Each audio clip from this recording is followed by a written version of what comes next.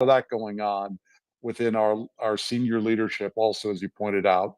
Um, so I think that's very important to consider that there's things happening. There's things that happen that we'll never know because they're top secret, and if we live another 30, 40 years, maybe we'll find out then. So in terms of the slowness of response, I think that's an interesting point to consider. Um, And Gregory, do you I, know why I come to that yeah, conclusion? Because they're already demonstrating in their wallets that they're committed, right? So they're clearly not slowing down. They're clearly not saying, "Oh gosh, the Russians blew the dam." We're just, what Ukraine's going to lose. Let's not. They're doing all the things they're supposed to, but they're perhaps not saying all the things we expect them to, because the thing is, if they do call it a WMD or a genocide or a war crime or this or that, why do they? They let the ICC call him, charged on war crimes, but the grander scale, the grander picture or whatever, people don't really care what the ICC thinks. They don't have any teeth, so they let them do that. But the reason why, here's the question: so if they see it, why aren't they saying it?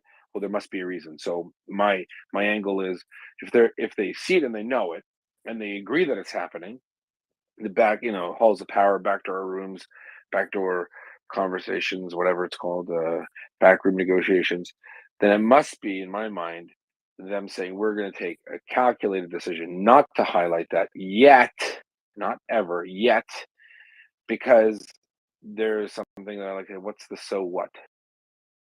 So if they do it, so what? That means then they have to act. Because what politicians are going to say, yep, yep, we believe it's genocide, and we're just going to keep sending blankets because that's what we do in a genocide. We send blankets. The international community has learned, or not just blankets, I use that as a low hanging fruit. You can say, we're going to send them tanks, but we're not going to send our own troops because we don't think that risking our troops' lives is a safe idea during a genocide. This allows them a greater um, range of greater arcs of fire. It allows them to do more things when they don't adopt that narrative. They can do more things. They're not beholden to say, no, there's a genocide like Rwanda. We learned that lesson in Rwanda. Saw genocide, UN didn't act properly, and it damaged the reputation, whether it has one or not to damage, some might argue, but it damaged the reputation of the United Nations, the whole structure, the system, everything. So I think that this is probably them saying we're recording everything and we'll get back to you later, but in the meantime we're not going to let you force us into acting, because that's the fear. The Russians would love to force NATO attacking, not because they want to get completely destroyed in every part of their country, but because they want to still hold that nuclear cudgel over the West. There's certain populations in Europe that are quite nervous about Russian, the ability of Russians to project power, especially nuclear. So I think that they're playing it properly. I don't like it. It doesn't feel good, but I think what they're doing is, we know they want us to call them out on it. And then if they call us out, and if we call them out on it, then we're forced to act.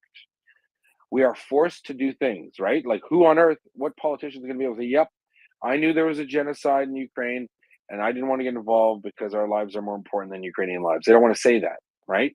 They want to say, do what you want, Russia. We're gonna pile equipment and money and material and ammunition into Ukraine until they defeat you in their country. And oh, and by the way, we reserve the right to go after you after the war. That's where it's coming from, Greg. I don't know what you think. And then I know Lou's got great ideas. He loves to jump on too. Alan, it's your show. Thanks, Yehuda. Thanks, Gregory. And let's go right to Lou. I think that's a good idea, Yehuda.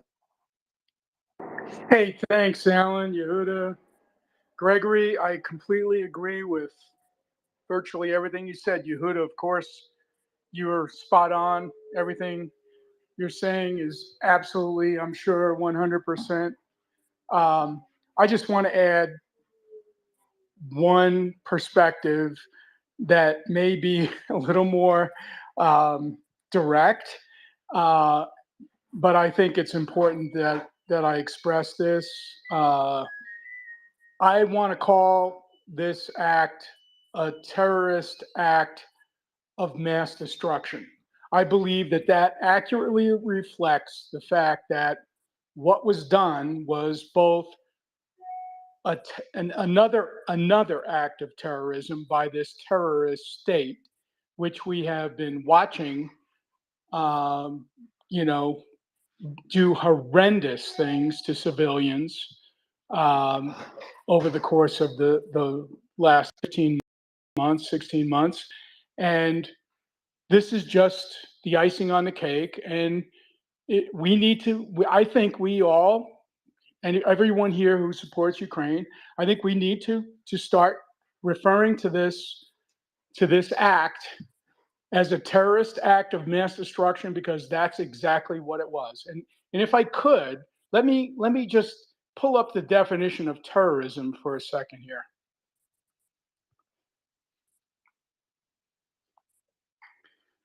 The unlawful use of violence and intimidation, especially against civilians, in the pursuit of political aims.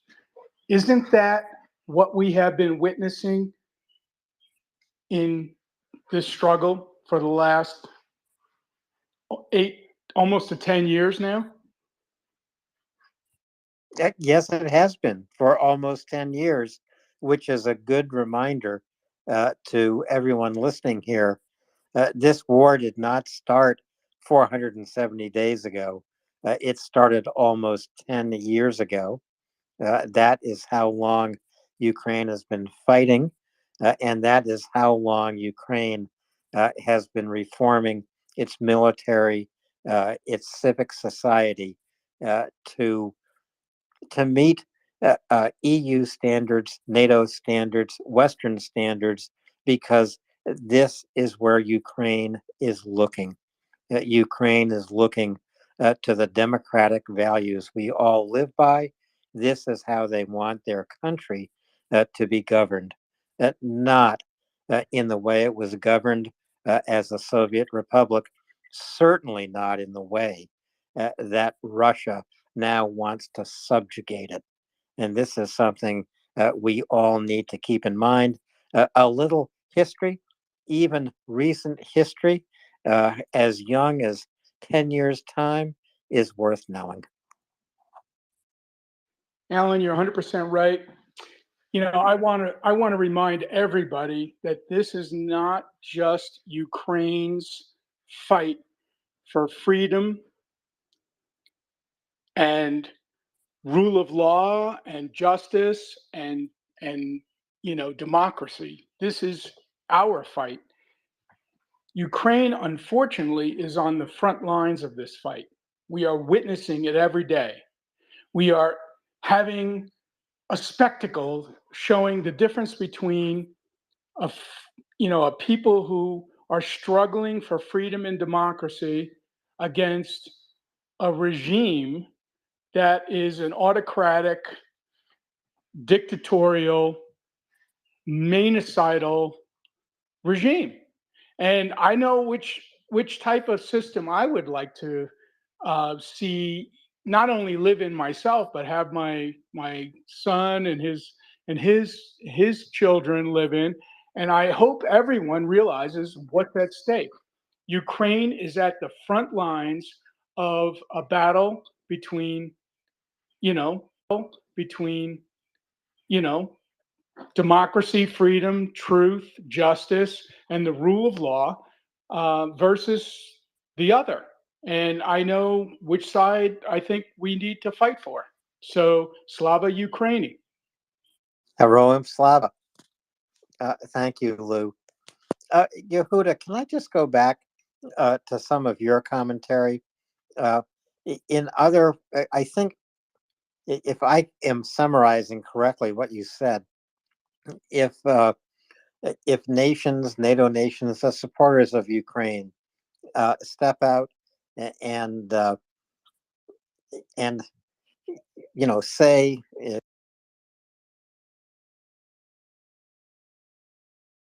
military aid and humanitarian aid faster to Ukraine. In other words, calling Russia out in a way can make Ukrainian supporting nations look impotent. We couldn't stop it, and now there's nothing we can do about it. Is Yeah, that not that they couldn't stop it; it already happened. But I think that the fear is, we if we call out, especially lessons learned from Rwanda and Bosnia, um, if the U.S. or the Western nations call it for what it is without, I mean, it's not even done. You could argue the investigation's still ongoing because the criminal's still perpetrating their attacks, right? But I think what it does is it puts the spotlight on the West to do something, right? They're mandated, right? No one's supposed to support or provide succor or ignore a genocide, right? So the Russians are happy to push the narrative, and they want to control the narrative, whereas the West can say, look, nothing aside from getting into a hot conflict, kinetic war with Russia, we can't do much, right? Russia is going to block anything in the Security Council. The General Assembly resolutions of the United Nations have no teeth. They have no. It's more symbolic. It's people saying things. Unless the Security Council passes or votes on something, nothing will happen with UN military capabilities. So therefore, since there is no recourse that way, and that, if you want to have the argument about reforming the Security Council, you could do that later. I think all these talks about, well, Russia, they're not the successor state. They shouldn't be. That's just wasting your time, right? That's just an academic conversation for, first year political science students in university. So I think that the West is quite correct in saying, you know what, they're doing it, but if we're not willing to put, if you want to put NATO brigades into Ukraine to fight Russians, that's another story. But I don't think there's an appetite for that. So if you're going to, up the ante, accept the ante that's been upped rather by the Russians, the onus becomes on you to do a thing. And what's that thing? Nothing. So in response, I would say, Yehuda, can I Mhm. jump in? I would just say that we need to call it like it is, which is Russia is a terrorist state. Right. So And I I know it know feels that good to that say I it. know I know it feels good to say it, Lou, but here's the problem. If Nauru or Marshall Islands or French Polynesia says it, you could say good on them. No one's expecting them to do something about it. If the United States does it, there's all sorts of legislation in the states that sets off, a domino effect of things that have to happen. And one of the simple ones, we had a congresswoman, I think last summer, who said, look, if we call it a terrorist state, then all of a sudden any American with property in Ukraine that's been affected by the Russian genocidal invasion, they get pride of place in litigation against those who control Russian assets in the United States, whereas the U.S. government and the executive State Department, they want to make sure the Ukrainians benefit from it. So there'd have to be a change in legislation to accommodate. It's very nuanced. I mean, we all know it's a terrorist state, but I think people. Let me put it this way: if calling it a terrorist state, I get what you're yeah, saying. It is yeah, nuanced. I but get it let me ask you completely, this. Let me ask you 100%. this: if calling it a terrorist state makes us feel good, but doesn't materially help Ukrainians, and it hurts the cause, then why do it right now? And if Absolutely you know, agree. Absolutely that's all it agree. is. I And but mean, and they're it, voting with their feet though. Western leaders but are but giving but more. but we correct. But let's face it. We, as just ordinary citizens, have an outrage, and we want to motivate our representatives to do something, right? And trying to water this down, trying to, in any way water it down is, I mean, they may not decide to do this. They may not decide to coin that term. They may not decide to, consider them as a terrorist state because of the implications that you've laid out. If we as people call it like it is, it's out there in the But we information do. wall, We do call it a terrorist state. Well, I mean, I'm personally, that's the way I'm referring to it. I'm not saying anyone else has to do it. I'm just saying, hey, you know, The feel shoe free fits. because that's exactly what it is. If the shoe well, fits. this points out uh, an unintended consequence of passing laws. When the United States, for example, passed laws about declaring uh, state sponsors of terrorism, it was reacting to current events at the time. No law, no legal definition can possibly encompass future events which are unimagined. This is simply part of the problem that the United States faces at the moment, the US Congress faces at the moment. Laws can be changed. They can be changed to encompass current events. And perhaps the US Congress will be able to do that regarding Russia today. Gregory, and then David. Oh, hey, I wanted to come back a couple of things. First of all, LR, thank you for your comments. Super interesting, and I think that I like that terrorist mass destruction. Interesting, and Terrorist, maybe that's terrorist act of mass destruction. there. You go, there you go. That might be the way to put it.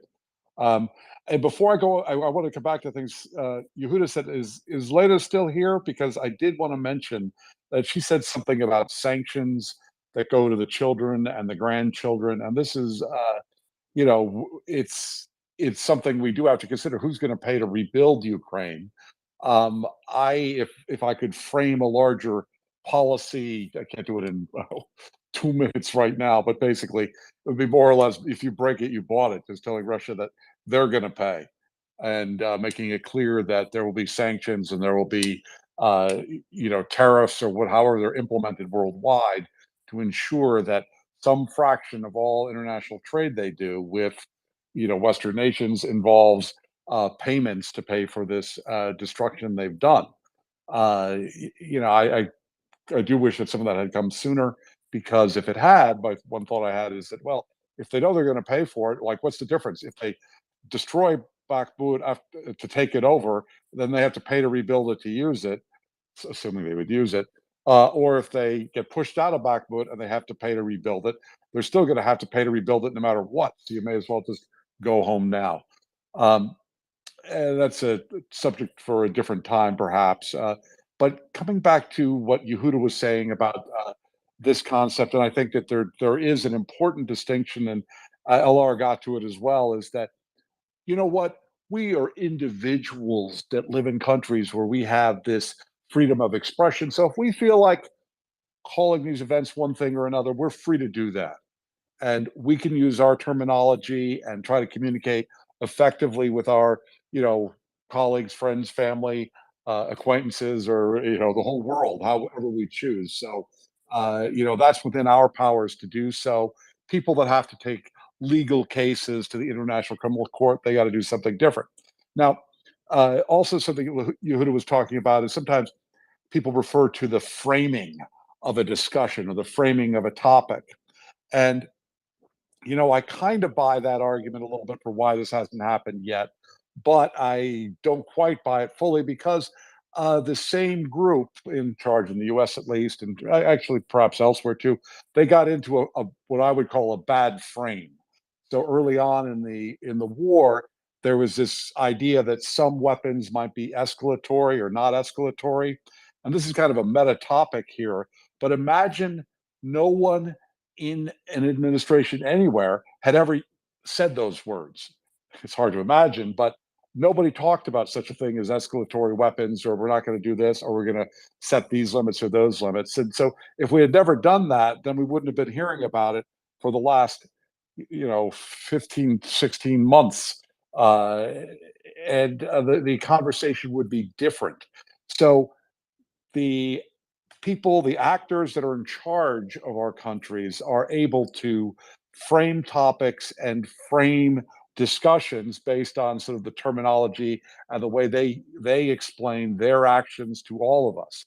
So sometimes those quote unquote frames are helpful to the overall effort and are things that play out in ways that are good. Hey, so sometimes it's helpful, and sometimes, as in my opinion, going down the whole this is escalatory, that's not escalatory, was a bad way to go, because then you have people sitting around the White House micromanaging weapons deliveries and blah blah blah. That all happened for a year, and I think they're over it now, thank goodness. Anyway, Um, so framing a conversation is very important. And Yehuda, if that is what's going on now, that they have a frame in mind and it doesn't involve an immediate reaction, hey, I'm all for it. So I hope that's you're correct on that point. I'm not sure if you are, but I hope I am. You are correct. So those are my thoughts on that topic. Yeah, unfortunately, I think especially in the United States, there were self-imposed limitations on discussion of what was happening in Ukraine, and this has not turned out well for compelling action from the U.S. Or from initiating action from the U.S. And it's simply the framework of what's escalatory, what's not escalatory is uh, the prime example of that. David, welcome back as co-host.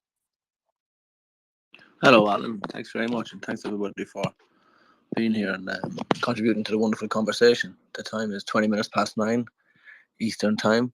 If you're listening, please retweet the space. Share. This is Maria Report. Visit mariareport.org and make a donation.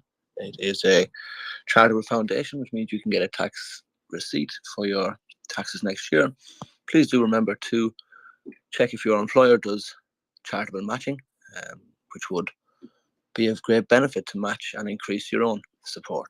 I wanted to come on and point out that there isn't really a change in how this support of our ally Ukraine from the way the United States has carried it out since probably the start of Russia's reinvasion or Russia's renewed invasion. What may have changed is our perception of it, as we have learned over time to identify it. I subscribe to the view enunciated by Yehuda, and thank you very much, Yehuda. There used to be an old saying thrown around, used to make me laugh: we don't negotiate with terrorists, right? So if they have decided to do a spectacular act of terror to get a response, well, then surely the wisest thing would be to say nothing.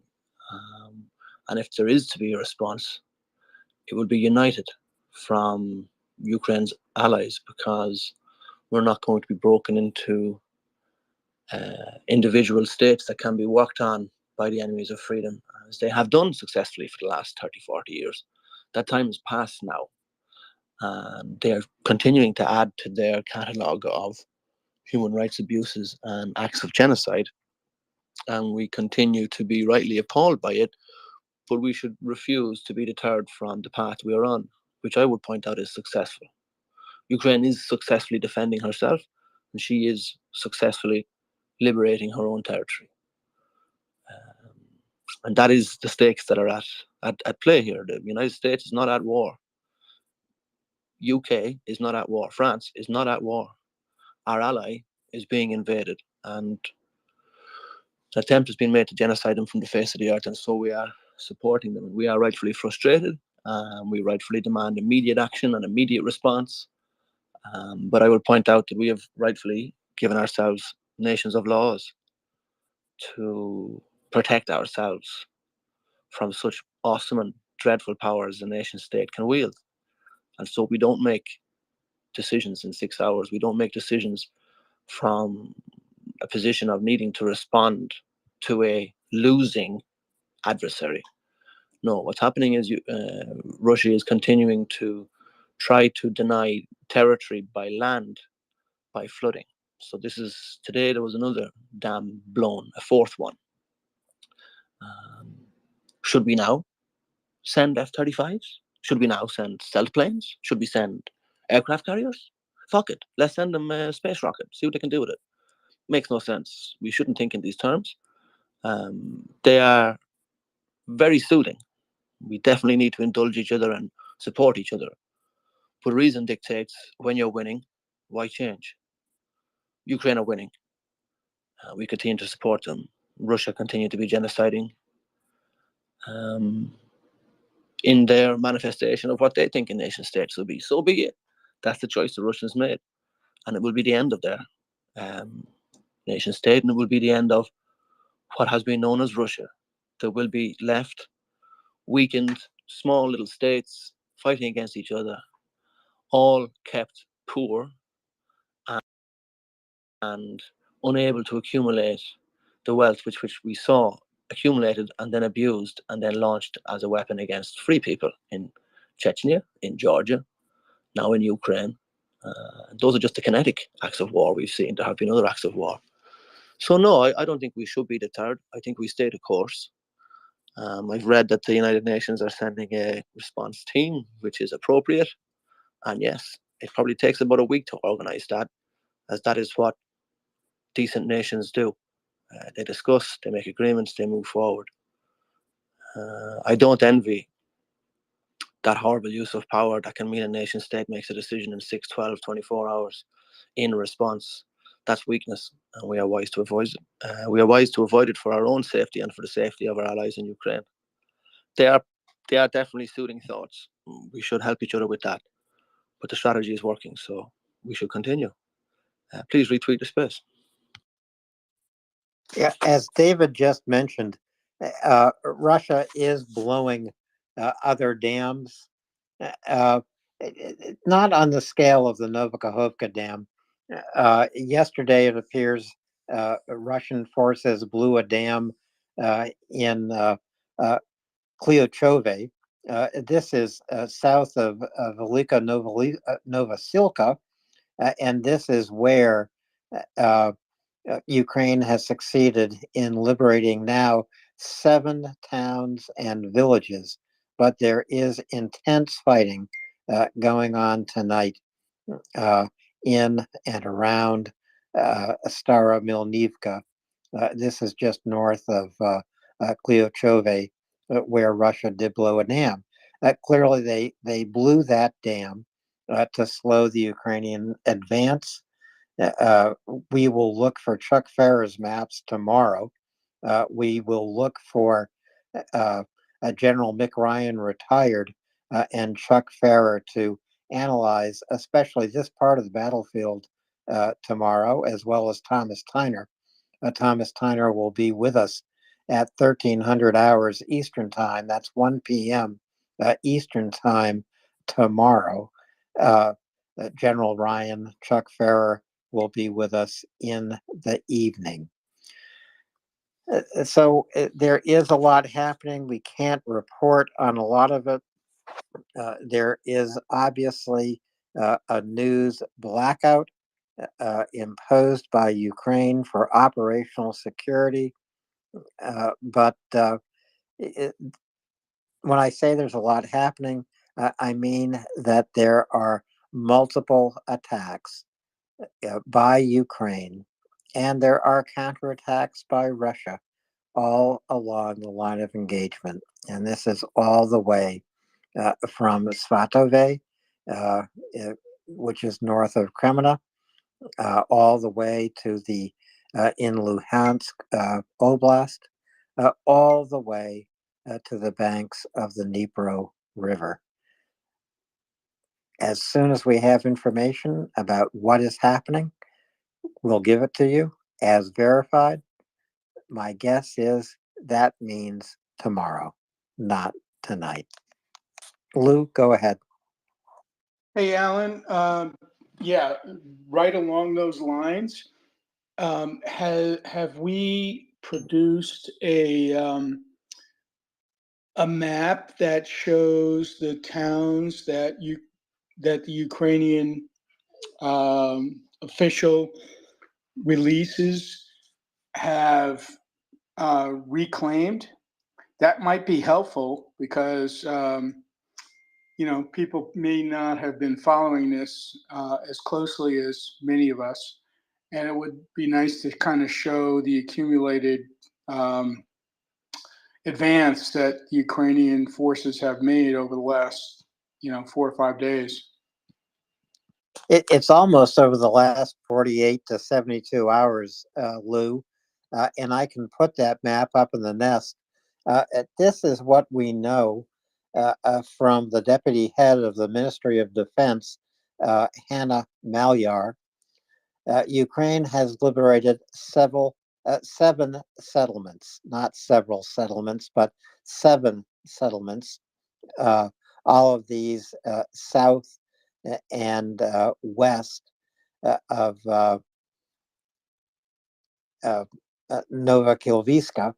And these settlements are Lobkove, Levadne, Novodorivka, Neskuzhne, Storsheve, Makarivka, Blagodatne. These are seven settlements liberated in the last 48 to 72 hours. But as I say, fighting in this part of the battlefield, it is intense tonight. It's quite possible we will see lots of Russian soldiers becoming POWs tomorrow, surrendering, giving up, abandoning positions. We don't know. Ukraine does have an advantage in nighttime fighting. And I know We'll how see what happens. cautious we are here on this space about releasing information. And so we're probably, 12 to 24 hours behind what's really happening on the ground, which is amazing. But I think having a map that shows this progress in the nest will be very helpful for people. I will get it up there as quickly as I can. We might be 12 or 24 hours behind, but you know what? No one is ahead of us. And those who are often posting news that is questionable. And there's, especially in the current circumstance, with operational security at a premium, with fighting and counterattacks going on all across the line of engagement, it's far better to be cautious than to trumpet what may not be true. Lou, and then David. Yeah, for sure, Alan. We do not want to trumpet anything that is not announced by the Ukrainian official announcements, right? Like, we shouldn't do anything that isn't official. But it's still incredibly, I would say, inspirational to see how much ground they've, in a matter of a few days, have reacquired when the Russians spent, what, 9 months, 8 months fighting in Bakhmut for hundreds of meters. I mean, it's like night and day. So I think we should celebrate the wins in announcements and keep that in the nest, because I think when people come to this space, they want to know what's the latest, what's the latest status. And I think that would be valuable, my opinion. Slava Ukraina. Heroam Slava. I agree with you, Lou. We'll get that map and the list of liberated settlements right up in the nest. David. Thanks, Alan. Personally speaking, I prefer to hope we're 36 to 72 hours behind. That's just my own opinion. No one asked for it. Also, I think what we can do, as we observe the Russians committing further acts of what are known as spectacular acts, massive acts of terrorism to garner a response, rather than searching out new information. When we know new information rarely arrives in the first 6 hours, usually it's nonsense first. Perhaps instead of searching for new information, this is new, this is hot, perhaps go to those folks who have been proven correct time and time again, and see how it is they're applying their analysis. Perhaps learn from that. Because David, that is the Maria report. Those are the definitive sources. You guys are doing it. I mean, let's face it, you don't really ever publish information that isn't verified, right? And you're very conservative, but you're also at the cutting edge, and you provide a public discourse for opinions and learning, and it's amazing. This space is amazing. Okay, You guys are doing amazing work. I applaud all of you. Thank you so much.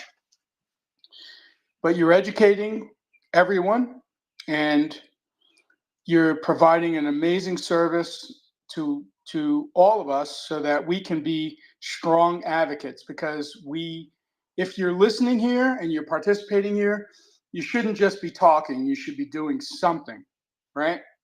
So Slava Ukraini.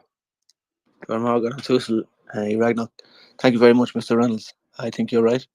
But I was, sorry, and I'm hoping to point out to the audience that this is a way you can choose to react, no matter what the foreign stimulus or the outside provocation may be. So tomorrow, when it is the daily nonsense propaganda, black information promulgated by the Kremlin on time by their staff who work shifts, you can time them. People will be online, running around. Heron, did you see this? Did you see that? What do you know? People know nothing, except they think they should be excited. And I would say, resist. It's not helping you. It doesn't help the cause. It clouds your reason. Foggy thinking means you will be disabled. So when there is a huge, massive aberration that will happen, I can promise you the Russians will have a couple more. That's what they do. How will we respond? We won't respond. We will continue to support our ally in her liberation of her country. And I mean, let the Russians continue to think that overhead surveillance doesn't exist. If in 1985 they were able to, as Chuck Farr memorably said, read to you what's written on a page of paper in the Kremlin Square from overhead satellite observation, what do you think it's like in 2023? Do you think they just stopped developing satellites? Do you think that this isn't constantly observed and recorded? It is. The difficulty is that information has to be rendered suitable to be admitted as evidence. Not some clown on his phone or some sellout with a job on a title of a newspaper filling 1,500 words. So bear these things in mind and continue to support each other and support this space, but more importantly, support Ukraine.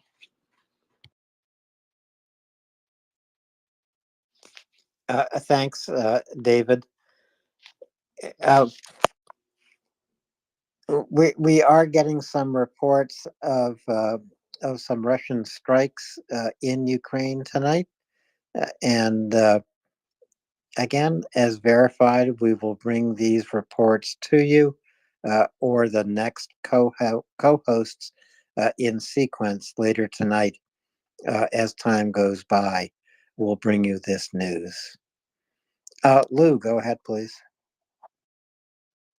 David, you're 100% right, my brother. Yeah, we are dealing with a world that, it's gotten to the next level in terms of disinformation, and we in the West, we who enjoy this privilege to live in a democracy where we can express ourselves and take advantage of the opportunities to economically advance ourselves. I mean, I think this is an incredible, thing that us in the U.S. really almost don't appreciate. I mean, it doesn't happen at the scale that it happens in the U.S. for sure. And that's because we are a United States. If we were to devolve into a European Union kind of federation, wouldn't be as efficient. If we were to devolve into an autocracy, well, that would be kind of unfortunate, because then somebody could pick us up at the bus stop and take us, on a little excursion to whatever, environment whoever was running the company decided was going to line their pockets. And this is exactly what we're witnessing day to day. Every day we're looking at Ukraine fighting for freedom, truth, justice, democracy versus the alternative. And the alternative is horrible. It's a autocrat who believes he can do anything. He can just invade another country. He can take over their territory, acquire their resources, treat the people as if they were essentially cattle. And he's going to have a bunch of buddies that are like, going to support him in that. But the rest of his population doesn't mean anything. And, we in the West could almost be in that same situation if we don't pay attention to our own democracy. So I want to make sure that everybody on this site realizes that we are here to support Ukraine, no doubt, 100%, 150%. But we're also here to defend truth, justice, rule of law, freedom, choice, democracy. That's what we're here to defend because that's what wins. The alternative is not acceptable, and none of us should ever lose sight of that.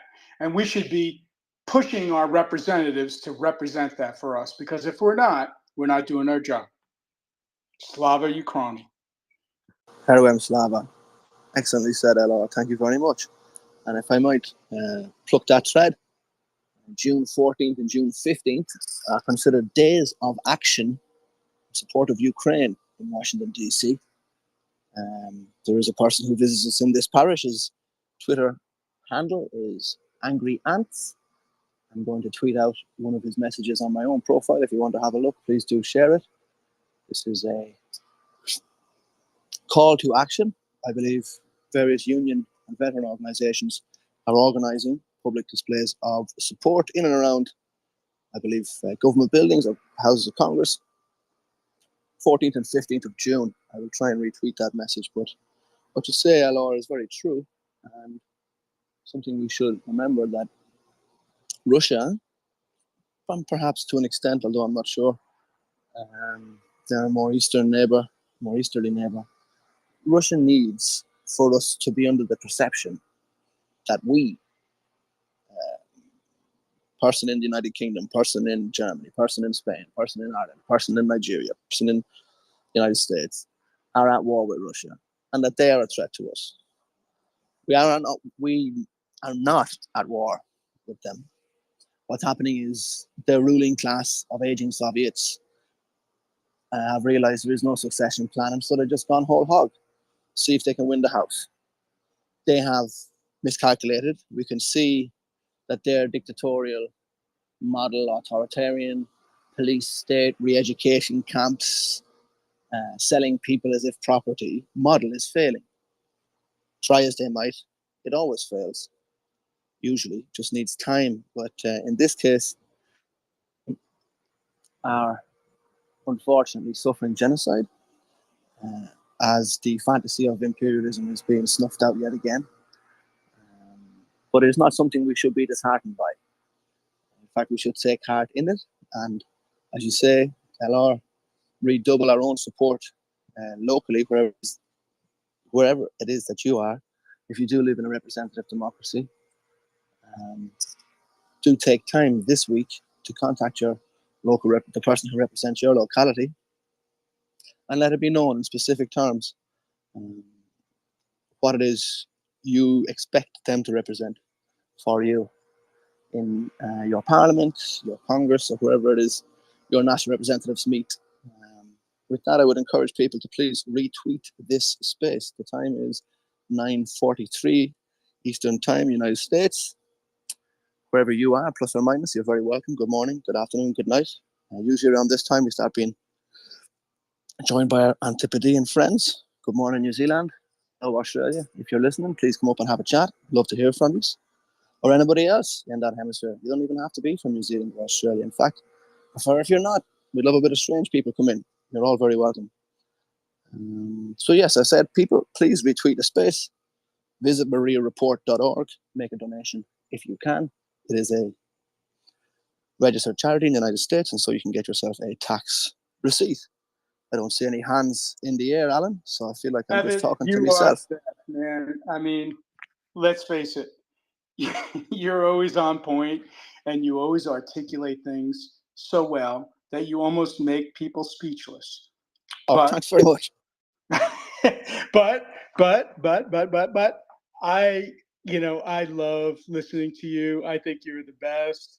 And I love when you go off, man. I mean, it's like, it's the best because you're 100% right. So, yeah, come on, people, come up here and say something. Don't be like in awe. This guy is great. He is great, LR. And yes, don't be shy. Uh, as David mentioned, this week in Washington, D.C., and this is on Wednesday and Thursday, so that is June 14 and 15. Uh, there are Ukrainian days coming up. And this is an opportunity for you, if you live close to Washington, D.C., if you live far from Washington, D.C., and can plan a last minute trip, get to D.C. And walk the halls of Congress, meeting your member of Congress, your senator, talking to them about how they can support more aid for Ukraine. We'll get Hey, a Alan, tweet. can I jump in on that note, Yes, if I could, please? yes.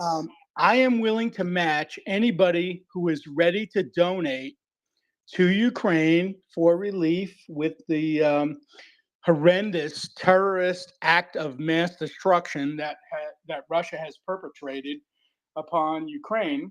I am willing to match any donation that anyone makes at any level, okay, to support this effort. So, No Alan, limits, Texas Hold'em. no limits. Tell people, go for it, and keep track of it, okay? Because I am outraged and I am like ready to just, put the hammer down on those guys. Lou, this is incredibly generous.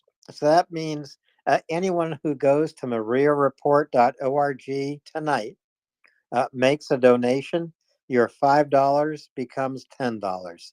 Your $100 becomes $200. So please do that tonight. This means that humanitarian aid in greater and greater volume can get to Kherson, and it's urgently needed. I can't tell you how urgently needed it is. Up in the nest, there are tweets from Richard Woodruff of Frontline Kitchens. He's in Kherson right now. He's doing more than delivering food and humanitarian supplies. He has been in the flooded cities. He's recovered the bodies of drowned Ukrainians. He's been under fire by the Russian military. So, and if you don't know about the situation in Kherson, Russia has been shelling Kherson from its occupied bank of the Dnipro River. Every 5 or 10 seconds, artillery shells landing where evacuees are gathered hoping for rescue uh, in free Ukraine. They are firing against humanitarian workers and first responders that trying to rescue Ukrainians.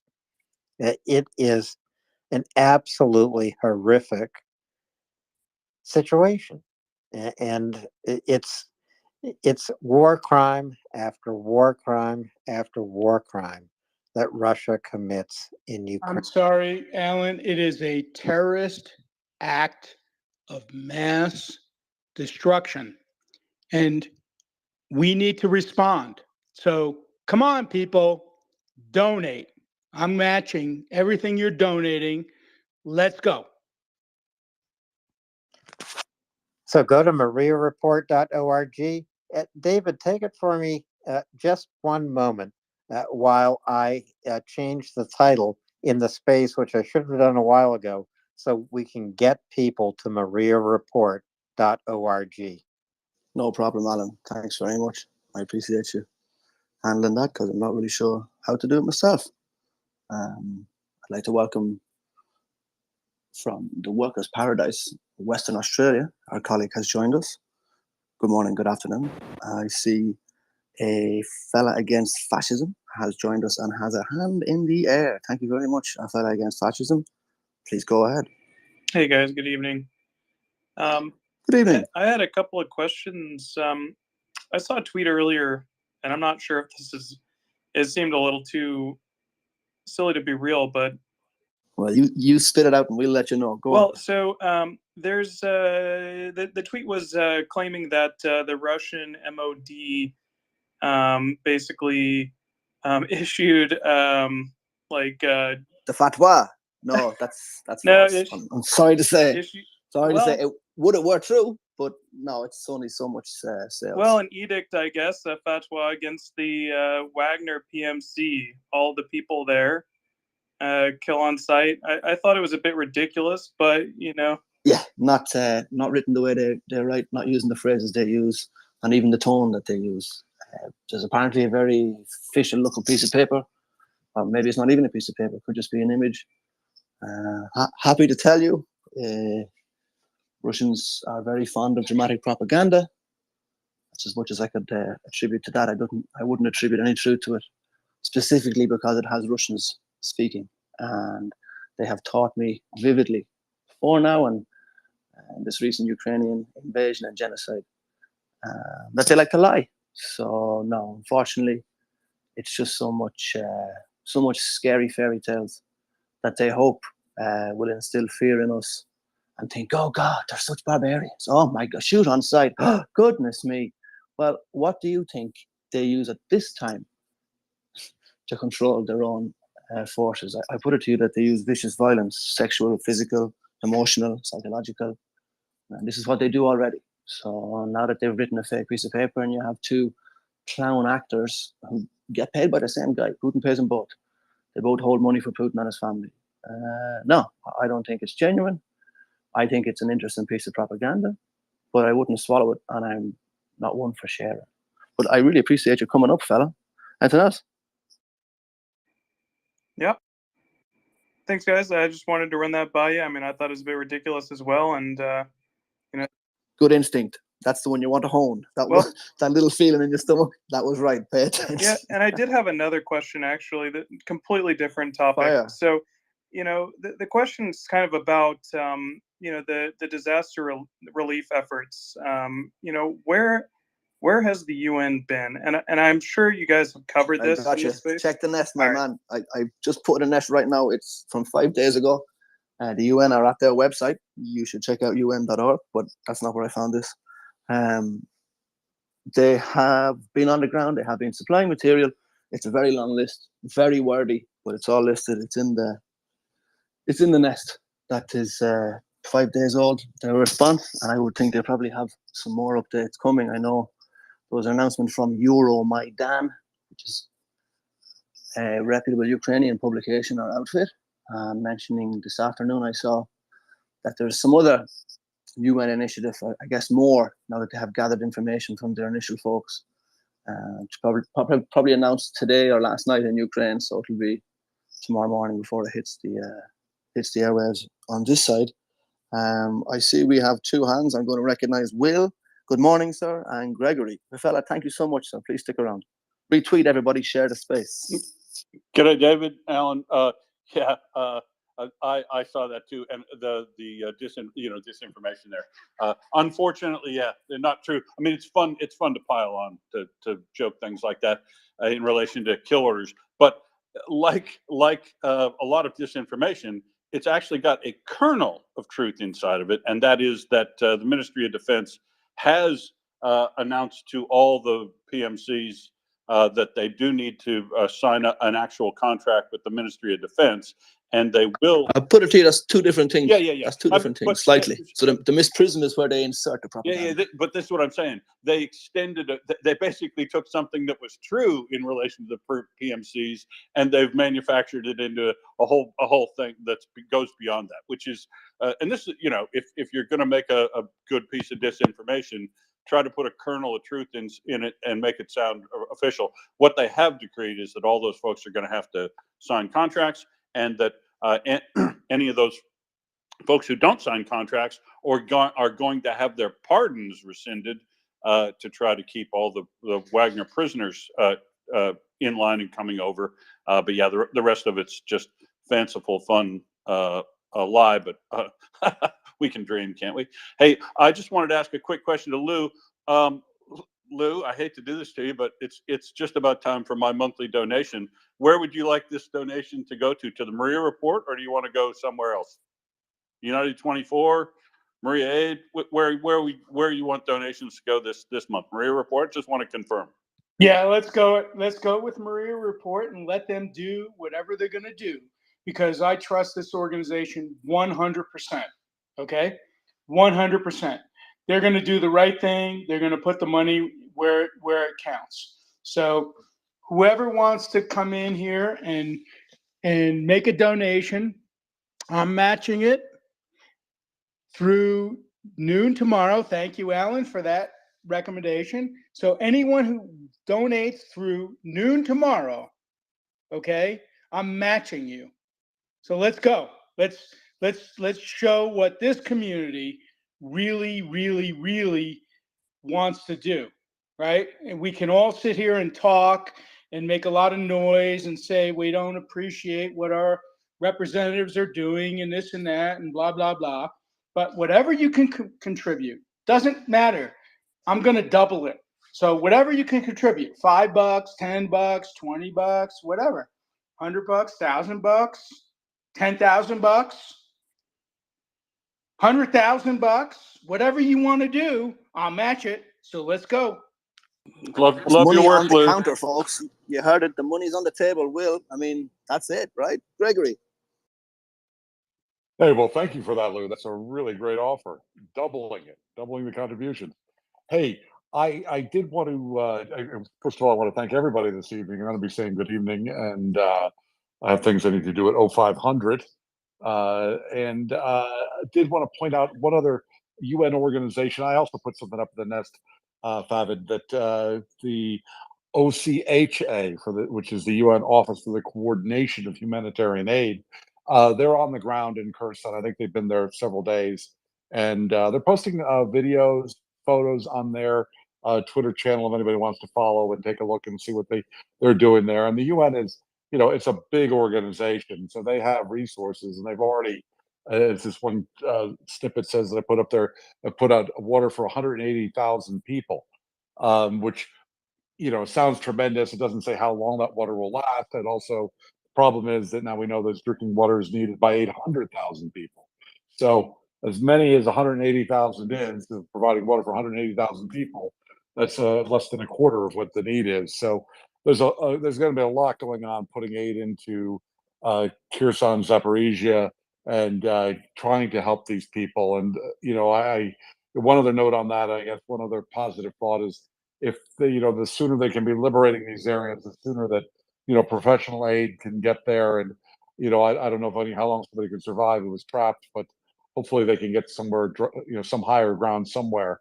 If there's anybody still on a rooftop and on the left bank of the Dnipro, so I hope those folks are alive if they can be. Anyway, these are their hopes and prayers that I'm giving here, and Lou had put it out there that there's putting some dollars down to try to make it happen. So that's another angle on it as well. So good evening to everybody, and all my best wishes. Bye-bye. Thank you very much, Gregory. Thanks, Gregory, and thanks, Lou, for the generous offer. So I guess you heard it. You can, if you're able to support and send an email in or message one of the hosts, we'll let Lou know what the total is. I will match it in Turkish lira from 1970. So that's I'm just Your kidding. generosity abounds, Yehuda. Right. Who Wants to Be a Turkish Millionaire was a show I saw once. So Lou, You are the best, Yehuda. You are the best, my friend. we'll get there. So do send in a note with it, and that's great. Thanks for the generosity, Lou. The people of Ukraine need help. It's from humanitarian disaster to supplying units with things they need. And we're putting our fingers on the scales of history. Please do help out if you can. MariaReport.org. You can, if you're a charitable organization, you can send a note and get an address for the lawyer, the pro bono lawyer Tom Roble in San Francisco. He's an NGO and charitable institution specialist. You can also send to the account in the PO box, which you can find online from report.org. But there is a fee for them to send the check over. So you can just send it. It's only $35, but it means a lot if it's $100. So send checks to the lawyer. He's setting up a PO box. In the meantime, you can send them to his work. It's Thomas Roble in San Francisco.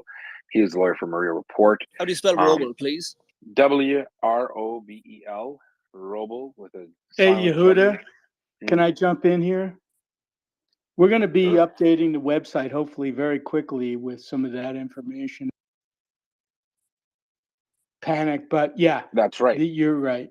We should But you know what I mean? we Like, should what if be people start sending having checks into the PO information to box? allow people to make check donations. 100%. I know there's a team there, and Lou's a part of it there that's going to rejig the website, and there'll be a PO box set up with the lawyer that you can send checks directly there. The organization is founded or established in Delaware, but no one's physically there. There's a rerouting company that does that to the lawyer, but we just recently, unfortunately, found out that any mail that's re-forwarded costs $35, and so for the kind people who send $100, I think we're going to resolve to send someone physically to Delaware to pick up those checks, so there's no $35 per check. But yeah, the website will be updated. So if you're a charitable organization, you're a company, and you want to send a check, you can do so to the lawyer's PO box. In the meantime, you can send to the lawyer's address, but we just want to. I know he's a busy person. We don't want to inundate him with stuff, but do reach out. Info at mariareport.org. You can get the address in which to send checks to. Ideally, Lou, Chase, the bank that Maria Report uses, apparently has a ability to do like an interface where you can click on the page and then it'll actually just go to an e-transfer portal with Chase. And if you're an American or someone who has an account in the United States, you can send it that way as well, just to make it easier. And we have PayPal, as you know. We're looking at, apparently, I spoke to some of you smart computer types. You said you're looking at Patreon and other avenues to send. Any way you can send to help is a huge difference. We had War Doggo Anton come in. He talked about 5 metal detectors. Just for clarity, the donors from the space didn't purchase it. Just a relationship we have with Ripley's. They had extra ones, and they were happy to share them, and they gave them to them. But we're always looking for more to buy it. I think they're like $5,000 a piece. Ripley's gave about $25,000 worth of. Either we vouched for the group, and they are an actual military unit, 15th Regiment or 15th Special Purpose Regiment. I forget the name. There's a 15 in there somewhere. And it got to them, and they're using that equipment now. You can go to War Doggo's tweet, maybe put up in the nest someone. They're using it to demine Ukraine. That's saving not just the lives of Ukrainian soldiers, and if you're pacifist, it's saving the lives of Ukrainian children walking through a field, right? Looking for snail shells like my kids might do, and not having to worry about being blown to smithereens because a genocidal Russian army has thrown mines helter-skelter throughout Ukraine. Well, those of us with children can appreciate that we never have to worry, most of us, about our children stepping on a landmine. Let's help them out too. There's so many people in Ukraine deserving of help and who need it, and the people that we talk to and we work with, they're on the up and up, and they're very visible. They're very transparent. If you can help, Lou has graciously offered to match those donations. Please do send. The PayPal is the quickest way right now. If you want the information on where to send it, just reach out. Thomas Robles, a lawyer. You can actually Google his name and find his address and say, "Hey, this is from Maria Report." He deposits the checks.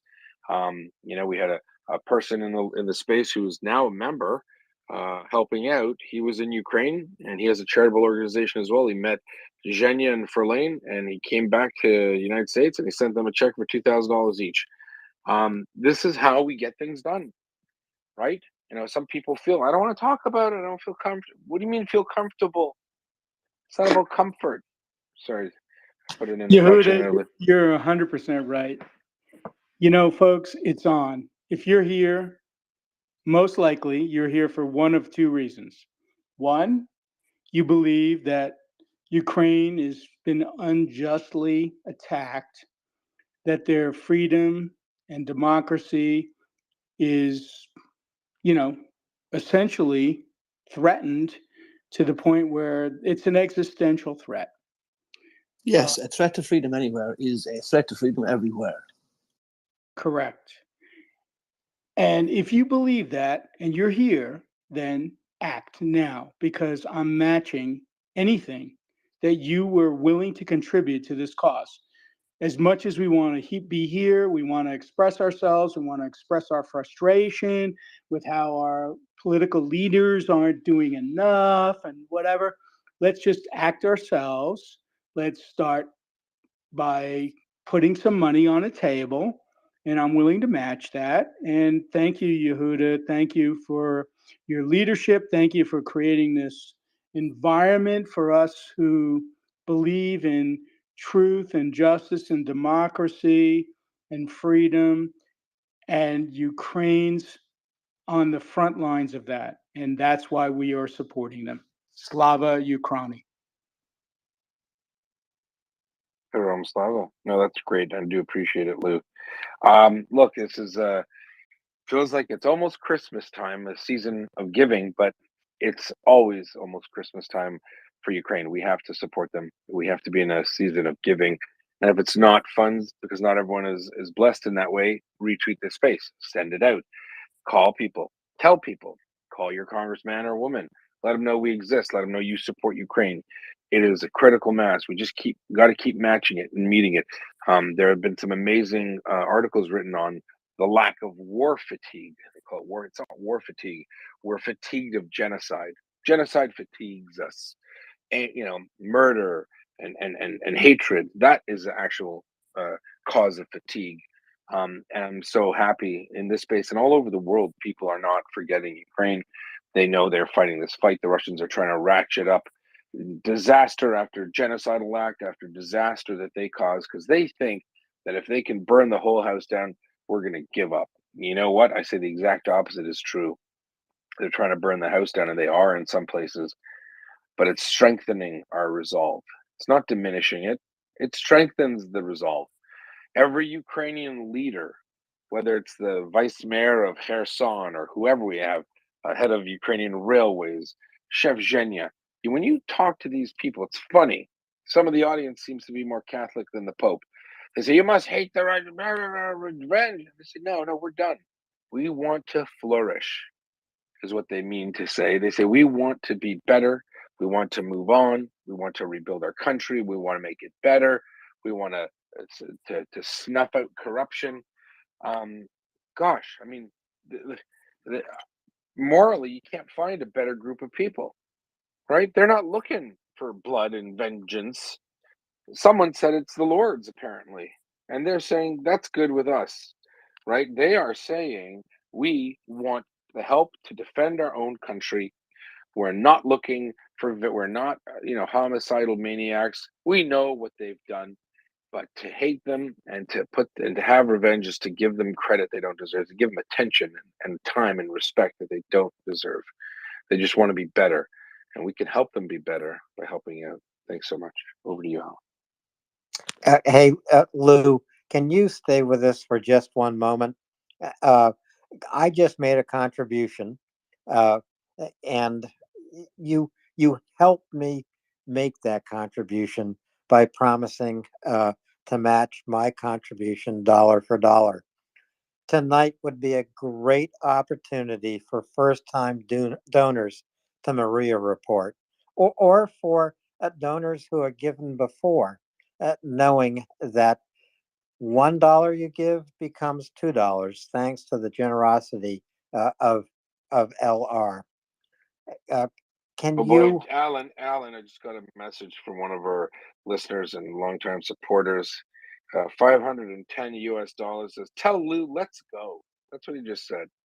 He actually is calling you out, Lou. I'll tell you who it is in chat. Oh, I love it. I love it. I love it. Let's bring it on, folks. Bring it on. This is this is this is awesome. You know, Yehuda, I totally agree with you. We underappreciate what we have, and we have to wake up and smell the roses. We really truly do. I mean, it's we live in democracies where we can express ourselves, where we can express our frustrations, where we have innovation that brings together technology such as what we are on right now for free use to express ourselves in opposition to our political leaders. It's incredible. I mean, like, Russia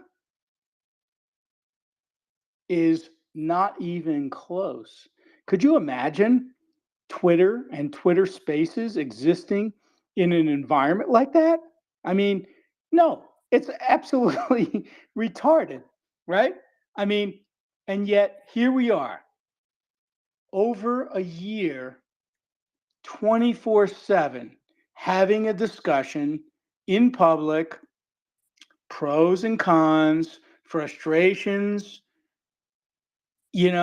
all of it, analysis, um, innovation. I mean, this community expresses it all. And I want to see this community come together and put some money on the table, because I'm ready to basically back this community up and make a big donation to Ukraine. So let's do it.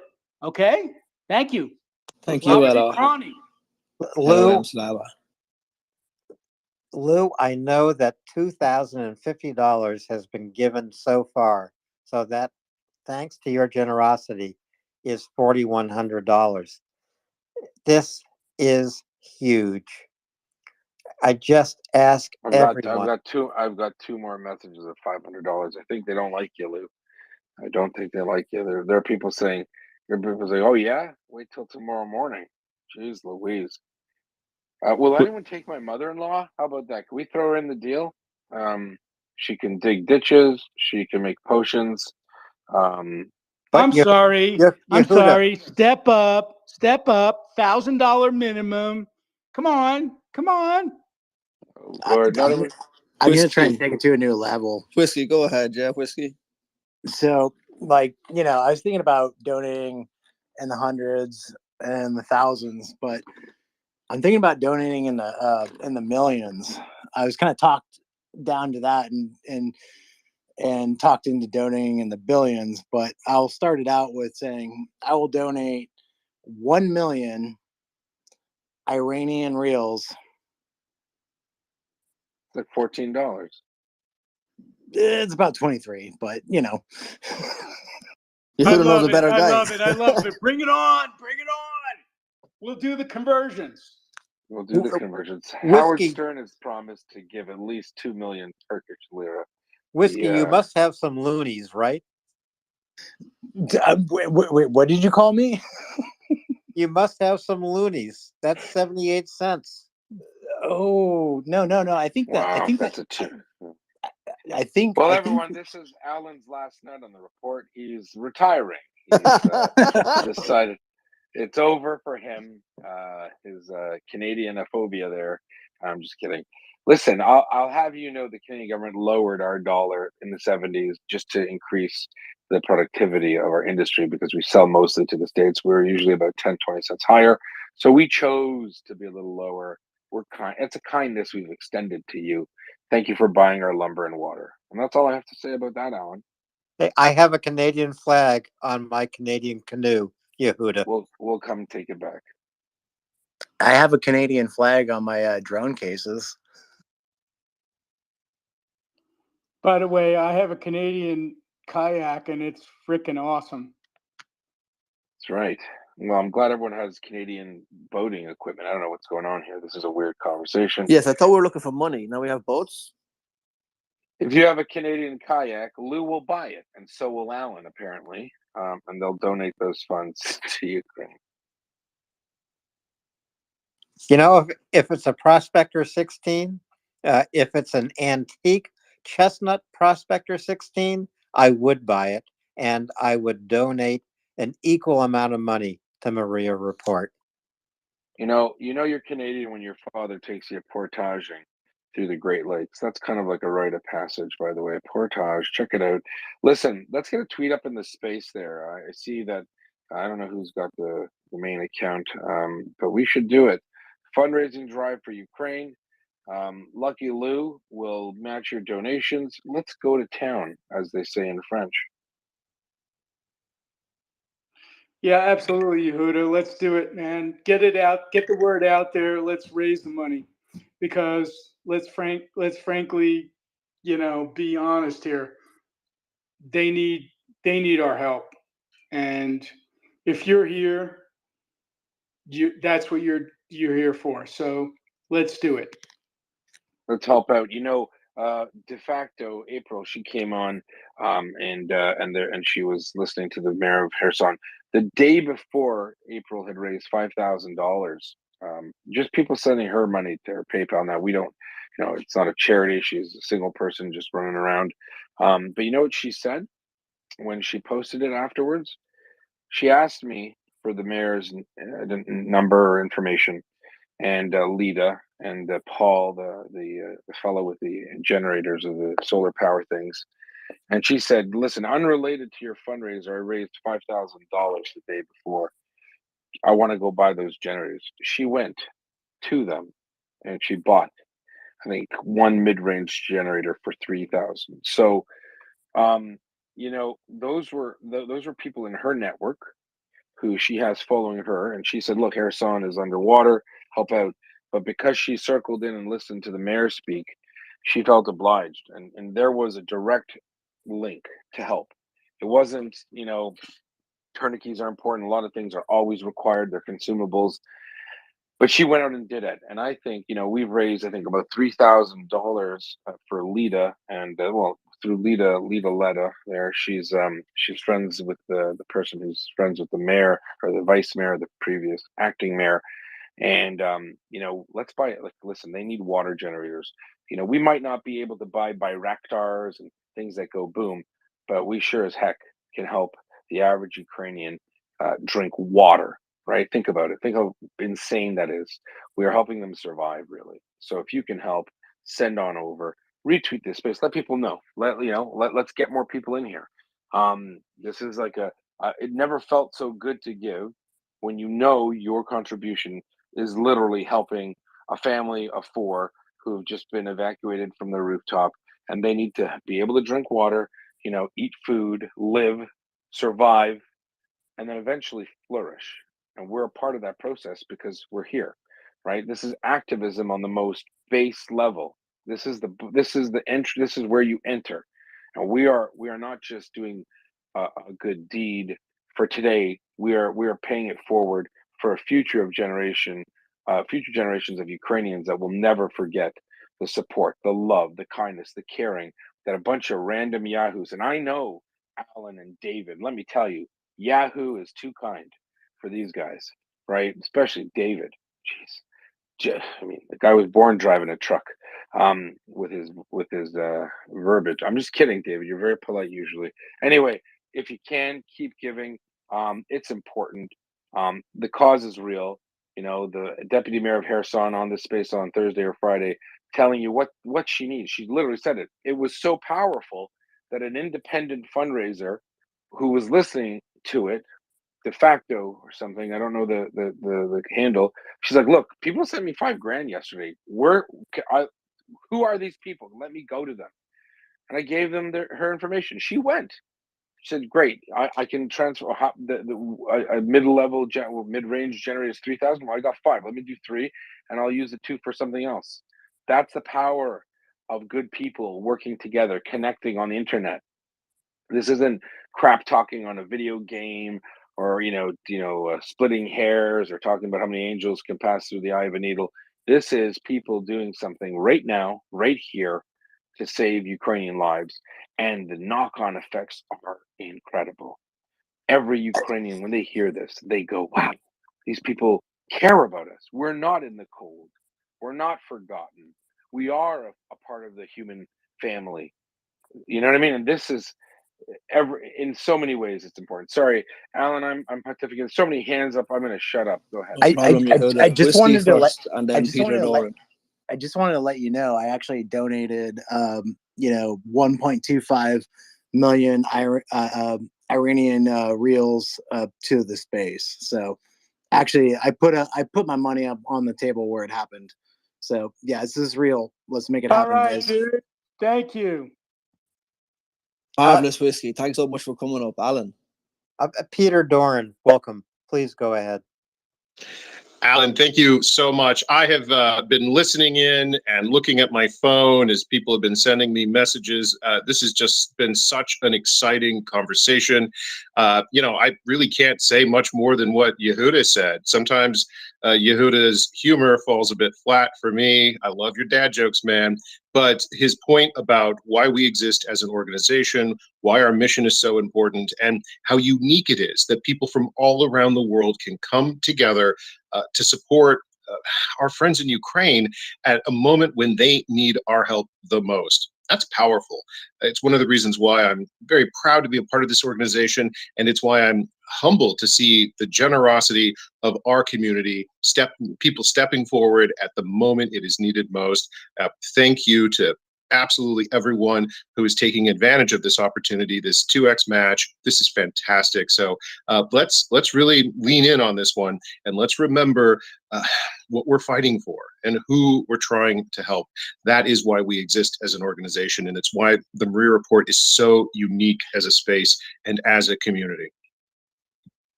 Yeah, the double match here is really important. $1 is $2, $5 is $10, $10 is 20, 50, 100, 100, 200, 500, 1,000.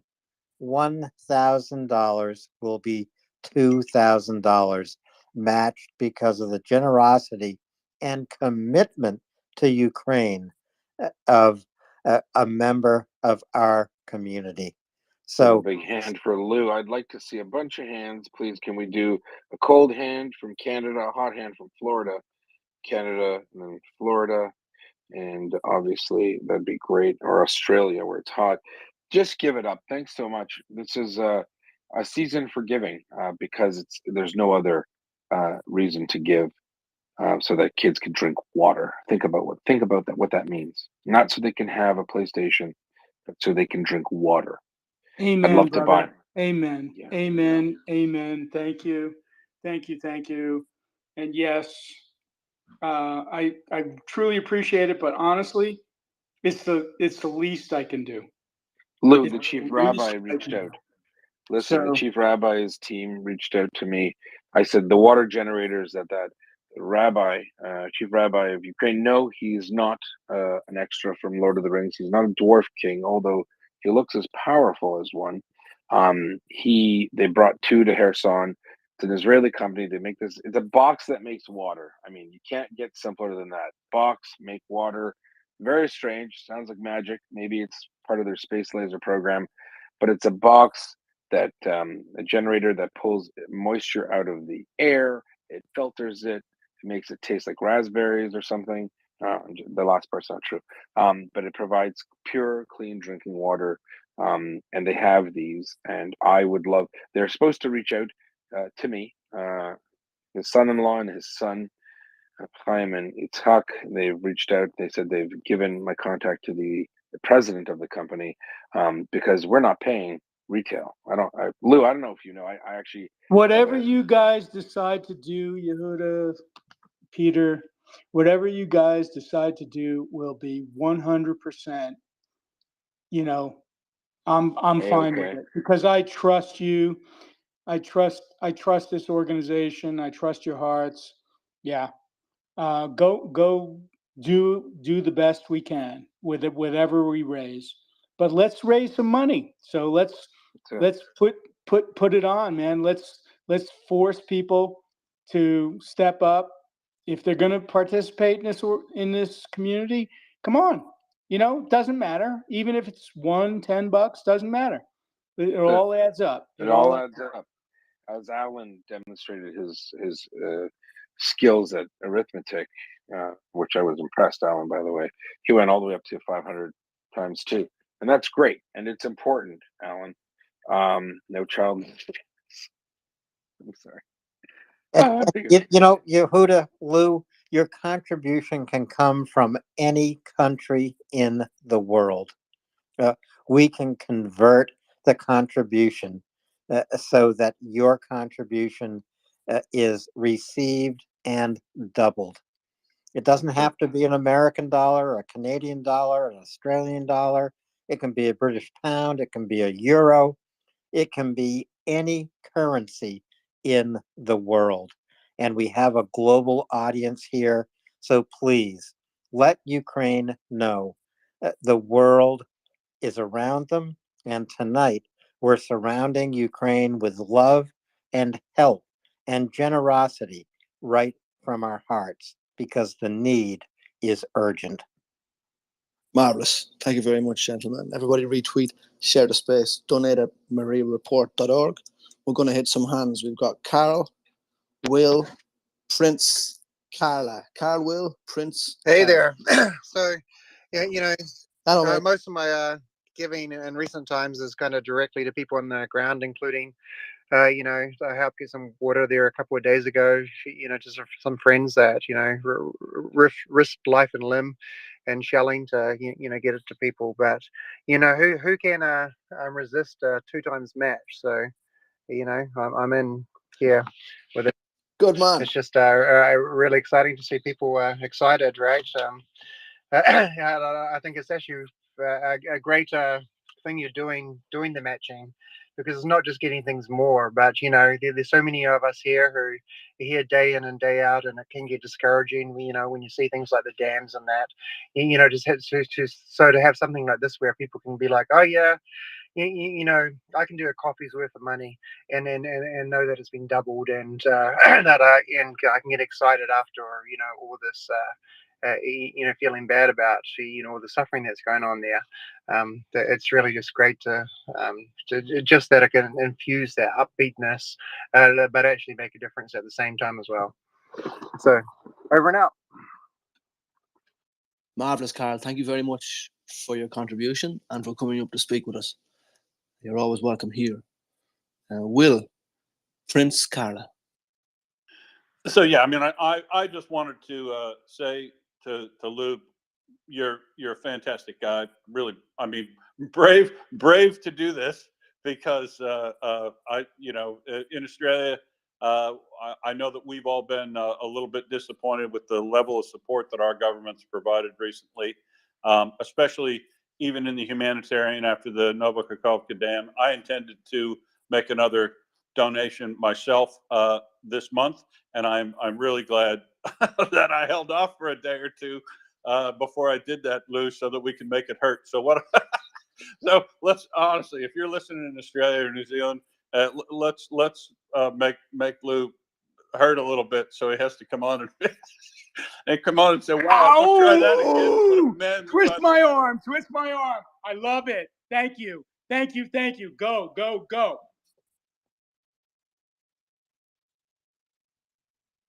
well, I'm not going to lie. I'm just doing an update since about, I think this is Pacific time. We've gotten about at least 5,000 in. When did this start? Top of the hour-ish. But it's San Francisco is 3 hours behind. Still so 28 minutes from the hour, so whatever their hour was. When did we start? When did we start this? Come on, when are we going to start? I mean, guys, let's go. $5,000. We could do more than that. Oh, We wait a minute. started Oh, geez 9:30 Louise. Eastern time. Oh, geez. Donating to Lewis. Lou matching match by LR. So, oh boy, you're in trouble, Lou. I'm not gonna lie. I'm going back a few hours here, and I think there's been 6,000 already deposited. $6,000. And then we have another person who sent 500 to the bank account through an e-transfer, who sent before.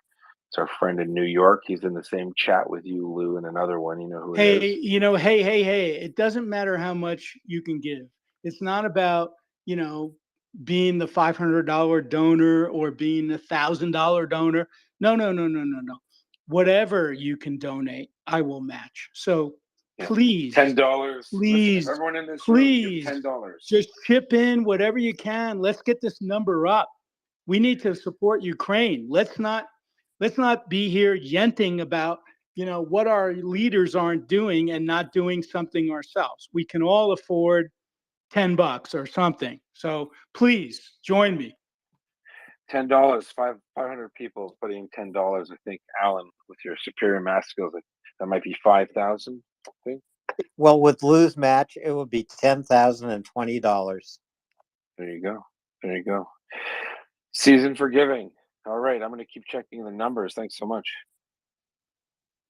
Tremendous. Thank you very much, everybody, for contributing.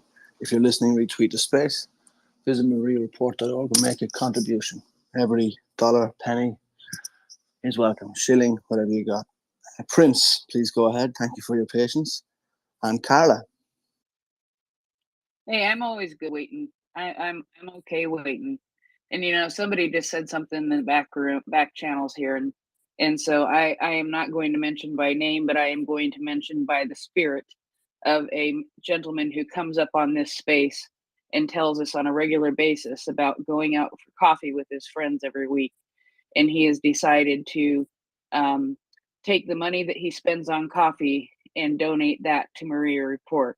You can't do a whole lot sometimes, but what you can do is donate to Maria Report the money that you spend on coffee when you go out with your friends. And the power of that gesture, Prince, isn't that it? Exactly. So it's a powerful thing, because he can sit there and he can talk with his friends still about having the coffee, but he's donating that money.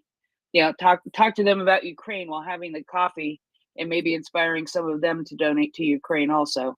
But I also wanted to just really quick talk about the powerful connections that we have here at Maria Report, and how important some of those are. And Yehuda mentioning about de facto made me think of it. The morning after we had the deputy mayor from Kherson on, I got a message from somebody who comes and speaks on the space fairly often, and it just so happens that his fiance is the vice mayor of a small town in the middle of Romania, and in the past they have adopted Mykolaiv when it was under shelling to help Mykolaiv, and they wanted to be able to get in contact with the vice mayor to be able to help. And well, you guys, okay, everybody knows Radu. Radu is leaving tomorrow, and Radu is going to Ukraine again, and he is going directly to Kherson, and he is taking some aid with him. And that man is going over on the left bank, and nobody's going to stop him. He told us that last night. So the connections that are made just by people listening to Maria Report help to expand the amount of help that is going to places like Kherson when things like this are happening. And so just keep those kinds of things in mind when you're talking here on Maria Report. You never know who's going to be listening, and how that ripple can just go out farther and farther than you would ever expect to help in more and more different ways. So I just wanted to say that, and thank you, and consider donating your coffee money at least.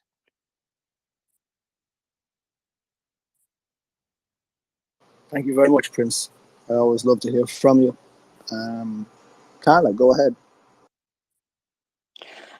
Yes, hello. Also from Perth, West Australia. I have a question first about Maria Aid, and maybe other people might think this too. Because it is in Canada, My worry is a little bit like, how long does it actually take for them to get the Yehuda. goods to Ukraine? Right. Yeah. Is that the rest of the question? I'll let you finish it. Sorry.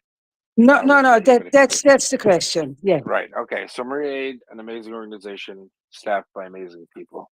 First and foremost, number one. Number two, they're a nonprofit. Why aren't they a charity? A lot of people ask. Well, simple. It's a very hard process to get a charitable organization in Canada. It's not very easy, and you have to. There are certain timelines. They're doing is they've produced an audit for it themselves. So the principals of the organization literally paid $23,000 Canadian for the audit for one reason. Please mute your mic. They paid that because they didn't want to take $1 in donations to pay for administrative costs. Now, no organizations do that. It's pretty bizarre, but that's what they did. So every dollar given to them was spent on buying things for Ukraine. Here's the rub. They've changed focus. They're not buying equipment now. They're the mic there, please.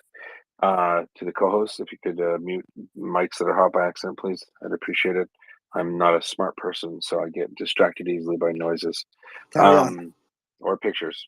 Anyway, the sorry, Lou. So they're focusing on demining. They're training people to demine fields and whatnot. Now they got a letter from a fella in Ukraine who actually asked them for that help. I forget the name. It starts with a Z, ends with a Y, and in the middle is Zaluzhny. So General Zaluzhny wrote to Maria Aid and said, we like the cut of your jib, which is a sailing reference. And they said, can you help train X amount of soldiers to demine? So they're going to be on the space more often. They've had to reorganize. And what they're doing is they are providing training for deminers Ukrainians to demine in Ukraine. So right now, so your question is a little late. Did they ship stuff? Absolutely. They did it for a year. And now Ukrainians can pretty much, except for tourniquets, like high-end tourniquets that are made in Canada, I think it's called level 7, who knows, super duper tourniquets. They're now, I don't think they're buying it. I'm not sure. You need to ask them. I don't think they're buying anymore. I think they're using those funds for the alligator closest to the boat. That would be demining equipment. So they've got the vote of confidence from a general named Valery Zaluzhny. You might have heard of him, he's commander-in-chief of the Ukrainian Armed Forces, and he has asked for that help from that group in particular because perhaps they have a specialty and expertise and the trust of the Ukrainian government, people, and military. So I'm not sure what else anyone would need to know about it other than that. To our friend, questioner Carla in Australia, I hope that answers your question. It sure does, yes. So I will donate $100, not Australian dollars, because that's bugger all. So $100. I will do that as soon as I stop talking here to Maria Aid. Now, do I need to send somebody a receipt or something? All right, Eugene. so Maria Report is where we are. Maria Aid is an organization that we support and think are great. Send money to Maria Aid if you'd like. They don't have a 501c3. You're in Australia. You can do what you like. If you want to send to Maria Aid. No. What's the easiest? How do I send it to Maria Report? Just go to mariareport.org. Maybe someone could put it in the nest. David, let's put the Maria Report donation link as the first tweet in the nest, please, and clean up the other ones. No problem. We don't forget Maria Aid. Maria Aid, they're truly our trailblazers and have been on the forward edge of this battle for a long time. Also, for listeners, Maria Aid also can accept money from Maria Report. Maria Report is a 501(c) organization in the United States. And its mandate is to support Ukraine and support charities that support Ukraine or non-for-profits that support Ukraine. And Maria Aid is a non-for-profit. There were a lot of people over the year that said, we would like to give Maria a report, but I'm an American. I can only give $50 without a receipt. I'd like to give 100 or 200 or 500, but I need a tax receipt. You can still do that. Just contact Maria Report. Let them know. Let Maria Aid know that you're doing it. It's full transparency. No one's got anything to hide here. Maria Aid, as far as I know, is now focusing solely on training deminers, Ukrainian soldiers to demine their land so that little kids don't blow up when they're looking for snails. Okay, imagine my kids look for snails. Sometimes, if I'm unlucky, they'll try to eat them. Um, let's hope that they're really good at hockey. I'm just kidding. I love them. But Ukrainian kids might look for little bugs and might blow up and die. That's kind of a problem, right? And I think you think so too. So if you want to help make the world a better place and you want to help Maria, you can do that too. Send money to Maria Report. You get a tax receipt. And you get and double Maria, your money right double. now. If you do it now between right now and tomorrow, tomorrow at noon. What time? Yeah, Noon? at Anywhere noon. where you live. How's that? Let's see. Yeah. We should do maybe, I don't know. Let's see. Kiev time, right? Lunchtime anywhere you live. Where's Kiev time? Let's do Kiev time. Let's do it French Polynesia, so it's the longest day in I the world. love it. It doesn't matter to me. You can't trick me. It doesn't matter to me, but the bottom line is if you donate to maria.org, we will double your money and we will even pass it on to Maria. So, yep, do it. Like, it's funny, Lou. A lot of the messages on the PayPal. Guess what it says in the comment section? What does it says? Say? Let's do it. Let's do it. I'm like, what does this even mean? And someone said, oh, that's what Lou said earlier. Let's do it. Yeah, that's it. That's the attitude. Let's do it. Great. Eugene, Alex, Carla.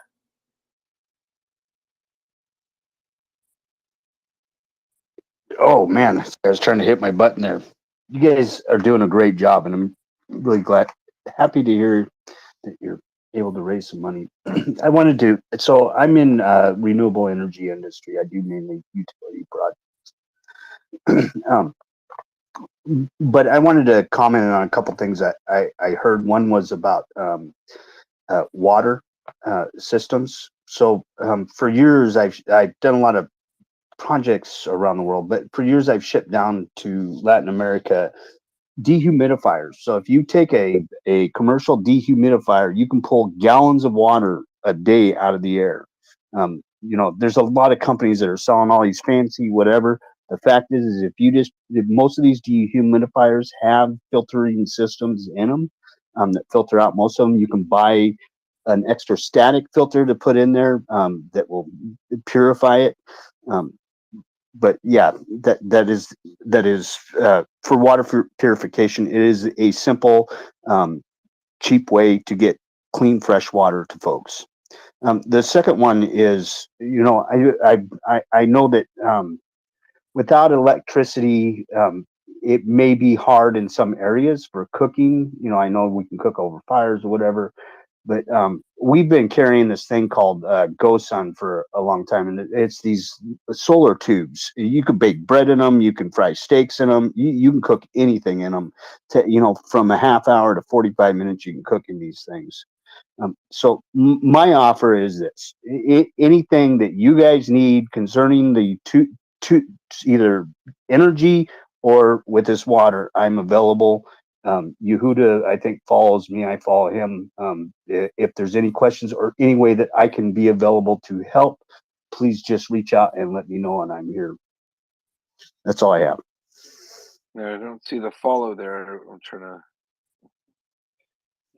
Okay.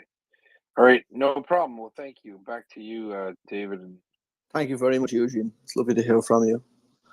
Alex, good evening. Welcome. Good evening. Thank you. Yeah, I just I used to donate more in the past. I will certainly donate more in future. Right now, I'm just burning cash, but I did decide to contribute. It's just $10, not 500. But 500 will come to some other time. I just didn't want to miss this opportunity, and also wanted to encourage those who cannot contribute 500. I think there is nothing wrong with contributing whatever you can, and I think many of us can Alex, pay $10. Alex, $10, $5, it doesn't matter. It means a lot. There are donors. I'm getting a couple of other people messaging me now saying, "Lou's, I want to double it. What's going on here?" They're mad. They don't want Lou to steal their thunder. And I say, bring it on. Steal Lou's thunder. Who knows? Even $5. If you can help out, please help out. That's all. It really doesn't matter. And frankly, to Ukrainians who hear this from us, Ukrainians who we support, when they know that things like this happen, they're like, they cry. They're in shock. They're so honored. They're so like, thank you. You don't owe us anything. 99% of you never been to Ukraine. Some of you didn't even know where we were on a map, but you care enough that even 1 minute out of your day, $10 out of your Starbucks coffee, that's a cake pop maybe. Thank you. You know, It's still the same. It's still the same email, right? In Canada, Yehuda. Maria dot a. mariareport.org, and Maria Aid is mariaaid.ca now. Let me check. No, I think it was successfully deposited, so must be correct. All right. Thank you. Thank you, Alex. I really, truly appreciate it. And Yehuda, we should, if there are people that want to match me, we should bring them on. Every night of the week, we should have somebody who's ready to double. We don't need doublers on doublers. Let's keep the train moving. That is a great point, Lou. We don't need doublers on doublers. So tomorrow, when Lou's double match runs out at noon Eastern time, which will be 7 p.m. Kiev time, a new doubler should come on if possible. We'll try, but I think we should, as I said, the international time line, I think, ends in French Polynesia. That's a place I'd like to use as a reference point. Why? Because it's convenient. And I'd like to move goalposts. No, I'm just kidding. I don't. Hey, whatever you guys come up with is fine with me, Yehuda. Okay? Anything you come up with is fine with me, but let's not have people trying to match me. Let's have them sustain this. I made that up. For the whole I'm not gonna community. lie. Okay? There are people. I was goading people, Lou. I was goading a couple listeners who, they're on the fence, right? No, I'm just kidding. But they're great people. No, listen, Lou. What you're doing here is incredible, and people are reaching out and saying, "Wow, let's do it." It's your new mantra now. I'm going to get you a plaque. It's going to be Maria Report to Lou. Let's do it. Let's do it. And we're here. That's what we're here for. We're not here to just listen. We're here to do something. Well, people want to know that. Like, listen, it's one thing to listen. If you're able to help, and if you can. By the way, again, not everyone's in that position for the circumstances of life that they face. Retweet the space. Let people know you're here. Ukraine is winning. Ukraine is penetrating the occupied territories of their country. Russians are freaking out. The Russian military will collapse. It hasn't collapsed, but the night's still young. Ukraine is putting their best, their brightest, they're putting their future generation on the line. They're fighting for freedom, Yehuda. They're fighting for democracy. They're fighting for the rule of law and the ability to, see justice done. I mean, come on. They're fighting the same fight that we all need to fight. And they happen to be, sadly, on the front lines. And we're here to support them. But we are here to also fight the same fight. So let's all do it. It's scary for people to hear it, Lou, but if it's not us helping Ukraine now, it's us fighting a war against a genocidal regime in the future. I hate to say it like that, but it really is. People asked me once, why do you spend so much time? And why are you outside your house in the garage talking? It's obviously because I can't stand my mother-in-law, but another reason why is because I don't want my kids to fight this fight, right? This should have been prosecuted and litigated years ago. The Soviet Union collapsed for a reason. Right? It didn't collapse so a bunch of oligarchs can get together and say, no, we're going to screw up the world. What right what right does Vladimir Putin have to destabilize the planet? Zero right. Zero right. And maybe because we're polite and possibly passive aggressive if you're Canadian. Speak for yourself. Yeah, it's true. No one that's ever accused you of that, David. But it's time to say goodbye. It's done. The age of empire and abuse and bigotry and racism and xenophobia is over. You can help today, and Lou's going to match that. He'll double that, and those funds will go to help Ukraine survive. It'll go to help that Ukrainian boy plucked from his roof with his family. There are stories of Ukrainian volunteers going across the Dnipro to get, because they were spoken to on the phone by people in occupied Ukraine, and they tried to get them out. 3 civilians were killed, 10 were injured. The Russians were firing on a boat filled with drowning and flood victims, and they thought that's cool, right? They're getting destroyed in Zaporizhia, yet they're using their artillery to attack the chief rabbi and his entourage, delivering aid to other Ukrainians. I mean, you literally couldn't find a worse example, a better example of an evil archetype. That's what Russia is. They've brought this on themselves. They're murdering people, rescuing drowning and flood victims. Like the dirtiest, the lowest of the low. And all we have to do is give up coffee money. Gosh, feeling good about yourself, doing the right thing, caring about humanity has never been made easier. Help out, do what you can. We can say in a very cynical way, Let's thank God. do it, folks. Let's do it. Come on. We Come can on. say in a cynical way, it's not us. But you know what? Frankly, I'm sufficiently scared and concerned that it could be us. And the Ukrainians are just asking for help. Let's give them that help. And tonight, Lou's going to do a special mitzvah, a good deed for all of our listeners. He's going to double it. Thanks so much. Over to you, Alain. That's French. Thank you, Yehuda. Yehuda, that's not French. I don't like having to say I will be going, but I will be going. But before I go, please retweet this space. Really, really important tonight that we let others know there is a double match from now until noon Eastern time tomorrow. It means every dollar you give is doubled. And it makes no difference how much you give. Just get into the fight with a dollar. Just get into helping with a dollar. Please retweet this Just space. do it. Just do it. And please do it tonight. Thank you, Lou, so much. You're an inspiration. Your generosity and your commitment gave me the impetus to make a contribution tonight. So I'm not just talking about it. I'm in it all the way. And I do mean all the way.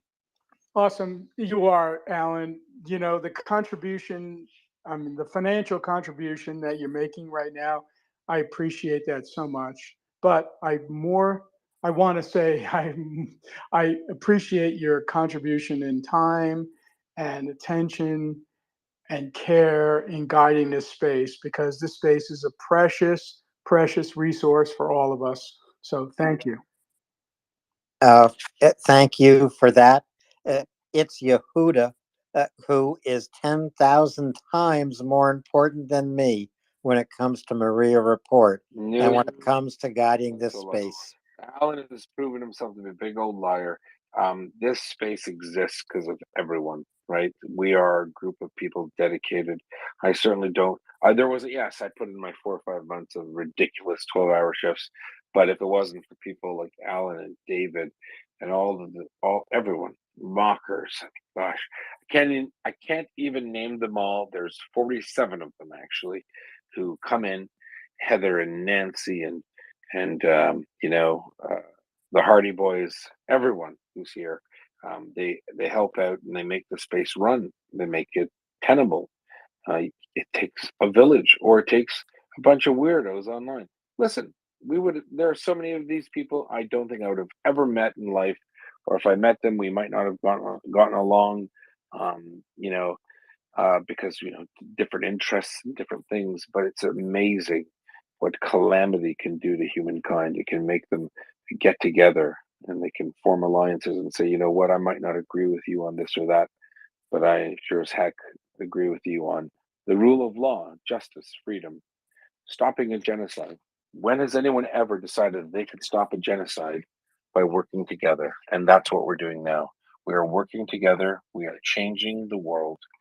We are fixing it in a way by being here together. Thanks so very much.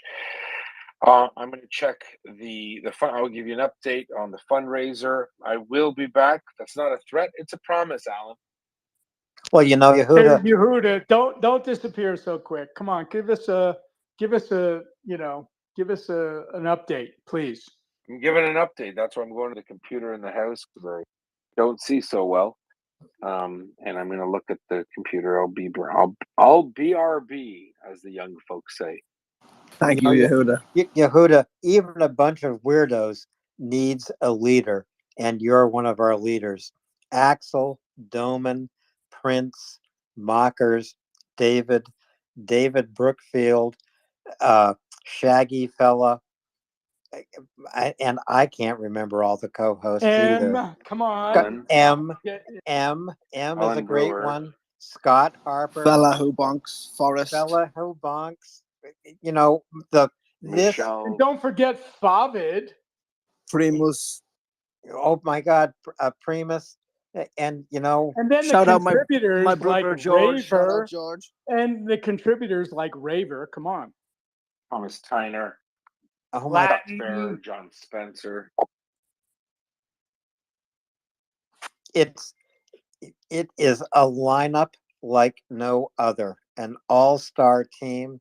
I'm so proud to be part of it and sitting on the bench. Thank you, Lou, for your generosity, your commitment, your inspiration. It's a 2-time match through noon tomorrow Eastern time.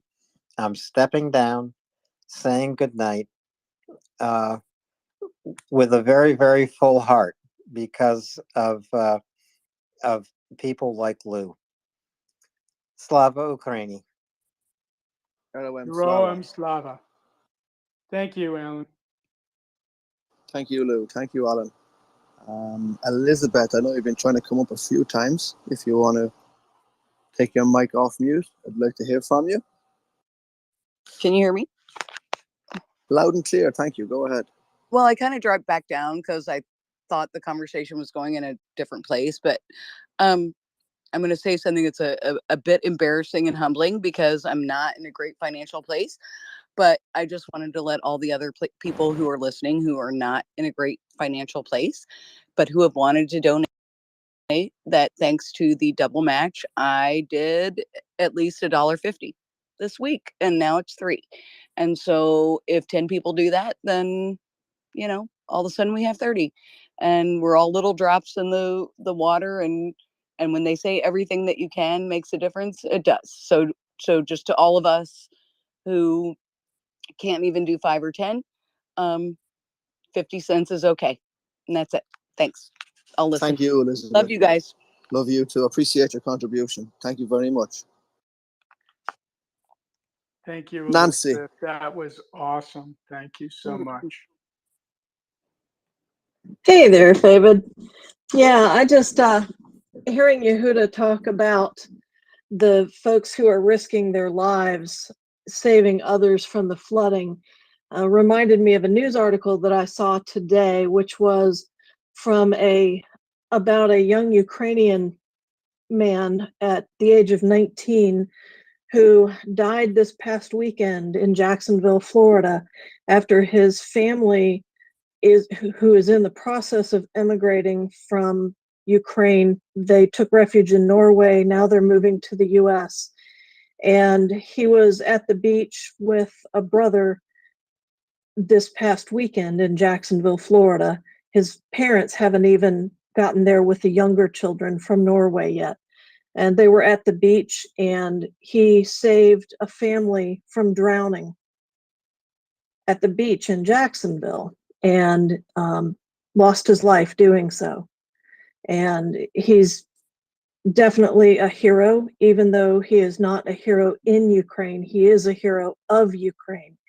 And that selflessness is what he'll be remembered for. And so, Lou, I've already contributed some money today just on your doubling. And now I'm going to contribute in the name of Mikhailo Miroshenko. And I know I butchered that pronunciation, but I'm going to donate in his memory to help the other victims of drowning that are in country in his memory. So double it up again, Lou. Thank you, Nancy. Yeah, yeah. These people are an inspiration to all of us, right? I mean, we are so blessed. We're so gifted. We have so much that we take for granted. And these people are showing us what it really means to be human. It's incredible. So thank you, Nancy. Thank you, thank you, thank you. Hey, thank you, Lou. I appreciate the doubling. Very good. Thank you very much, everybody, for being here. I'm going to take my leave. Please retweet and share the space. The time is 11 p.m. Eastern Time. This is mariareport.org. Make your contribution to mariareport.org. At the moment, we are having a donation doubling event. Thank you very much, Mr. L.R. And with that, I will say good night, God bless, stay safe, support Ukraine. Thank you, Favid. Thank you, Favid. It is good to see you up as a co-host and be co-hosting with you even for just a couple of minutes. And LR, you know, this whole just do it thing makes me wonder if you own stock in Nike. But please, everybody, go to mariareport.org and make your donation. And until noon tomorrow, from what I have been reading and understanding, LR will be doubling your donation. And there are plenty of reasons to donate to Maria Report. I don't want to bring things down, but there were missiles and drones tonight, and a missile hit in Kiwi 5-story building. So rage donating is okay too, but you know what? Let's keep some excitement up here and keep the mood up a little bit and encourage people to just really donate and take advantage. Yeah, just do it. Like Yeah, rage is a good thing. Yep. Rage is a good thing, Prince. Rage is a good thing. If you are completely angered by the fact that no one seems to be stepping up and really supporting Ukraine, you know, based on this unbelievable disaster that Russia has perpetrated against it, and or what they're doing tonight, then come on, donate. Let's do it. Let's support Ukraine. If somebody, go ahead, Partis. Yeah, I mean, let's support Ukraine, because I mean, in a lot of ways, this is the only way help is coming, because Ukraine has gone to the United Nations and they asked to work with the UN, Red Cross, or whatever, to ask to work with the Russians to at least get access to the other side of the river just to save people, and they wouldn't even allow that. They're actually shooting at aid workers and flood victims on there. I mean, the only way people are going to get any help is from donations like this, because no one else can go in there internationally. The only way we can go in and help right now is through our donations.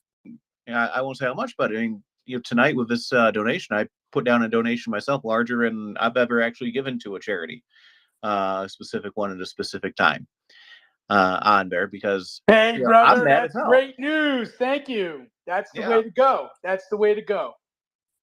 Indeed, and thank you for stepping up like this. It's much appreciated, and not just appreciated by Maria Report, but all the victims in Kherson that are just trying to live a life and get through this man-made natural disaster.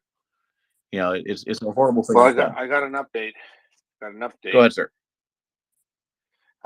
You're at $11,000 donated, Lou. Oh, I'm scared. Come on. Let's go. Literally, Yeah, come on, Let- yeah, let's it's get Let's this keep money. going. Let's keep going. the You know, the PayPal is actually up to date. It works directly, so but it is 3 hours behind on California time. Took me a while to figure it out. So since you've been on, there's been $11,000. Not everyone has clicked on it, but I assume that's why they're there. So yeah, thanks to the team, thanks to everyone. Do come up and do help. Every dollar helps support. Those $5, those $10, those are great. People care. People are voting with their feet. We can stop, not just, we can't stop Russia committing genocide, right? That takes NATO forces to go in, but we can make it better for the Ukrainian people. We can make their lives, tenable. They can drink water. They have electricity. Imagine you had a child, a baby, a 2-year-old. You can't warm up milk for a baby because the Russians have attacked the grid. Let's get them that electricity. Let's get them those generators. Let's get them that fresh, clean drinking water. it's Over unbelievable, to you. Yehuda, that in Yeah, it's true. 2023, people are being genocided. Their families are. I mean, they are being terrorized. Their families are being terrorized. Their country is being raped and pillaged. And it's like the rest of us have to step up, like, come on, like cigarette money, coffee money, whatever. Just do it. Please, just do it. Because Let's do it. please do it. Some people get upset when their Wi-Fi signal isn't good. Ukrainians are mildly upset because they don't have fresh drinking water. That's the difference, right? That's where we're at. Let's call it out for what it is, right? What do you mean you don't have lactose-free milk at Starbucks? I don't like almond milk. Help out. I'm not trying to attack us, right? Because I'm guilty of the same things. We live in a good society. Things are good, but we could do something to help change generations of human beings. And it's for the right reasons and it's the right cause. And the time is today. And in fact, the time is right now. Lou's generously offered to match a donation to Maria Report. If you're in the United States, you get a 501(c)(3) tax receipt. If you're not, you're doing a good thing either way. So that and I'll pass it back. And you know what? There's no limit. So let's go. Let's go. Come on. Let's do it. And Aaron's been sitting down there with his hand raised for a little while. So let's see what Aaron has to say. How are you this morning, Aaron? Yeah, I'm really good. Lou, are you American? I am. Yeah, you're everything the best America has to offer, mate. You're that positivity, the enthusiasm, the let's go attitude. Every country has their negative traits and positive traits, and you just represent America's best traits, really. So you inspired me.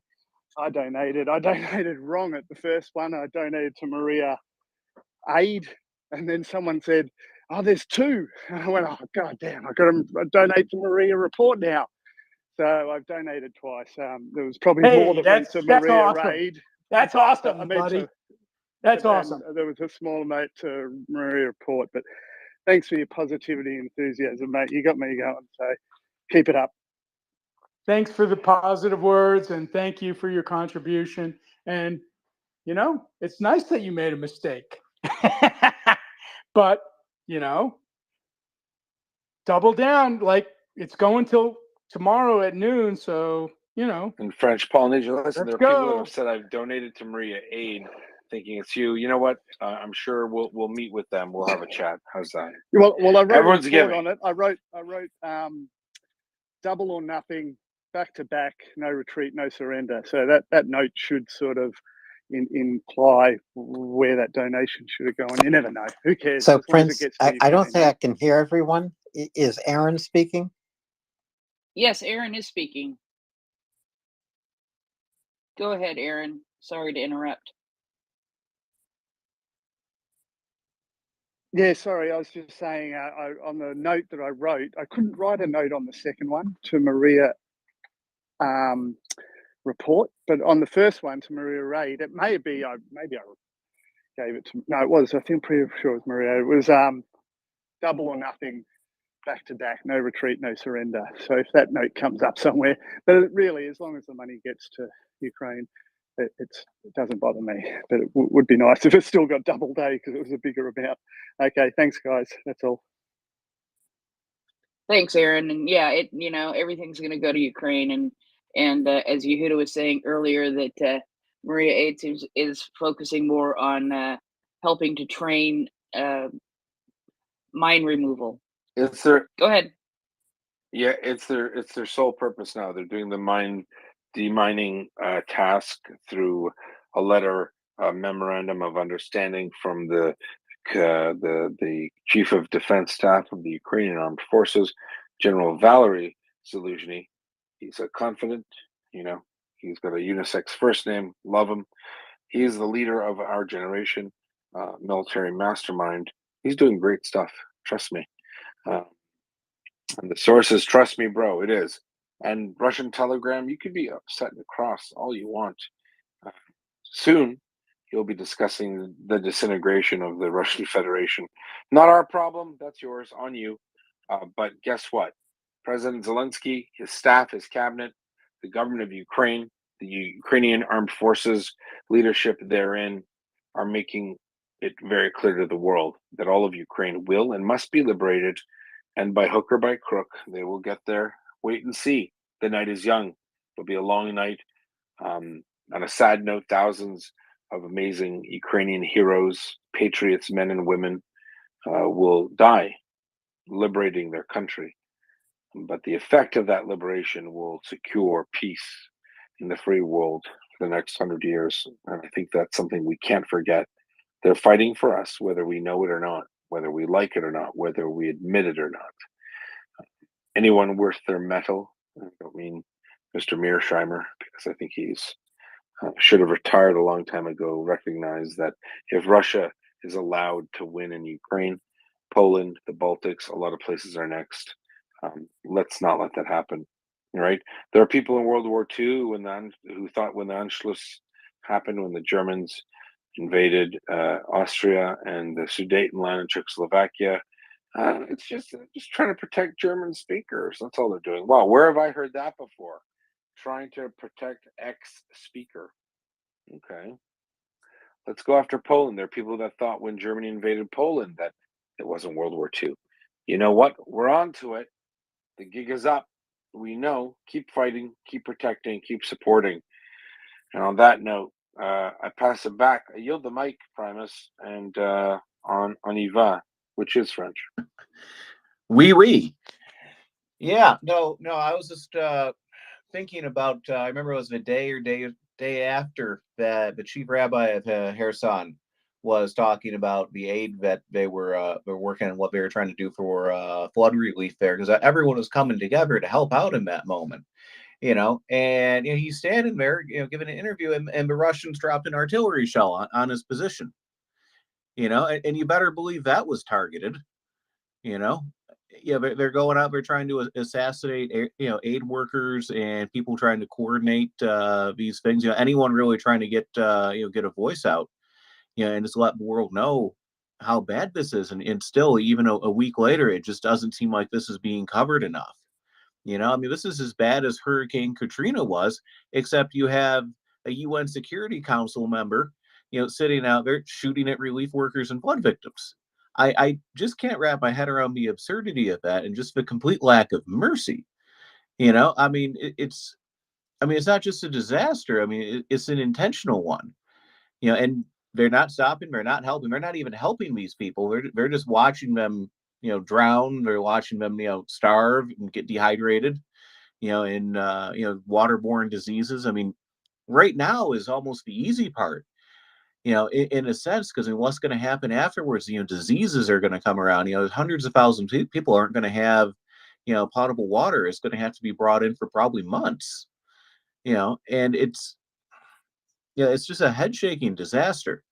There's war and there's this. Primus, Yeah.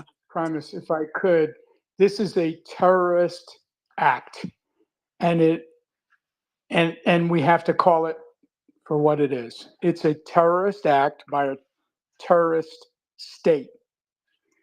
And I know, Yehuda, and I respect you. But honestly, I think we need to start calling it out as it is. This is terrorist activity. We need to basically call them out. Well, we are, and the fact that governments might not is kind of ancillary to the conversation. That's how I feel. I think the governments need to do what they need to do the right thing, and they need to not be hamstrung by legislations, perhaps domestic legislation that requires them to do A, B, C, or D when something is done. But here we are. We're on our soapbox. We're screaming at the top of our lungs, and we're saying enough's enough. I'm going to bring in Alex Backus and John Spencer. I'd like to bring him up too, if he could. It's important. This is a good conversation. Let's get him in up here. And thanks so much, Heather. Let's go to Mother Superior, and then we'll go on. Hello, friends. Lou, thank you so much. And as you're speaking, I can't help but feel quite empowered that donating right now is an act of I'm refusing, but I donated tonight. First time I've donated here. Thank you for your encouragement. And I felt really empowered joining you in this because I feel the solidarity of with making that donation. I feel as if I'm joining rank with you and saying, this is enough. This is enough. What is going on in Ukraine? This is attempted genocide. This is violence. This is evil. And we are empowered by our hearts, with our wallets, with everything that that we have ownership in. We can stand in resistance with it. And in this case, with Maria Aid, with Maria Report, I'm so happy to be contributing to something like, if I'm understanding this correctly, with helping with demining. This is such a big deal to get the right equipment to those who know how to remove these things so that they don't harm children, they don't harm animals, they don't harm those who are left behind, and putting forward all that they have to keep on loving their country. They won't have a violent surprise because we have donated tonight. So I'm very happy. And Lou, I have to ask, darling, you're awake. You're doing this until you're in the US. You're doing this till noon tomorrow. You're going to be awake the whole time. Hey, why not? You're going to do it, aren't you? You're going to do it. Yes, I think I might. You're wild. You're absolutely out of control. We're What gonna a run it. pleasure. Brilliant. Thank you. This is Marie Report, Operation Keep Lou Awake.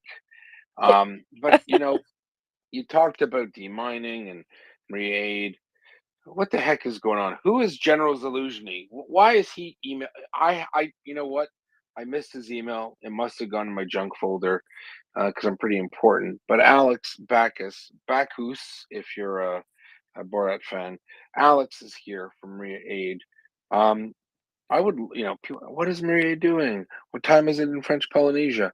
No one knows, but Alex knows what's going on with Maria Aid. Alex, thanks for coming up. Can you tell us, what are you guys doing? And who the hell sent you a letter? Why is this guy talking to you? Thanks, Yehuda. I think we can easily look up at what time it is in French Polynesia, and Maria Aid, same story. We're still heavily involved on Twitter, on our website, mariaaid.ca. And I want to thank you again for including us and always being a friend and supporter of both of our organizations. So just a quick TLDR, we haven't been as active anymore. Couple of things that our organization is beginning to focus on, less on SKU delivery. So in the first 12 months, we delivered 7 containers of medical and first responder gear. We delivered 4,000 or 5,000 tourniquets. 1,000 of those were exact full individual first aid kits. Over 100 drones of various kinds, and the list just goes on and on. And we'll be sort of summarizing that in our year-end review in the next little while. But Maria Aid has been super fortunate to build those relationships specifically on the EOD file. And just a little bit of a primer on what is EOD. It's unexploded, really, ordnance that is now littering Ukraine. So up to 30% of Ukraine is now mined from various campaigns that Russians are undertaking. And so this statistic actually comes from the state emergency services of Ukraine.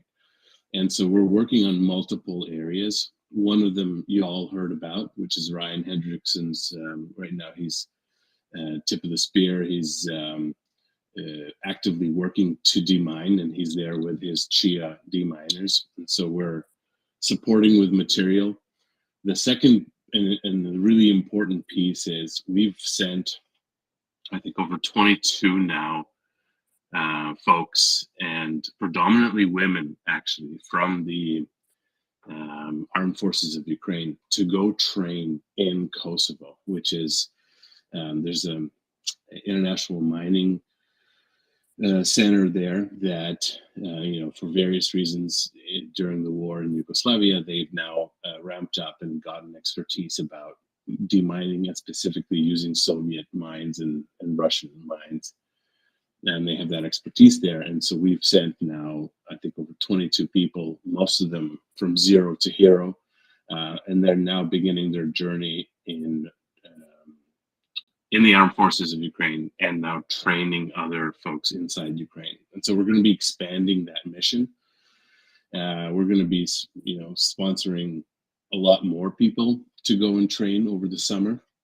So more news to come out on that.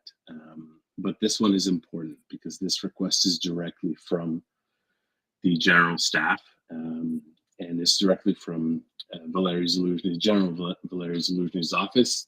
And we have a letter asking he is asking Maria Aid directly to help us. So Yehuda alluded to this, that it's becoming one of our more important files. It's not the sole existence. We are still doing combat medicine. We are still doing humanitarian medical aid. But our primary, sort of our focus is going to be on the explosive ordnance file. And I'm super glad to sort of be here and to continue coming to Maria Report to let you guys know all about it. Thanks. Well, that's great. No, thanks, Alex. No, it's important. I do speak tongue in cheek sometimes, but what's really important is, as you've seen, people have mingled. Maria Aid, Maria Report. I know. I don't see the confusion personally, but not everyone does appreciate the nuance. It doesn't really matter. We're all on the same team.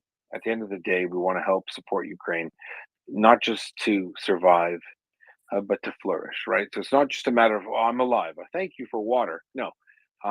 After this, it will be the rebuilding of Ukraine. It will be the new industries that will pop up in Ukraine. It will be the growth of previously established industries in Ukraine that do a thing. And why is that important? Ukraine has been maliciously and illegally invaded and attacked.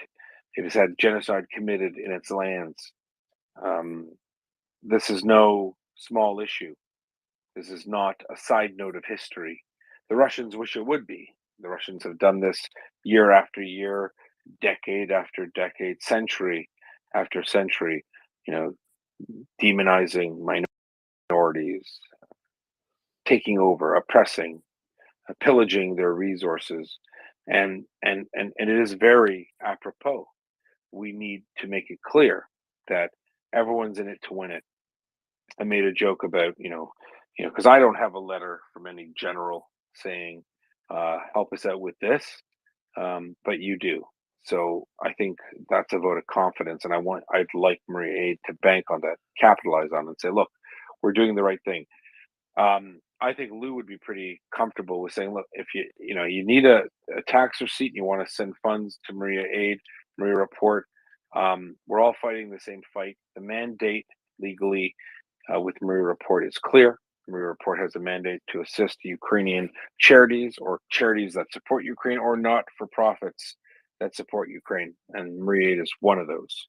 So let's keep the candle Let's burning. do it, folks. Let's do it. Support There's either Lou. one. Lou. There you go. Yeah, either Hey, one. Yehuda, Lou, I just want are to you down with that? Are you down with that? yeah, You're the totally. I'm doublet. down with it. Totally, brother. Totally. So You know, Alex, I just want to jump on what you said. I mean, like, we have to realize that what Ukraine is fighting for is the fight that we all need to be paying attention to.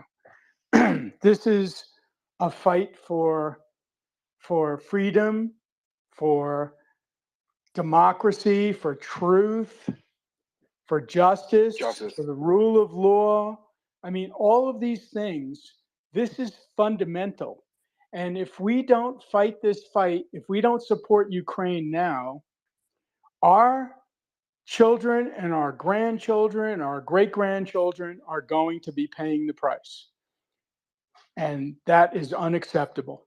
We need to, hold the line. We need to say no right now and get this done, because guess what? China is looking at this conflict and they're taking the measure of the West and democracy and freedom. And are we going to stand tall? Are we going to stay united? Are we going to stay the course? And, we better. But in the short term, unfortunately, the Ukrainian people themselves are the ones who are on the front line. And sadly and tragically, civilians who are innocents, who did nothing in the year of 2022 and 2023, are being killed, terrorized, traumatized. I mean, it's unbelievable. So we need to stand tall. We need to stand united. We need to support Ukraine because we're supporting the future of the world. And so I want to tell you a bit of a story about unexploded ordnance. So last week I went down to Gettysburg, okay? And as down there, we're talking to a tour guide, and he said, well, you can't go up on Little Round Top or whatever it is this week because they're doing some renovations and so on. And then he's like, funny story. Last year, some the construction crews are up there and a park ranger was up there, and these guys opened up some rocks and they looked down and they saw like this black object on there. They weren't sure what it is. So one of the guys, hit it with a pry bar, and the park ranger came over and was like, you don't want to do that. Well, it turns out they called up the nearby army base, and a explosive ordnance disposal team came out. They pulled out a 160-year-old mortar bomb, and they touched it off, and the darn thing exploded. 160-year-old mortar bomb, and it exploded. And that's just the level of legacy unexploded ordnance is going to have. And there's no better time now to clean it up when people kind of know where it is, and it's the darn problem with this flooding too, is you have all of these landmines, and yeah, some of them, probably explode in the water, but a lot of them get tossed around. If anyone knew where those things were before, they sure don't now. There's tens of thousands of them around. Yeah, well, they don't know where they are before. And someone who's a bit of an expert on things war related, mines. John, how important is it to make sure that mines don't litter Ukrainian fields and playgrounds? And tell us if you've ever laid a mine, or were in charge of others laying mines. Did you not mark them? Did you not know where they are? What's the nuance there? Can you help our listeners who don't know about the military? They might think that mines are no, just throw them anywhere you want, helter skelter. John? No, there's a law of war. There's laws again for anti-vehicle mines. There's laws for anti-personnel mines. There's laws for making sure they're properly when you do put them out, that especially if they're going to be unobserved, that they're marked and retrieved so they're not littering our earth for generations and killing children, as we know around the world. But Ukraine has rapidly become the most heavily mined piece of ground on the earth, thanks to Russia's reckless mining. And then they don't even know where they're mining, and that's why they drive in their own mining fields. Not let alone the global disaster they caused with blowing the Kofor Dam and the thousands of mines that just moved, for anybody and everybody who ever go to that region to have to discover, and the generations it will take Ukrainian EOD to do mining, and friends like ours, like Ryan Hendricks, that are over there trying to help, liberated areas that's been liberated for a year, that still can't get back into their farm fields because the Russians just threw mines everywhere, deadly anti-tank mines, with different. I came up actually trying to lurk. Great news about the General Zaluzhny letter, but Lou kind of motivated me, and something that's really big for me as I go and visit Ukraine is to have just a very clear understanding and message that Ukraine is fighting for us today, right now.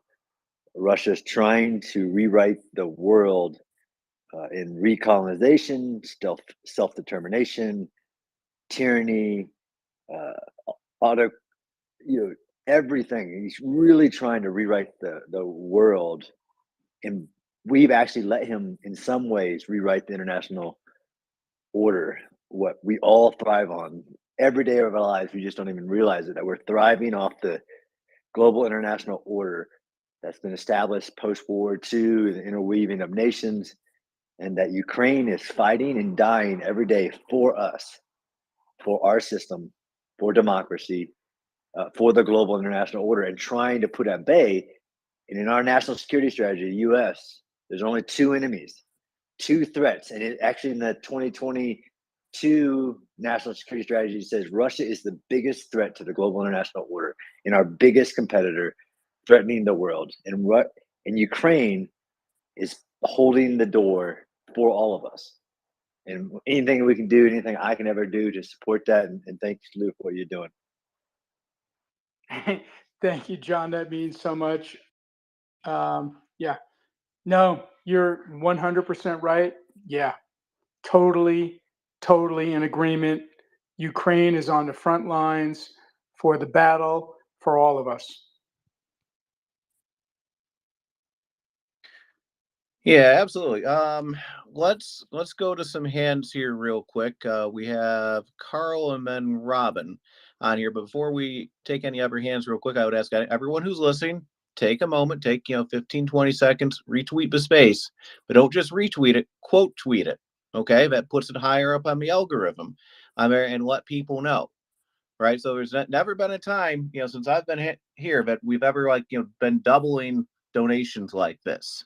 So, I mean, raising awareness is great, but raising funds to actually do something about it is even better. Because you have all these people in the Kherson region right now. No one's coming to help them. The only way they're going to feel any support is, through these donations. Because there's no one else that's coming there. No one else can. But, our funds can go and do something. They can help with the drinking water, can help with the demining in the areas. They can help, deal with the diseases. And so on, they're going to crop up with this. It's, the aftermath and flood is a god-awful situation.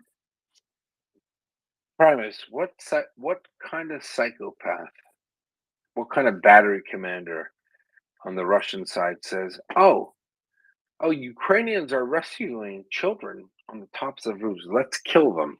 Who says that? Like, who in their right mind thinks that's a good take? Right? I mean, the chief rabbi, I had his son-in-law send me the video. Oh, this is my wife's father, the chief rabbi. He's being bombed by Russians as he's trying to evacuate people, children. That could be your children. They could be your cousins, your nieces, your nephews. they're it's a laugh to them. It's a joke. It's a video game.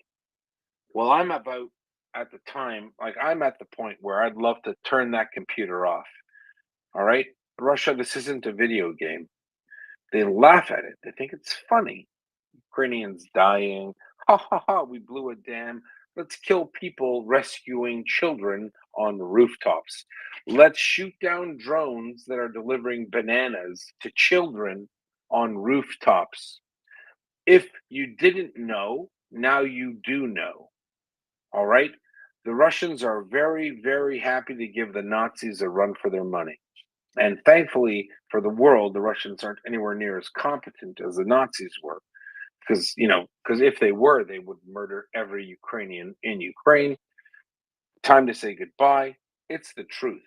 The reality is, there are no videos of Ukrainians shelling people on the other side of the river so they can't live. There's a reason for that. It's not because Russians don't have cell phones or toilets for that matter, most of them. It means that the Russians are cynical, opportunists, looking to destroy, looking to commit a genocide. That's what Russians do. And it's sad to say it because they're still human beings. We should look at our brothers and sisters in humanity in the same light.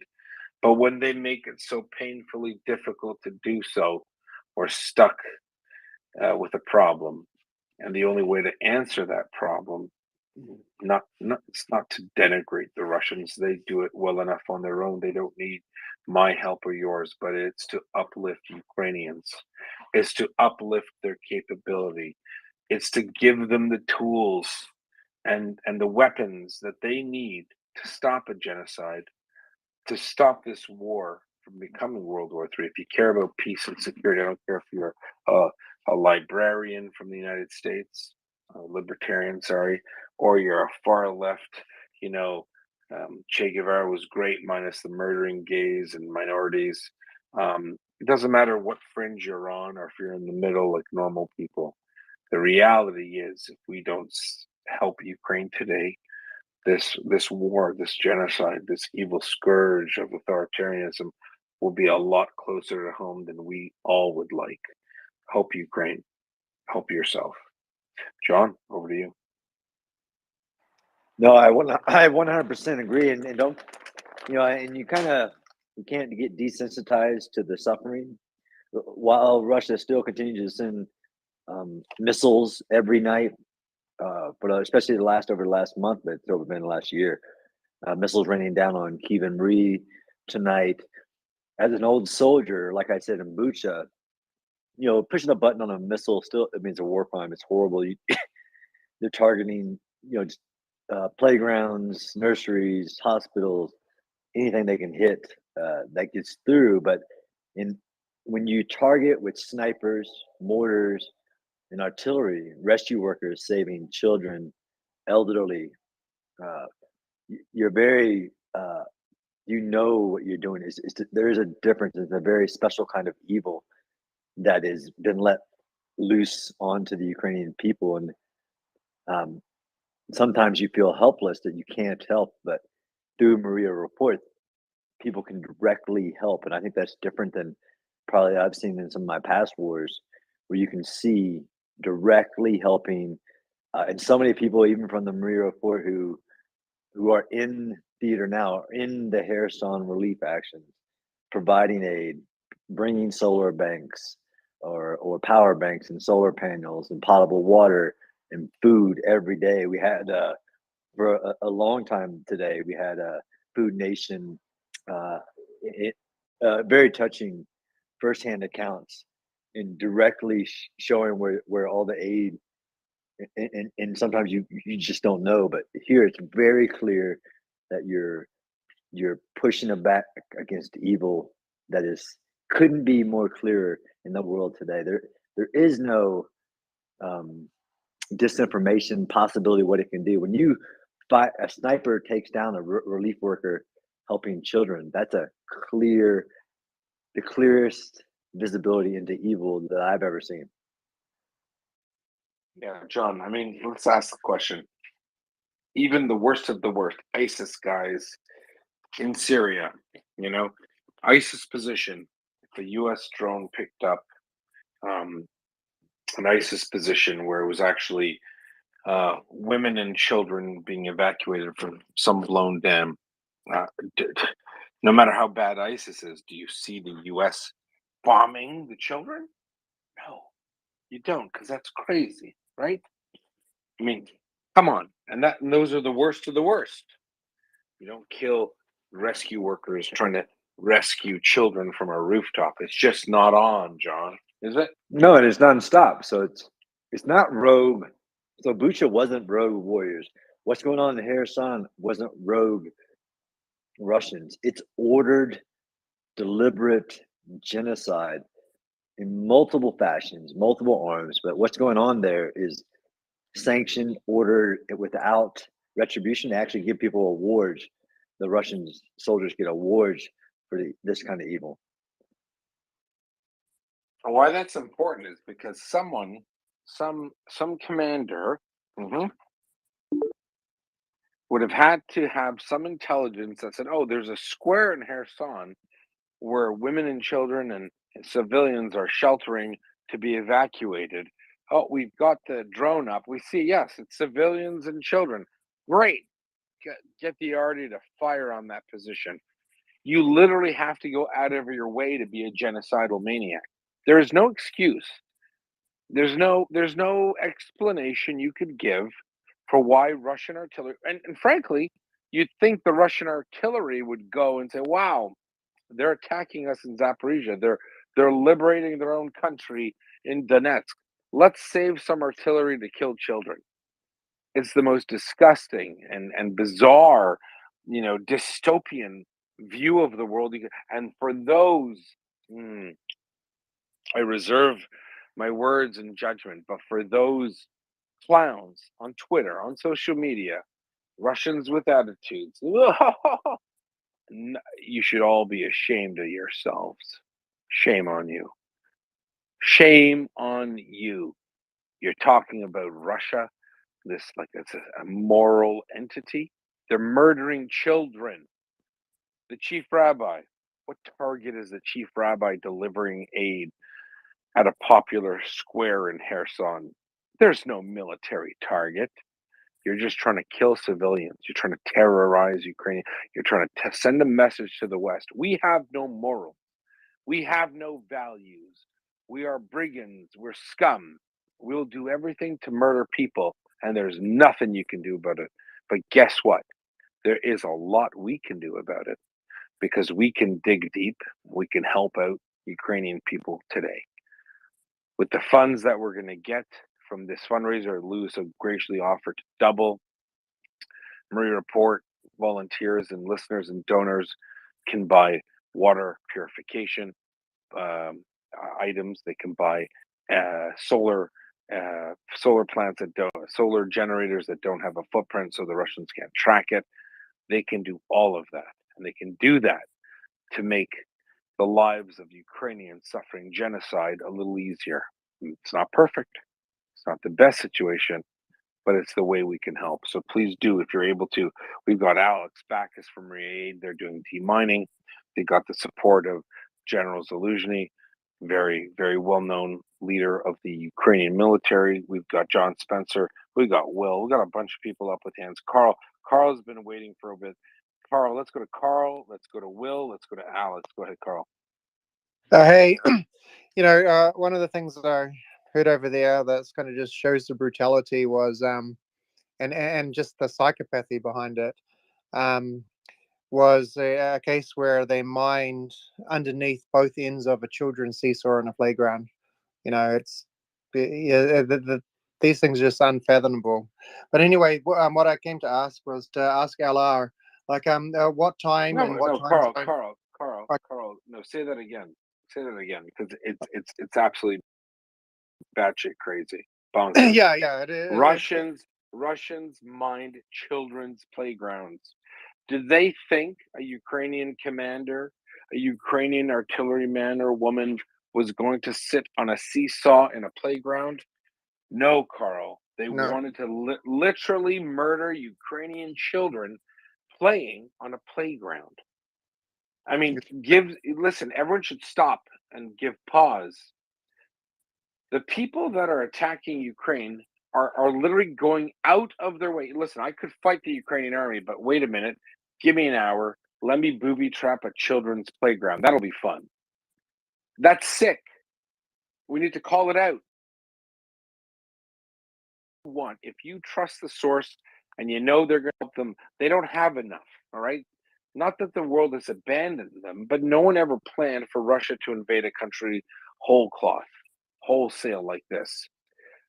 The fact that there's a human being on this planet with a Russian uniform who thought at one point that mining a children's playground so that when 2-3-year-olds sit on a seesaw, they both blow up. That level of barbarity and evil is unfathomable to a normal human being. I don't register that. I don't think of it. Okay? And then we can't cover it up. We can't ignore it. We need to say, wow, this is what these people are doing. It is incumbent upon us as human beings, as kind, moral individuals, to do whatever we can. And this isn't just a fundraising drive. In my mind, this is contact your congressman or woman. Maybe our friend Carl could provide a link and post it. Share this with the world. Right? This is so evil, so disgusting that we are required. If you can't go to bed at night if you knew this and didn't do anything. Even if you can't contribute funds, maybe you've spent enough and you donated, great. But you need to let your elected representatives, wherever you are in the world, the West, the East, the Middle, North Pole, so it doesn't matter where you are. This is what Russians are doing as a matter of standard operating procedure. It's an SOP. We're getting kicked out of a town. The Ukrainians are liberated. Quick, let's booby trap the school playground so children die. That's what Russia. That symbolizes Russia today. I hate to say it, but that's what Russia is about. And we need to put our foot down collectively and say we will not tolerate it. We will do everything in our power to mitigate it. If it's donating $10 to get demining equipment so that young, brave Ukrainian soldiers, men and women, they put their lives on the line. You know how many hundreds of Ukrainian EOD experts have been blown up in a year? Hundreds of Ukrainian heroes to make safe an area for their own children. That shouldn't have to happen, but it is happening. Don't bury your head in the sand. Help out where you can. Sorry to interrupt you there, Carl. I think it's super important that we highlight that. You made an amazing point, but we can't just, it shames us all to just gloss over it. It's sick. Yeah, you're right. And then the thing is, it's not just this one exception, right? It's not just a random psychopath. It's endemic to their military culture. And yeah, it's Babucha, right? It's almost a distant memory now. Izium, and then the 9 months of her son under occupation, I believe. Of course, all of these places had kind of torture prisons, but I believe in Kherson they had a torture prison just for children. Yeah, it's just unconscious of it's just evil. Thanks so much. That's what a will. Hey, Carl, thank you for coming up and saying that. Yehuda, yeah. I mean, I'm sorry I'm jumping in here, but I this is very emotional for me. Yes, Russia is a terrorist state, and they have been terrorizing Ukrainians, committing genocide, and we need to stand in solidarity with these people because really they're fighting the fight for all of us. So please, just do it. And before I go and let the hands move on, my one question was to Ella: is there what time and what time zone are you doing this matching until? So when I retweet, Dude. Like, don't worry about the time. Just do it, and I'll be there. Okay. All right, we heard all that. All right. So thank you very much, LR. Thank you very much. Let's go to Will, then Alex. Hey, thanks, Yehuda. Good day, Promise. So, I mean, this is, it has gotten quite emotional listening to this, for a long time in my morning, this morning for me, for the last several hours since Alan first, and Lou first brought this up. And we took this path. And so I've been wondering, and I made my donation today because of Lou sparked me to do it today, along the lines of saying, we're all disappointed in what our governments are doing, and that, and I've also wondered why major newspapers and our governments haven't spoken out more recently on this. And I think a little bit it came to me as John and Yehuda have been talking about is, your mind can actually get a bit wound down, or deluged with the amount of atrocities you see, right? And it's important to think back. And Yehuda triggered me by saying, usually in arguments, you absolutely positively, and I go out of my way never to make a comparison to the Nazis, because it's like this big bogeyman, it becomes a joke, or not a joke, but a weird over the top comparison, right? A straw man. And so I'm not going to do that. But what I am going to do is enumerate for you how we have become a little bit immune to the effects of looking at atrocity after atrocity after atrocity and normalizing it. And it's also important to look at the reaction of things, right?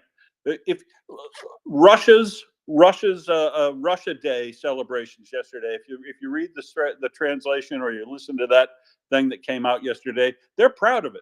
They're proud of the fact that they used Kinzhal missiles on apartment buildings. And again last night, right? Kyiv gets hit by a 5-story apartment building, and they're proud of it. They consider that a success. The other thing that's phenomenally important is this is endemic to this army and this culture, because each and every location that Russia has occupied in the last in the last year in this war, or the last 15 months, each and every location shows a sign of what is classified as genocide by the United Nations in relation to rape, torture, exporting people, separating children, kidnap, all that sort of stuff, right? Every one of them. And to these torture chambers and means of rounding people up, summary executions. When you're looking at crime, you look at motive, method, means and method of operation, and you look at motive, means, and method. And I'm telling you, the reports that have already been done on this since a year ago by the independent observers, each place that they've come into and been able to examine, the method of operation in each location is so similar that you would have to believe that either the entire group of the army who are participating in this, many of which have been rewarded with guards status by the Russian army, they're proud of what they do. And this is the thing about people who commit atrocities. They often think they're so right, they are proud of what they do. They publish what they do, they advertise about what they do, they keep good records about what they've done, and they do this, and they probably, you can't go past the fact that they may, in fact, instruct their very folks in the same method of using torture and separation in each and every location, right? So it is so endemic throughout the Russian units that have been throughout this country that are not even under the same chain of command, that the atrocities that they have committed are so similar that a criminal prosecutor would assume they're either in conspiracy or being directed by the same people to do it. And that will all be addressed in the end of the day. And also the issue related to mass destruction. Destruction of the Novokakhovka Dam, while it does grab world attention, is the 6th dam. As of last night, they blew another one down in south of the axis in the middle of Staromynivska. They continue to do this. They blow dams and ruin people's lives and ruin agriculture and ruin economic activity. They do that, and they even kill their own soldiers in doing it because they don't care. They don't have the same respect for human life, either theirs or other people. They commit genocide. They absolutely are burning and scorched earthing across this country as they exit it. And this is why.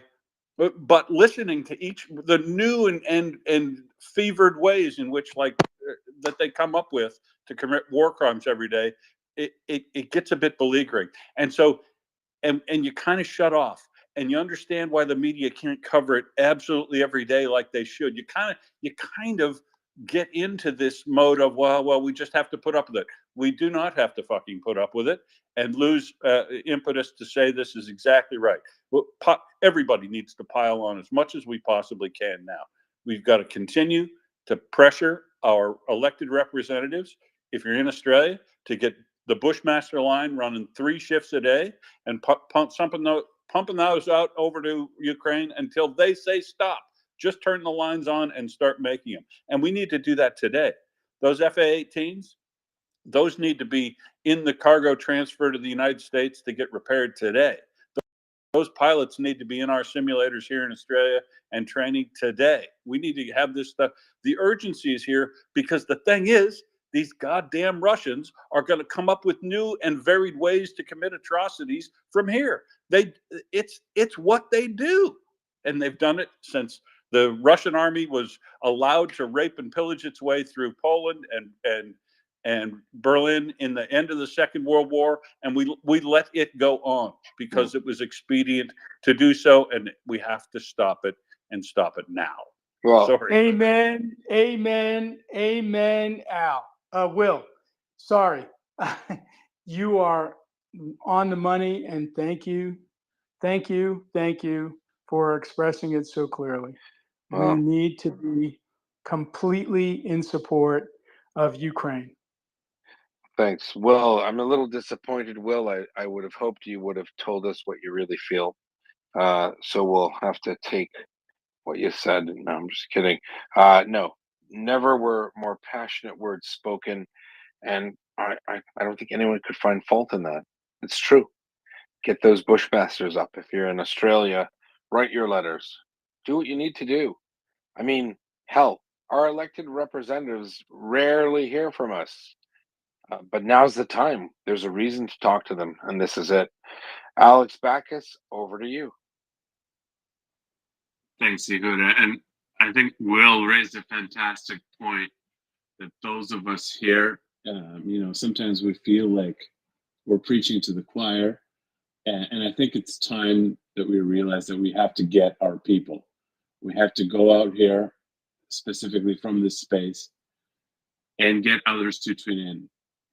It's hard sometimes. You go out to your friends outside of what we're here, and we are, I frequently get the same question. Oh, what's going on with Ukraine? I haven't heard it in the news for a while. And then I always just, I can't tell you everything because I don't know what your starting point is or what the last point is, but here's the latest, greatest news. And if you need to know more, just hit up Maria Report, because this space, it doesn't require all of us to do the heavy lifting ourselves, but we can use this space and this platform to bring people in that are not here yet. You know what I mean? And this is something that I think, I'm not sure if Aaron is still on. Aaron mentioned earlier tonight that he did a double donation, one to Maria Aid and one to Maria Report. I just want to celebrate that. That was not a mistake. All the funds that we have today going to Maria Report and Maria Aid, they're going towards helping Ukraine, right? And so for all those folks that are not U.S. domiciled and don't need that tax receipt or don't depend on that for their tax write-off, Maria Aid is just as awesome a place to donate as Maria Report. And I want to thank LR again for this amazing drive to double the donation. And what I want to offer here is, since you started it this evening, I'm going to go look at on my side in the treasury, and we're going to see donations that came at 10 p.m. and on, until you say that this is over. And we're going to give you that report. We're going to share that with Yehuda so that, it can be a combined effort. So it doesn't have to be just, we can give you guys that transparency and show you what's going on the Maria Aid side. And a huge shout out again to our friend, to our very, very long time friend, John Spencer. I constantly see the Maria Aid tag behind on all these interviews. Still to this day, John, this is so heartwarming. It is. Hey, Alex, tremendous. Alex, and remember, he's changing it to mariaaid.ca. Yes, please. And that's important too, right? Because he had the org up, so you brought it home to mariaaid.ca. Keep it simple, keep it sweet. Same great people, slightly different domain. Is that fair? That's it. Well.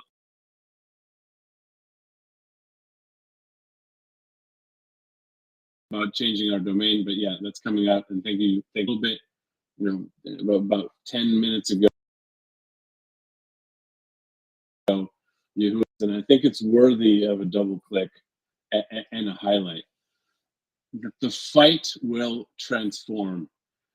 Today we're talking about rescuing people from flooding, the EOD, demining, helping soldiers in their counteroffensive. Today we're still feeling that need for materials. But we need to be ready tomorrow that is going to be dealing with veterans, their families, safety of farmers, and economic redevelopment. And we need to start thinking about the huge demographic issues that Ukraine will face. Pre-war, I think there was an estimate, a most optimistic sort of population estimate of 44 million Ukrainians. I think post-war, the most optimistic number we can expect is to have 30 million, for various, people dying, people leaving the country, people building new lives as refugees. And the realistic number could actually be anywhere from 20 to 25 million. If we think through to a few years post-war, let's imagine 2030, all the folks that are going to be sick and dying, we're going to have a huge demographic crisis. And so, Maria Aid, Maria Report, everyone here will need to figure out as a world to figure out ways to help Ukraine herself to rebuild. And this is a really important thing. I think, just keep that in mind, that we're all in here for the long haul. And we got to start thinking, what are we doing today in order to move the goalposts? And how are we sort of pacing ourselves and figuring out, what does this look like in 2 to 3 years? And I just want to tie this back a bit about the psychology here, because I think it's really important. I think we're missing Tom for this, because I think he would confirm some of the stuff that I'm about to say. But Yehuda, you ask, who in the right mind would order firing on civilians being rescued? Who orders to go after the chief rabbi, saving kids from a flood? And you know who does? It's ordered by the very same people who are losing, who are losers. They know they lost already, so they have nothing more left. So what they try to do is just use the maximum force possible to inflict the most maximum amount of pain. They know there's nothing left. On that. Yeah, Alex, so, one thing real quick. I did just add to the nest the video of the chief rabbi of them targeting him. Yeah. So everyone can see that, exactly what happened there. And it's to think about, the kind of self-hate that these people have, or, in their complete loss, they just lash out and turn towards maximum hate. And I think, it starts with, they probably hate themselves so much because they're losing, and they're a bunch of losers. They're stuck in, their 19th century thinking. And I just want to give a shout out to everyone here because it may not seem this way, but we're on the winning team. Every one of us here tonight, we're on the winning team alongside Ukrainians. Thank you. Thank you, Alex, for that. It impacts us all. I think from a military perspective, the fact that there were so many people involved in the act of bombing children rescuers, that it shakes my belief in certain parts of humanity, right? The fact that people literally, so yep, this is a legitimate target, right? We have named areas of interest, targeted areas of interest. So somewhere along the line, a bunch of Russian soldiers, including their commanders, said, "Oh, Ukrainians rescuing flood victims. That's a legitimate target. Let's fire on it." There is no following orders excuse that ended with the Nazis in World War II. The Russians and all of the people in the Russian military that have um, uh, contributed to and affected the murder of civilians, they'll all stand trial one day. I believe it. I don't think it's a hokey pokey belief. I think they will be held to account. We have to hold them to account, not for us, perhaps, and not for even the Ukrainian killed, but for humanity. We cannot live in a world where people feel that you can use modern weaponry and artillery to murder children being rescued from rooftops. There's a serious emotional and mental defect in a person, ethical defect in a person who thinks that's a legitimate target, and we're seeing it day and day and day after day in Ukraine. That's why it's so incredibly important to support it, whether it's through helping people in Kherson or with demining equipment or with food or helping the 3018 Brigade. Maria Report volunteers. We're all on the same page. Maria Aid volunteers.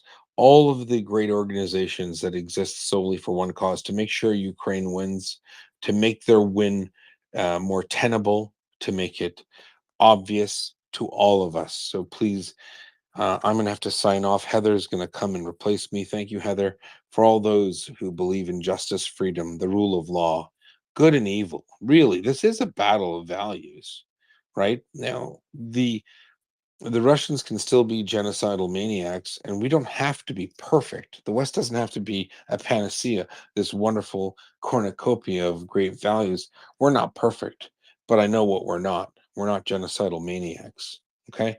No one in their right mind says, "Yep, flood victims, yeah, let's murder them. Yeah, it's a good call. Yeah, Sergey, Boris, let's kill them. Yeah, it's a good idea." No one says this. You have to have some serious problems in your head to think that this is right, that this is a legitimate target. It is.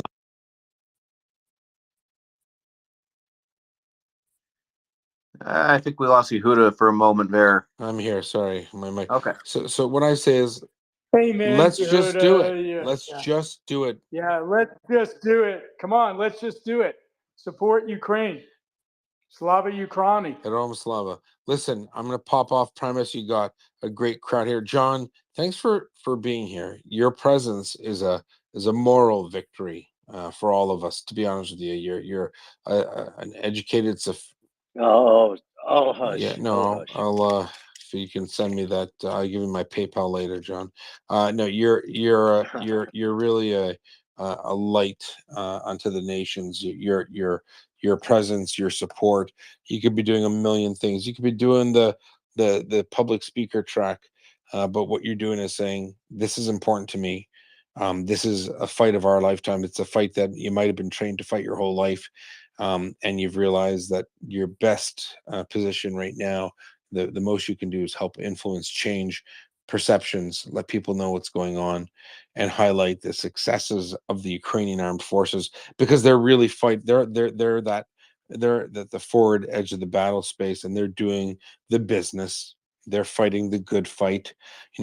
Some people say, "I'm a pacifist. I don't like," yeah, no one likes war. Be cautious of the person who says, "I think killing other people is great." But if you aren't prepared and able to defend your values are at risk. And right now, the values that we all hold so dear are at risk. And whether good or bad, good for us, bad for the Ukrainians, that fight's in Ukraine. And they're not asking for much. They're saying, give us the tools, we'll do the job. Some people say you could give a person charity, or you could teach them how to fish. We don't have to teach Ukrainians how to fish. Give them the tools. They know what to do, and they'll liberate their country, God willing. Bimhara, bimhara. Soon in our lifetime, may we all see an independent and free Ukraine flourishing, existing, being who they are, and every $1 that any of our listeners have sent to help move that uh, move that goal, move towards that goal, is truly a great deed, and we're all very happy and appreciative of your support, especially Lou. Lou's willing to double it. There's a tweet coming out from a report. Share it with people. We're going to double the donations to Ukraine. If it's ever a time, it's today. If it's ever a day, it's now. Keep helping Ukraine. Do your best. Thanks so very much. Please, Alex, back us, stick around, share with the world there what Maria Aid is doing. The demining is super important. It's a big part of the win. It's a big part of the win today. It's a big part of the win for the next 10 years. Ukraine will be demining their country for decades, unfortunately. The Russians have made it that way, but we don't have to give up hope. We don't have to say it's a forlorn cause. We can make it work. We can make it happen if we work together.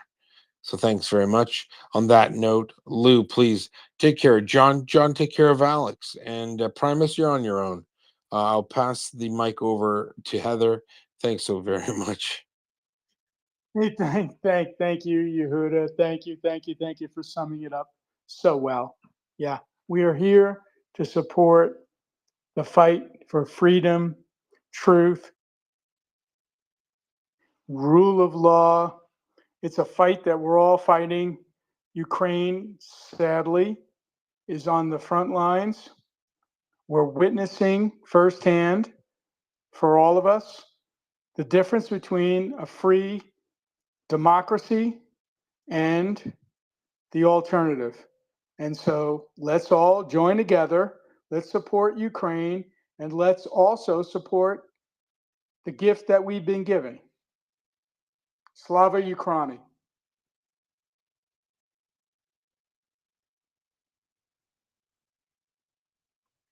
All right, so we just yeah, so the new post just came out from from Maria Report on here. I'm going to add that to the nest in a moment. I would ask everyone to go ahead and retweet that, but also make sure you tag at anyone you know that also might be interested, but also feel free to throw in a hashtag NAFO.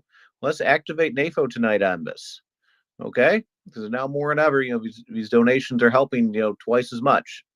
And these donations, it's not just it's like, oh, I'll give you a bagel or something. Like this is the kind of thing that can save lives. It's from demining equipment to water to medication to raising money for rescue boats. It's whatever is needed. I mean, we have people on the ground there that that can help, that we can fund.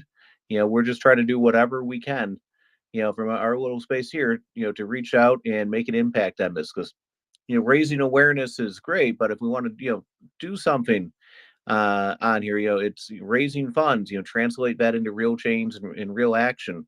That's what this moment needs, because I mean, I'm going to beat this drum over and over again. The no one else is coming to help Ukraine. When the earthquake happened in Turkey, Ukraine went down to help them. They sent people down and helped them get people out of the rubble, because they have so much experience doing that right now, thanks to what the Russians have done. But no one is willing to go into Kherson and help get these people out. The UN won't. People in the UN tried to get the Russians to sign off on it. Just send someone, and we don't care if it's the Indians or the Chinese or the Iranians. Just send, let someone go in there and help. And they just said no. Because I mean, the God's honest truth is, they tried really hard to kill all these people, and they're not going to make it any easier for them now. I mean, that's the reality of it. So I wanted to welcome up Prince Heather on here. Welcome back, Prince. Thank you very much. And I'm going to add to this a little bit before we go to hands. And the first thing I'm going to say is yes, beyond the let somebody in to help, the things that are happening on the left bank of of of uh, of the area where Russia has occupied for months, is the stories out of there are horrid.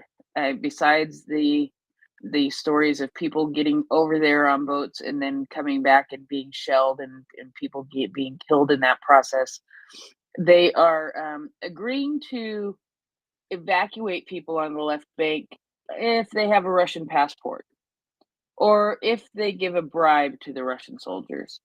So these are the things. These things happen in all kinds of places. I was reading a report while Yehuda was co-hosting that they are withholding diplomas from like high school students because they don't have a Russian passport. These kinds of things I read about every single day. But what is the worst thing right at this exact moment, in my opinion, is the fact that they will refuse to evacuate people who don't hold a Russian passport in the occupied area of the left bank. And they are only evacuating people if they pay a bribe. Those are two horrid and awful things. Your life should not depend on what passport you hold, and your life should not depend on paying a bribe to somebody. Since Alex is up really quick, I want to touch on something else. And Alex, what that is I can't tell you how often it is. Almost every single day. I say almost because I don't recall running across one today. Um, I read reports of people being killed by mines, just people, normal citizens going about their life, people driving down the road and hit a landmine and the car blows up and all people in it, including children, are killed. Um, a story that impacts me still that I read probably a couple months ago now. Group of teenagers. We know how cocky teenagers are. We were all teenagers at one point, and they're out doing their thing, walking around, whatever they do. And one of them sees something odd and picks it up and says, "I wonder what this is," basically, and tosses it to his friend. It was an unexploded ordnance. It exploded when the friend tried to catch it. Killed a couple people and injured others. These are the kinds of things that Maria Aid is raising money to help get out of Ukraine. The number of unexploded ordnance in all kinds of places is just obscene and amazing, and it needs to be taken care of as quickly as possible.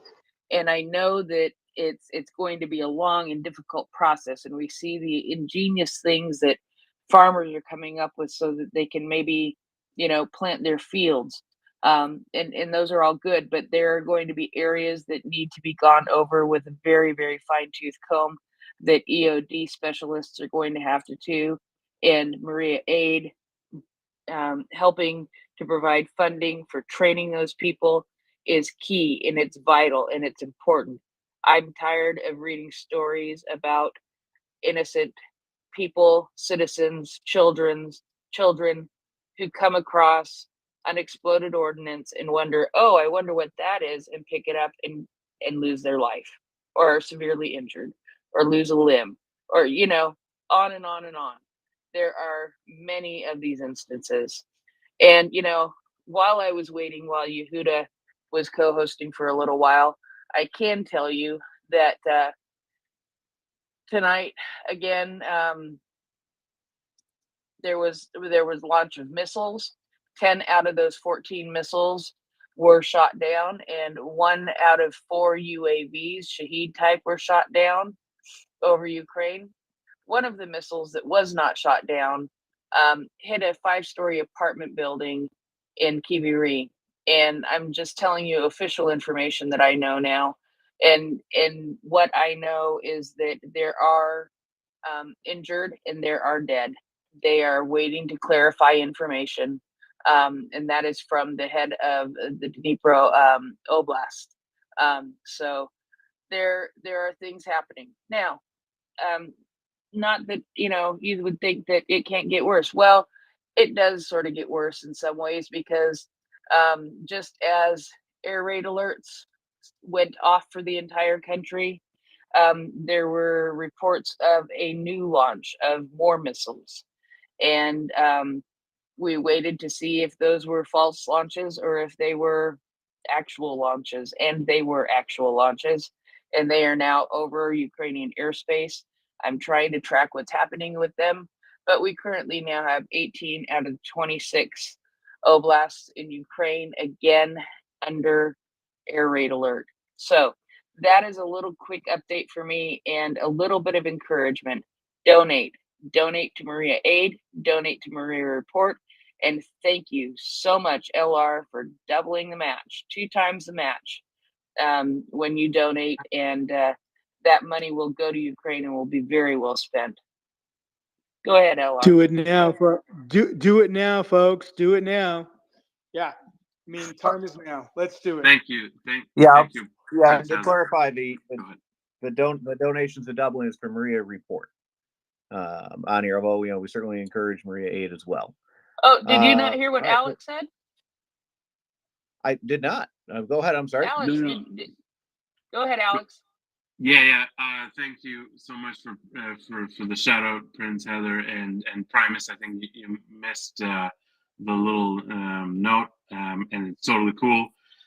So what I'm gonna do, what I offered was to send, anything from 10 p.m. onwards today until 12 until noon tomorrow.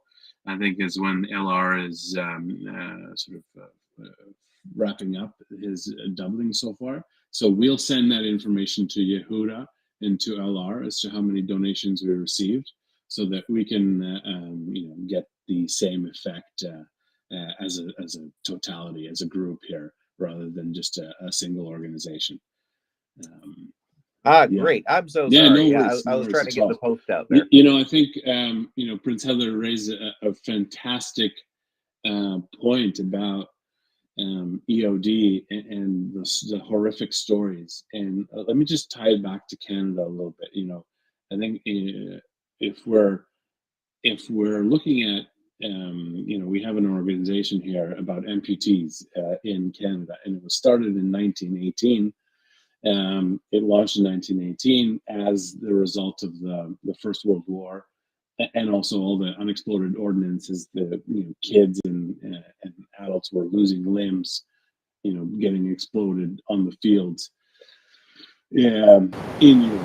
And so you have this organization that was started in 1918 and is now 2023, and they're still the mandate is still to do with helping amputees that are lost their limbs due to war, right? And it's to do with a huge part of it is to do with unexploded ordnance being found by kids and being found by farmers.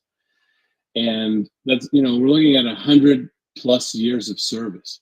And so I think if we look at that pattern and we see what was happening in the 20th century, I bet you that EOD miners or sappers or folks that are going to be working to demine Ukraine, and let me just underline this, about 30% of Ukraine is now littered with mines. So that, just to put it in perspective, 3 out of 10 steps can be exploding on you when you step on them, right, inside Ukraine, right? And of course, it's not so linear. The distribution isn't so linear. There's far more mines on the east and the sort of northeast and north and southeast directions than there is in the west.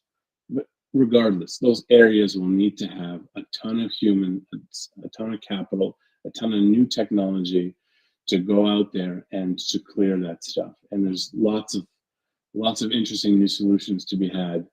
But a lot of it is that back-breaking work where people still walk around and they swing metal detectors in order to find those mines. And this is important, right? Because training those people, I think that's going to become, a very large industry and a huge part of somebody's career, because we see from past conflicts that this is an ongoing problem that still stretches to this day. So this is a commitment. This is a very long-term commitment, and we're just starting our journey now. But I bet you we're going to be going at it, and we're going to have phenomenal stories of opening up farmland. We're going to have phenomenal stories of saving those kids, right? And this is really important because the kind of cluster munitions that Russians use, one of the terms, English terms, is tulips. Those little, anti-personnel mines where it looks like a toy, a green plastic toy. And this, it's everywhere. And it's so, it gets exploded just by, touching it slightly. So everyone is at risk that sort of walks around on the sort of eastern front of Ukraine. And this is, we're working to begin the story to remove this kind of stuff. And so thank you for tonight, and thank you for your donations to get us going there. Thanks.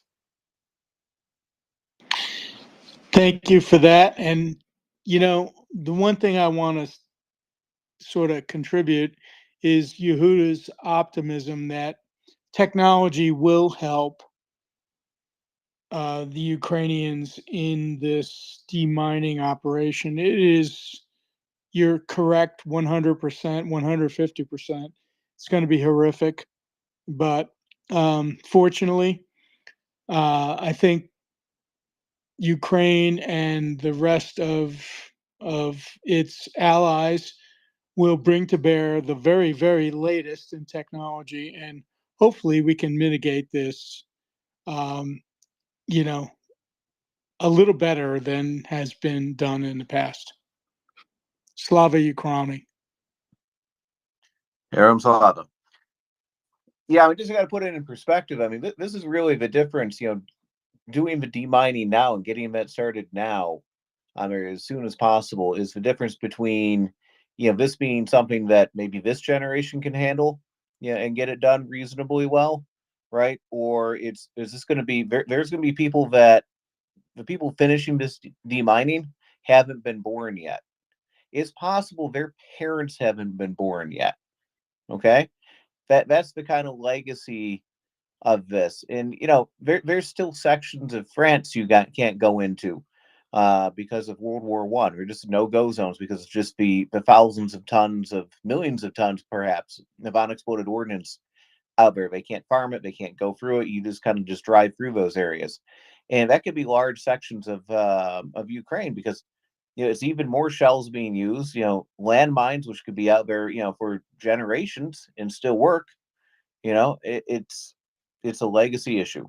So, all right. Well, we have Julian patiently waiting here, waiting here with your hand up, and I'm so sorry there, but go ahead, please. Yeah, I'm sorry for that, man. I was waiting a long time. I was listening.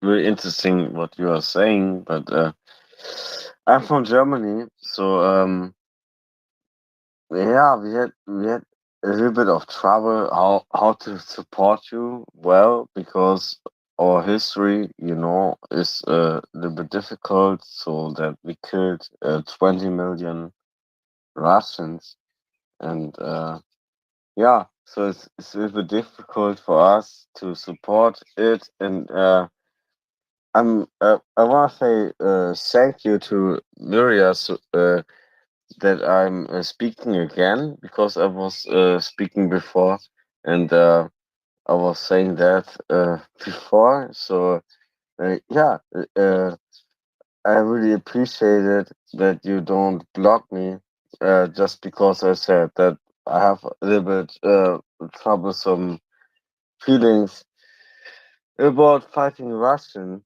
people. So because we killed like 20 million Russians in the World War II. So yeah. So I mean, me personally, I'm not against what you say, but Yeah, I mean, I would want to negotiate that what you want. Yeah, So this yeah, this is this isn't something that's going to be negotiated on here at this point. That time has gone, and the Russians can leave at any time, and they won't. That's it. That's the negotiation. They can just kindly leave, and I understand. Having German heritage myself, why there's some conflicted feelings about maybe getting into something again on here, but this is not that situation. The die has been cast, and now it has to be solved. And the only way to solve it is going to have to be negotiated on the battlefield, because that's the only way the Russians are willing to negotiate. The only thing that's going to be negotiated at this point, by with the Russians, like, how much of Ukraine are you comfortable with having been a concentration camp? Because that's what occupied Ukraine is going to look like. So yeah, that's not that's not something we can support. That's not something that we can allow in the 21st century. Just civilization. Russia is not acting like part of civilization at all. They destroyed this dam. I mean, they may as well have done a weapon of mass destruction. I guarantee you, the destruction of that dam did more damage than Hiroshima did. Maybe not in terms of the fatalities, or radioactivity, but I mean, this wasn't just like a city that was destroyed. This is a region, and it's not just the urban areas; it's the farmland. It's the industry. All these things out there. So yeah, it's a Terrorist horrible legacy. terrorist act of destruction, of mass destruction. Yeah, it's unconscionable. Yeah, it is unconscionable. So I don't know. I mean, the only way we can really do anything about it now is through donations, but also reach out to your representatives and that kind of thing. So that's the opportunity we have to kind of influence some change, but we also have a chance to influence some change here, because I mean, if you've ever thought about donating, you think, well, maybe I'll donate when your next paycheck comes in, or something like that. you know um don't wait, do something now, and then then maybe time next time your paycheck comes in or whatever, then that's fine. You've taken care of what you wanted to take care of. Just move it up the schedule a little bit, because now it counts as twice. you know and thank you so much for your generosity, LR. It's greatly appreciated here. Let's do it. Come on. Yeah, well, let's make him sweat a little. you know Yeah, make me sweat. Get her done. yeah, Alex, go ahead, please.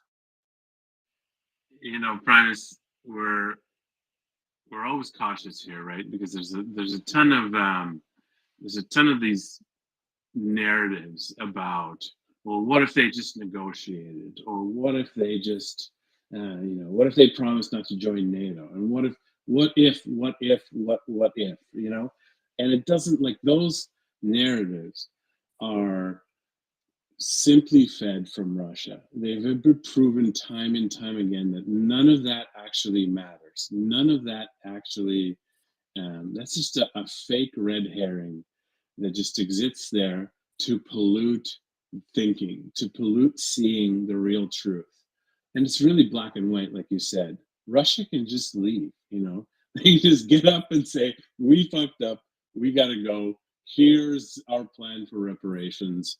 And we're going to, deal with the post-imperialist bullshit that we haven't dealt with since 19 of Lenin in 1918, right? And we're going to have to come to grips. This is a country that had tremendous potential. Coming out from the fall of the Soviet Union, a place which had tremendous potential, tremendous capital, in all kinds of, not only commodities, but also human capital, and could have rebuilt itself. But because it never looked inside, because it never said, hey, we fucked up, and we continued fucking up for so long, they're now polluting the rest of, taking people, from tearing them from reality with these bullshit narratives, right? And it's funny because they're, to some degree, they're successful in pushing these narratives. And I'm so glad that this space exists because it's so easy for us to debunk all of this. And we continue doing so. And then we continue doing so almost to the point where we're frustrated because we have to keep saying the same shit over and over and over again. But it's true, right? It is, very easy to sort of say, bring back to first principles. Did Russia leave? No. Then Ukrainians need to keep fighting for their existential survival, right? This isn't about let's negotiate for a temporary peace, because all that's going to do is just going to have Russia give permission to Russia to do this on a larger, grander scale. And then it's going to lead to everyone else who has the same kind of thoughts, the same kind of bullshit ideas about taking over their neighbors. They're going to say, oh, they let Russians get away with that shit. I'm going to do whatever I want because the rest of the world wasn't even able to organize itself to help Ukrainians out. And they had the most legitimate claim to be helped out, And so, this space, our efforts, this war, as John was saying, John Spencer earlier was saying that they're really truly fighting for the values that we have. It's not just a cliche. The Ukrainians are actually doing this to preserve our way of life in the Western world. To know that we can have disagreements, we can have the conversations, we can have the dialogue, and still come together as a people without being told what to do, how to do it, and being allowed and not allowed to live in a manner that we personally choose for ourselves. Thank you. Thank you. Thank you. That well said. Yeah, well said indeed. I mean, Ukraine is basically fighting this war because, well, they never wanted to, but it's been forced on them. But they're doing it so we don't have to, and that's just the reality of it. Because, if the Russians, took over Ukraine, then what's next? They have plans. Those plans are the Baltics and Finland and Sweden and maybe going into Poland. I mean, they're trying to reestablish their empire, not for a lot of reasons on there, but I mean, a lot of it has to do with just their almost existential paranoia. That they just feel they have a right to satisfy their security needs of not having anyone they don't like on their border by expanding their borders so far that well, there really is anyone. I mean, some of these people on Russian state TV are talking about, gee, maybe we should conquer Portugal. I mean, that's just this blatant imperial mindset on there that they have of this exceptionalism. It's toxic. You can't negotiate with it. You can never really negotiate with the Russians. You can never really negotiate with the Soviets because they'll only negotiate when they absolutely have to, and anything they agree to, they'll break that agreement the moment they have the strength to get away from it, or you're not paying attention. So the only way to win is only peace through here is really peace through superior firepower, peace through helping Ukraine stand up to this. That there's really no other way. And the Russians need to be beat so badly that they never wanted a piece of this again. They turn inward rather than keep looking outward. That's what's at stake. I don't want my cousin's kids to have to fight this war. Because that's what could be next. So, speaking of Finland, so we have Simo, who's up here. Go ahead, Simo.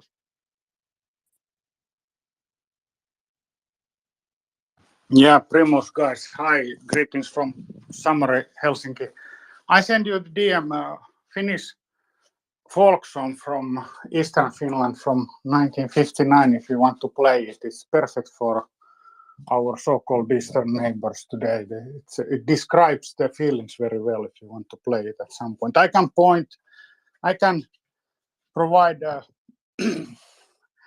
children-friendly translation by request, but parental advisory explicit lyrics with the very, very sweet Finnish singers. Bye. Okay, thank you. Okay. Primus, I'm just reading as I'm sitting in the background here a little bit, and you guys are having such an awesome conversation, but at the same time, I'm tracking new missiles that have been launched and seeing reports of explosions in different areas. And of course, at this point, we still don't know if those are hits or air defense. And so I'm going to just say that they're air defense until I hear otherwise, because that is what I hope that it is.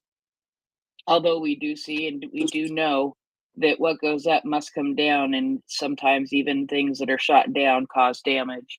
I do have an update from the head of the Dnipro um, Oblast saying that three of its in the 5-story building, 3 of the residents have died, 25 people were injured, 19 are in the hospital.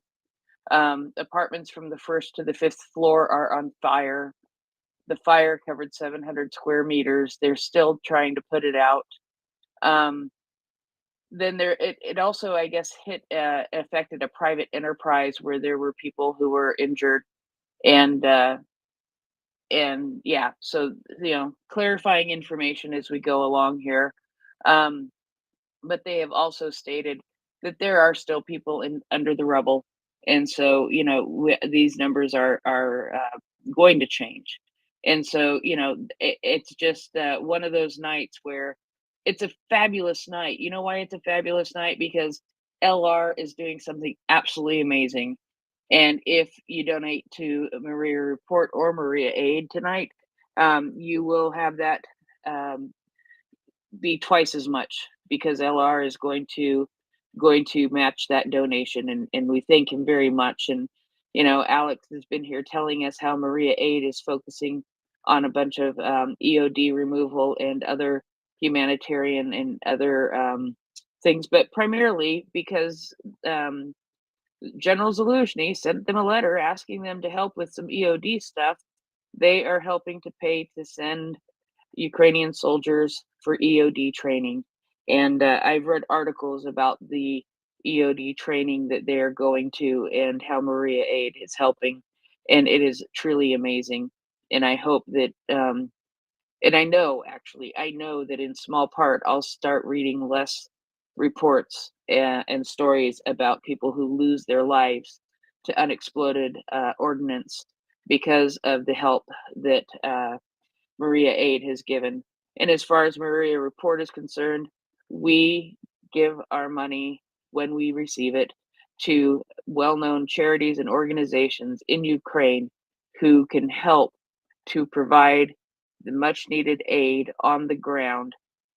We have done things like send money so that protein, protein, canned beef, canned chicken, canned pork can be provided to people who are very much in need. They can get the rice, they can get the pasta, but they couldn't get the protein.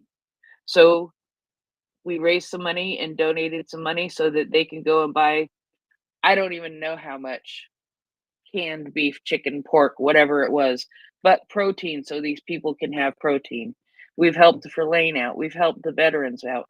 And now we have spoken with the deputy mayor of Kherson, and they have given a list of needs to Maria Report directly. And so we are going to be able to work with the city of Kherson directly to provide them the much needed assistance that they need at this time. So it's all very good stuff. Whatever we get goes to help Ukraine, and that is the purpose of it.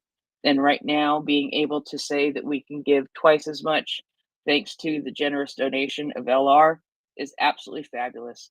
So keep that exciting stuff in. We're seeing movement on the ground by Ukraine, taking and liberating their cities back, and they will get themselves to the border. It's going to take time. It's not going to be easy, but we will. Ukraine will get there, and you know what? We will be with them every single step of the way. Primus, I'm going to hand it back to you. Prince, can I jump in here? Yeah, Thank absolutely. you. Thank you. Yeah, it's my pleasure. It's my pleasure to help raise money for for what's going on here. It's crazy. It's in 2023 to see what's happening in this world, it's horrific. And to watch Russia test us day in and day out with these horrific moves, and destroying people's lives, displacing them. It's unbelievable. We need to join together as a community to say no. It's not happening. It's done. It's over. You guys lose. Sorry. Slava Ukraini. Harem Slava. You know, I can tell we're making a difference tonight because I've been swatting trolls and bots like it's going out of style. Because I tell you one thing is Primus ain't got time for that. So none of that tonight on here. But I'll tell you something else about those Shaheed, shithead, whatever drones that are coming out of Iran. You know, they've been taking some of those things apart, right? And there's been a lot of components in there from China, and not just Chinese components, right? I mean, Chinese components that were manufactured in 2022 and 2023, you know, this year and last year. So, I mean, the Chinese know exactly where these parts are going. And don't believe for a second they don't, because they know. You know, they're sending them to the Iranians, and then the Iranians are sending these things over to the Russians, and they're teaching the Russians how to run these factories and teaching them how to evade sanctions so they can kill Ukrainians with indiscriminate weapons. You know, I mean, it's these things are terror weapons in the same way that, you know, the V1 bombs and V2 bombs were terror weapons that the Nazis used against London. Except honestly, they're not as good in a lot of ways. You know, certainly in terms of range and speed, I think the V2s were probably a lot easier to shoot down. But you know, I guess it's Iran, so you know it is what it is. But you know, they're terror weapons. There's no real strategic value to them or whatever they're accomplishing. They're not going to turn off the electricity. They're not going to turn off the water.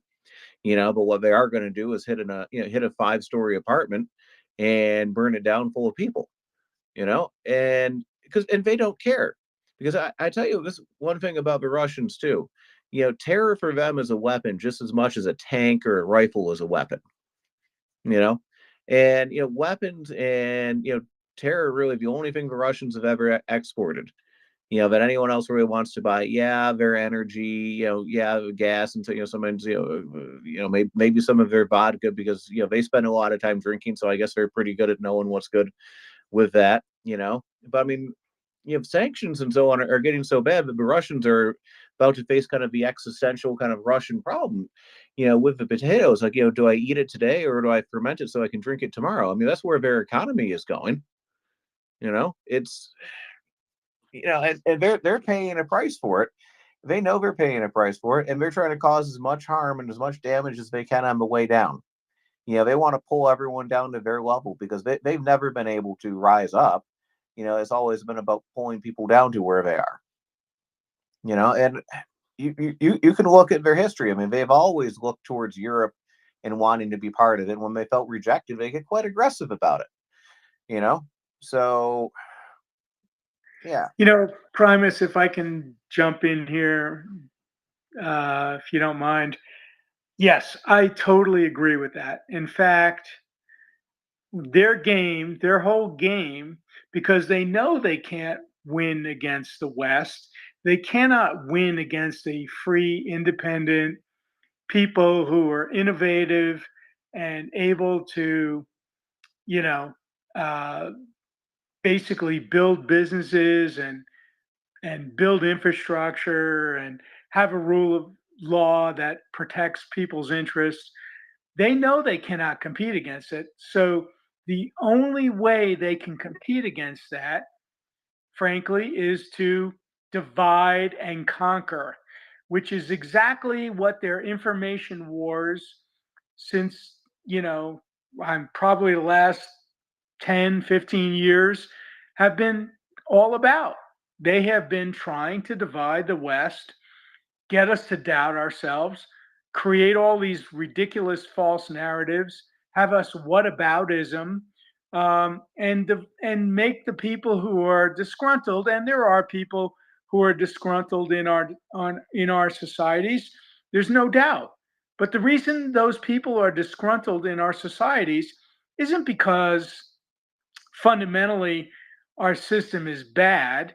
It's because there's too much of a disparity of wealth, and the people who are wealthy and the corporations have taken too much control of our government. And now we have a group of people in our country who are disaffected and who are angry and who are blaming, other people. And it's all about divide and conquer. And the only way authoritarian regimes like Russia or China can overcome the West is to somehow have us destroy ourselves. So we need to wake up. We need to realize that we're in a system that is way way superior to anything else. It may not be perfect. It may be slow. It may be process oriented, which honestly, as a person like myself, I get frustrated with at times, but it works. It works better and it works for a majority of people. And when you have a majority of people, you have power. And that's this whole coalition of the willing that are supporting Ukraine. This is why Ukraine cannot fail in this conflict, because it has tremendous support from the West. And tonight we need to join together. And I'm asking everybody to join me. Put some money on the table, whatever you can. I'm matching it. Let's support Ukraine, Slava Ukraini, because you are on the front lines of the battle for truth, freedom, democracy, rule of law. Thank you so much. Thank you so much. Thank you for coming up here and helping to make a difference tonight. And like I said, we're still getting some of these bots and trolls here, so we must be making a difference. We got their attention there. So, I'll say this too about Russian information warfare.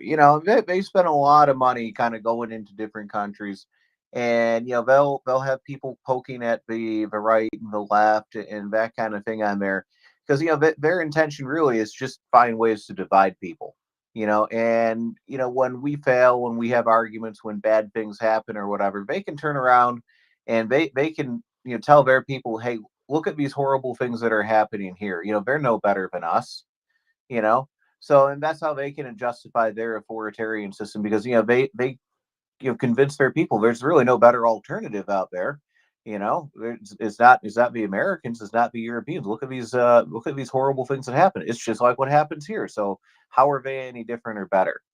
you know and that's how they sell it to their people. But it's also just going out and just creating chaos. I don't think we're ever going to fully appreciate the extent of that. But you have things like the Internet Research Institute in St. Petersburg, which is ran by Prigozhin, is my understanding. You have hundreds, if not thousands, of guys, men and women, that are hashtag troll feminism, I guess, that are going out there and they're creating some of these bot accounts. They're trying to just stir up trouble and unrest and controversy, and whenever there's a little fire, they want to throw gas on it, because all they care about is chaos. If anyone's ever watched Batman, the famous line from Albert talking about the Joker, is some men just like to watch the world burn. That's what's running Russia right now.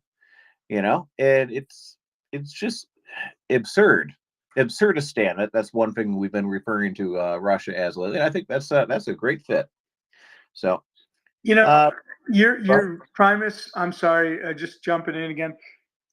You're 100% right, but the reason that they are so vehemently opposed to us is they know that some place like Ukraine, right next to their border, embracing freedom and democracy and the the economic uh, evolution that they're taking is a major threat to them, and so that's one of the reasons why they are completely determined to try to like snuff this out. It's sad, but we have to be we have to be realistic. This is a existential fight. Ukraine is on the front lines. We need to support them. Let's do it now, folks. Slava Ukraini. Harem Harem Slava. Yeah. Just one thing I'll add here too is, there's a saying, they hate us because they ain't us. And, you can look back at, some of, Russian history on there. They were quite taken by, the French aristocracy and so on for quite a long time. They went and saw Versailles and thought, oh, we like that. So they went and built the Hermitage out in things like St. Petersburg, try to pattern it off of that. They tried to adopt, basically the perks of European culture, but they never really adopted the nature of it. And it's the same problem, that we see in the world a lot today is, people will adopt like bits and pieces of, current philosophy, about, democracy and economy and, free businesses and so on. But they only take what they want out of it. It's okay, an economy, free economy is great. So then we can hand over the state enterprises to our buddies, and then now we have now we've decentralized things, we've deregulated, and now we have a whole bunch of oligarchs which owe their existence to Vladimir Putin. And that's where a lot of the oligarchs came. 91 to 93 on there. Was pretty much a big money grab. That's pretty much what happened. They just divided the spoils between everyone, and that's what the Russian economy is now. So, Prince Heather, any other news updates you'd like to add here? Then we'll go to Hans. Yeah, I'm still waiting on stuff, but let's have some good news. Krasnodar, we know where Krasnodar is. It seems there is a little bit of a fire, with some oil storage, or gas storage, but a tank farm. Seems like there is a fire at a tank farm, which is oh so sad. Not really. I can see flames. I can see black smoke. It is a beautiful thing to see. And if anybody does not remember where Krasnodar is, it's just over into Russia, from Crimea. And so, yeah, let it burn, let it burn. In order for an army, a military to run, they need fuel, they need gas, they need that for trains, they need that for vehicles, they need that for tanks, they need it for armored personnel carriers. So the more gas that can be burned, the more fuel that can be burned, hopefully, the less that Russia can do. I'll let you decide which hands to go to and in what order, but that is the one piece of something's on fire that I'm loving to see this morning. This war has really kind of turned me into a bit of a pyromaniac. I used to be a little nervous around fire, but now every time I see it, I always get a little excited. It's like, oh, what thing in Russia is burning now? On there, ooh, that's a good one. So you've kind of learned to like read the flames in terms of what's burning. Is the white, is the smoke black? Is it white? It's something on fire. Did they just elect a pope? Who knows what's really going on there? But if it's burning and it's in Russia, it's a good thing. And in terms of other good things which are burning on here, is a Russian Major General, Sergei Goryachev, whatever, he's Russian, I don't care. Chief of Staff of the 35th Combined Arms Army, his headquarters was introduced to Storm Shadow, a lovely contribution from the United Kingdom of Great Britain and Northern Ireland, which is a cruise missile carried by the basically the Su-24 Fencers. It looks like a Ukrainian fighter bomber, and that took a couple 1,000-pound warheads, just blew the snot out of that. He's it's not just the general, it's their staff. So this really hit the nerve center on there. It's going to be really hard for them to recover from. Because they basically had a whole army group that pretty much just got decapitated on here. So there's a whole bunch of Mobics and Private Conscriptovich doesn't know what to do because General Korruptovich just got burned up there. So it's it's those little things which keep me going. I actually have a tradition. Every time a Russian general gets taken out, I will go ahead and have a shot of great Ukrainian vodka. I highly recommend Coors Platinum, which you can find at your finest liquor establishments. Or if you're anywhere near me, you can share a shot with me.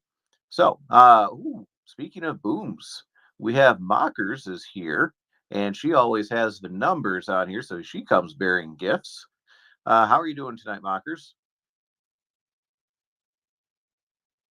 Tonight, this is morning for me, good sir. Morning. Well, it all kind of blurs together. Is I guess this is proof that the Earth is round, right? So it's my night and your morning. It's weird how that works. So hey, we got a couple quick hands. Going to go to Karen and Skykiss, and then when you're ready with some numbers, and if you're ready to take my chair, I'm ready whenever you are there. Okay, I'm just feeding furry tyrants. I will be 2 minutes. Hello? Are you ready? Yep, we're ready. Go ahead, Karen. Okay.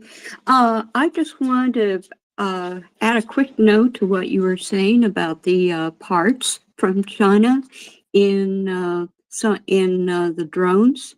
It's not just China, and I'm going to send you this article. This one Ukrainian intelligence reported a very high percentage of US made parts. And this is very, very disturbing. And they were, according to this article, they were produced by 13 American companies. And then, of course, there were other components from China, but also from Canada, Japan, Switzerland, and Taiwan. So I think that things need to be discussed with these countries because, okay, there are some things we cannot control. If China and India are going to buy petroleum products from Russia and ignore the sanctions, then we can't do much about that. But these countries that are supposed to be our allies need to be careful who they sell their stuff to. And so I will leave it at that, and I am going to send you this article that I'm referring to, and if you want to share it, you can. Thank you. All right, thank you, Karen. Yeah, I mean, there are some things that can be done. I think eventually will be done in terms of secondary sanctions there, because there are screws which can be turned. And I think those, the time is coming for that. So, I mean, slowly but surely, the Russian economy is being choked out here. So just like Mark Zuckerberg in a judo competition, it's they're going to pass out. So. All right, so we have Skykiss for a quick comment. Then Mockers, I think, will be ready soon. So she's chasing fairy dragons or something like that, or imagine dragons. I'm not sure what was going on there. So Furry. furry. Oh, okay. Furry. Yes. She was feeding them. Okay, I'm glad to hear another non-pyro become something of a pyromaniac, and definitely booms and fires. Very good thing. And also rotary wings. It wasn't even a military. It wasn't even a military helicopter, and my heart went pitter patter the other night when I heard one go over, because it's been. I've been complaining about the weather, and then I end that by saying, "Yeah, but only I don't care as long as Ukraine has good sunny weather. Let's get some sunny weather for Ukraine. Good weather finally. A little bit of rain here." We've had we're going into our 6th week, and we're normally dry and sunny like most of the year. So I've been missing the pilots flying overhead from the Air Force Academy. I've been missing that. Occasionally, I get to hear that. Occasionally, you get to hear and you know the difference between a military helicopter and a civilian one. Well, that was a civilian one that went over the other night, but I got a little bit excited because I hadn't been able to hear anything because it's been raining too damn much. And so, anyway, as long as Ukraine gets good weather and everything that needs to be dry gets dried out, I'm okay with that. I can suffer a little bit more. Yeah, my Ridiculous. understanding is in Kherson that it has been warmer, and as the Mhm. water recede a little bit, then things have been getting a little bit better as things have been drying up. I mean, there's still a lot of people like stuck in buildings just waiting for help or whatever. And I that's know. what we're doing tonight here is LR Right. agreed to double any donations tonight, and that's going to help people in Kherson. It's going to help with Maria aid in terms of like demining, and there's an unfortunate crossover of that because of just the tsunami of water that came down. There's all kinds of landmines that are Oh, yes. yeah, they're all I over know. the place now. So I have a question for LR. What Okay. time does this challenge grant end? And give me Eastern Standard Time, and then I can translate it to my time. Whenever Maria report says it ends. So Oh, okay. It's good you want today to and drag it tomorrow. out, go drag it out. But Okay. honestly, just step up and do it and stop, delaying, because we need to all support Ukraine now. Oh, definitely. Definitely. Just wanted to know. Some of us are a little bit challenged at this time ourselves. So, we're trying to do a lot of heavy lifting on a lot of different It's not about the money, it's about the support. it's And about support. and, Yes. and Well, it's about the support, and it's not about us. It's not about us. about them. It's about It's Ukraine. they're far, far away from us. Some of us, we're not close, but we think of them every day. Think of them, when we get up and when we go to sleep. Now, one thing Um, I would ask you, Skykis, and anyone else is listening, I've said this several times tonight, is go ahead and retweet Been doing it. the announcement on here, but don't just retweet it, quote tweet it. Right? Quote tweet it. Yeah, I've been doing that too. And Yeah. I just sent the one that I saw that admins just sent out, and it mentioned the special matching. So I said, "Oh, good. That's what I want to want to spin, as we call it in the um, communications and advertising.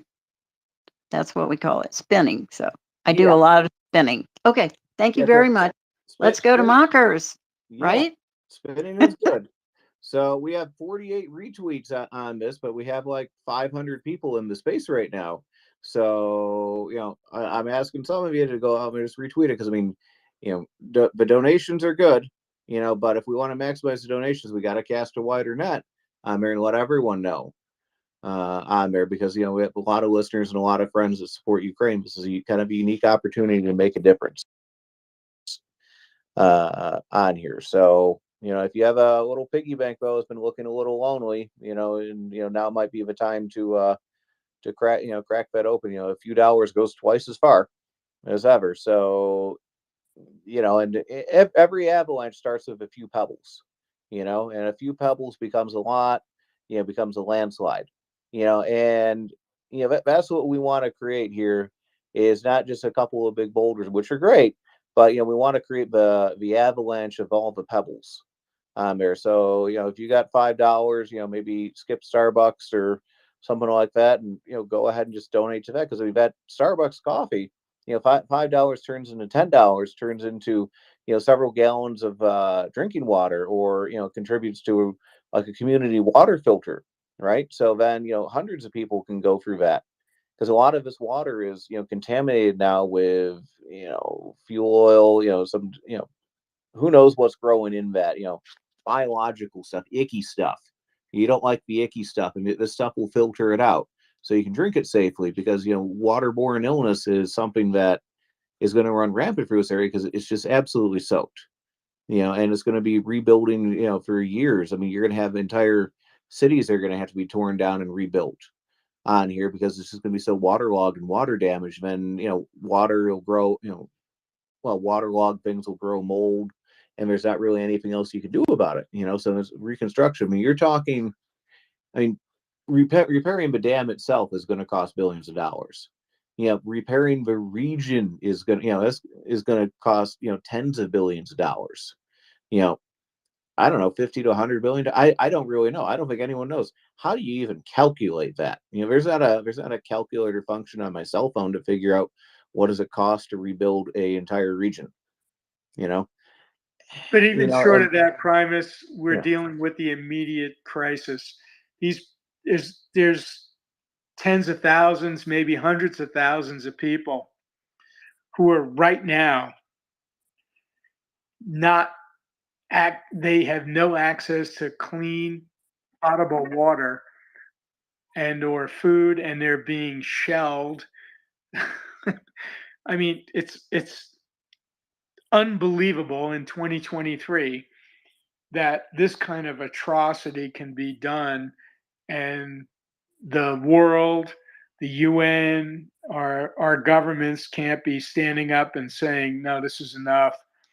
But you know what? We can stand up, so let's do it. Just do it. Get her done. Let's go to Mockers. Well, before that though, I'm going to step aside for the evening on here, because Mockers doesn't just have her hand up. She'd like my chair for a moment, and that's great. LR, thank you so much for your contributions tonight, for stepping up like this in a time of crisis. I mean, there's been crises all along, but this is a uniquely bad one. It needs immediate action. Because I mean, things need to happen as soon as possible. And there's not always a perfect way to help, but you just got to get in there and do something now as best you can. And that's what we're trying to do. That's what Maria Report is trying to do. You're helping us do that. God bless you, sir, and thank you very much. And I'm going to step down for the evening. And Prince Ever, always a pleasure hosting with you. So it's certainly it's a unique night. Thank you. Thanks, Primus. It's always great to co-host with you. I always appreciate it, and it was definitely a unique night, but it wasn't necessarily a bad thing. I appreciate all the energy and information that we were able to disseminate tonight, while still giving a little bit of reality that is on the ground. So I'm going to give it to take a little preference here and give it to LR. Go ahead, LR. Yeah, thanks, Primus. I'm sorry. I really appreciate the kind words, but you know what? It's my privilege. It's my privilege because these people are fighting the fight that all of us really need to be cognizant of, because this is a fight of our lives. It's a fight of our generation. And if we don't rise to this occasion right now and support Ukraine and support our own democracies, well, then our children and our grandchildren and our great grandchildren are going to suffer the consequences. So let's do it, folks. Let's step up. Let's support Ukraine. Let's show them that we as a community care. Love you all. Slava Ukraini. Hello, Slava. And good morning, folks.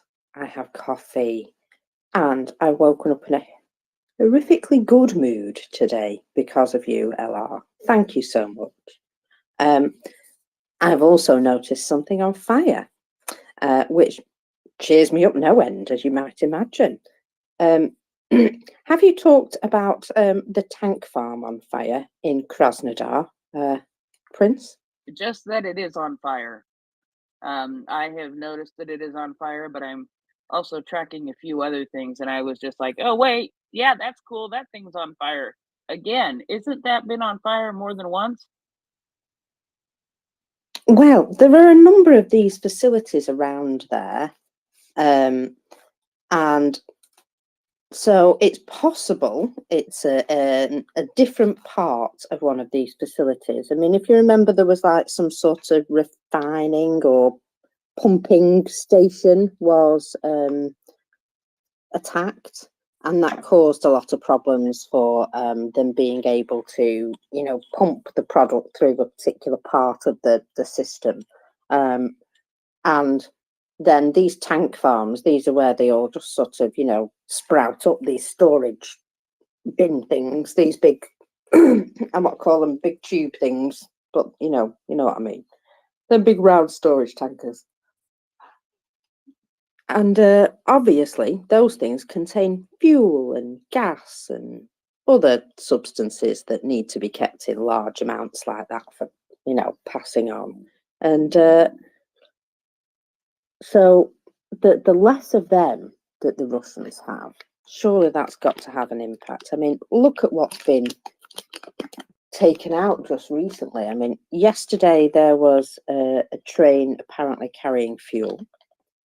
There's been all sorts of other interdictions on the train lines, and more fuel on fire. I mean, you know, I have a funny feeling that Ukrainians have selected some specific targets, shall we say. Anyway, I've rambled now, so Arrow, please go ahead. Thanks, Mockers.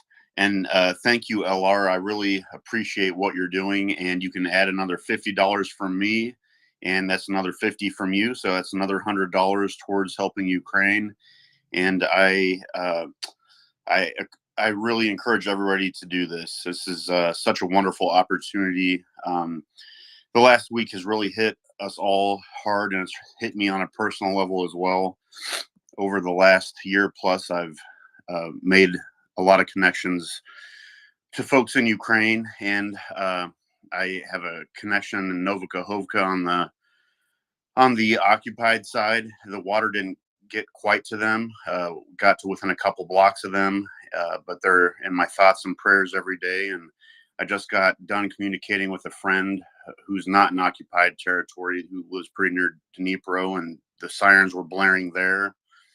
And talking about this demining, that really gets to me too. I've got 2 young kids, and another one of the families that I've communicated with over the last year. They have kids really close to my kids' age, and you know, I just think about, you know, I'm going to take my son to the park tomorrow, and I know I'm going to have no problems, and it's not going to be an issue for me. And this other family that I communicate with, they're in occupied territory, and they've had to, there's been times where the father of the family had to travel through a minefield. He had to actually do that at the beginning of the war to bury his mother, who passed away. And I just want to thank you, LR, again. We can all do what we can, and what you can do, what you're doing is so important. It's going to affect lives. When we all stand and support Ukraine together, it's not just a theoretical thing. I mean, you take mines out of the ground, it affects the future. It affects generations down the road. And I just want to say thank you again. And I have another family too that's pretty near the contact line, and I don't know. They could be liberated for all I know now. We don't know exactly what's going on. It's, you know, internet communication is difficult at times, but same, you know, others have echoed to call your senators, call your representatives. With what we've seen in the last week, it's the time. It's go time. If you've been holding back, kick it in the gear with donations, with calling, with talking to your friends. I talked to my friend the other day, and he gave me money to give to some of my friends in Ukraine that I've made connections with. So do what you can with whatever spare time you have. Just thank you very much for the time, and thank you, LR. Thank you, Arrow. And you're 100% right. Do whatever you can do. If you can't donate, that's fine. It's okay. Just do your part. Contribute to what we need to contribute to, which is Ukraine winning decisively, Ukraine standing up for freedom, truth, and democracy. That's what we need because that's all of our fight. Slava Ukraini. Slava. And yeah, thank you. It sounds like you've all had a good night, as much as can be expected. I mean, this is one of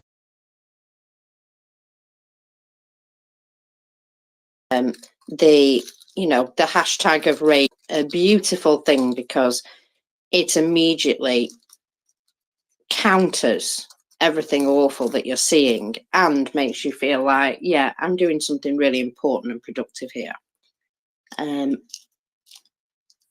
It's important that you yourself feel as though you've done something too. So, stretching the ability of that donation is amazing. There we go. That'll do. Words sometimes, sometimes words just disappear for me. It's very funny. I'll be in mid-sentence and I'll know exactly what I was going to say, and then it'll just go, nah, you're not having that one. You never lost for words, Marcos. Come on. Not never lost for words. Lost for I love listening to you. Thank you so much. But you're right. It's all about doing what you can, and stepping up now, because now the rage, the anger, the frustration, all of it that we feel just has to be channeled. And let's do it because I am matching it. So let's do it. Awesome work. Thank you, my friend. Tim, good morning. Good morning, everybody. How have we all been? We missed you terribly yesterday, obviously. No, we didn't. We didn't notice you were there. No, we did. We missed you. Well, I wasn't there. I wasn't there. That's why you didn't notice me. It was the British invasion of one.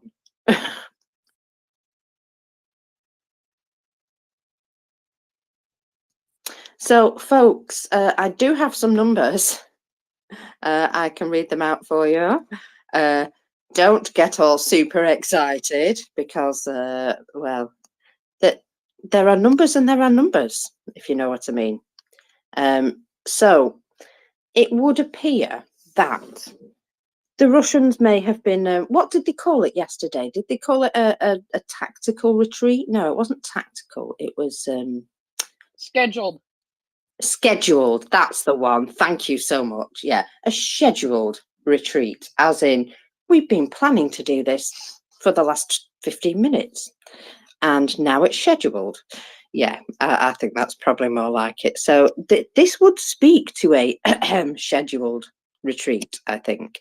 So we have 470 liquidated personnel. I mean, still a lot of people, folks. You stand all those people together. There's quite a few of them. Think about how many of them would fit in your house. Yeah. I'm sorry. I think that's underreported. I actually think that's underreported as well. But I have to go with the official figures. So 4 tanks, which I'm going to say is 3 more tanks than they had in the parade in Moscow, which is still thoroughly embarrassing. 6 armoured personnel vehicles, although we've still got 20 artillery systems, so still pleased about that. 1 anti-aircraft, one helicopter, an alligator, I believe. So Dolman will be looking for some handbag sellers later. 2 UAVs, only 2 vehicles and fuel tanks today, which I don't know, we've had an awful lot in the last couple of days, haven't we? Perhaps they've run out. And 1 special equipment, taking us to a total of 511 of those.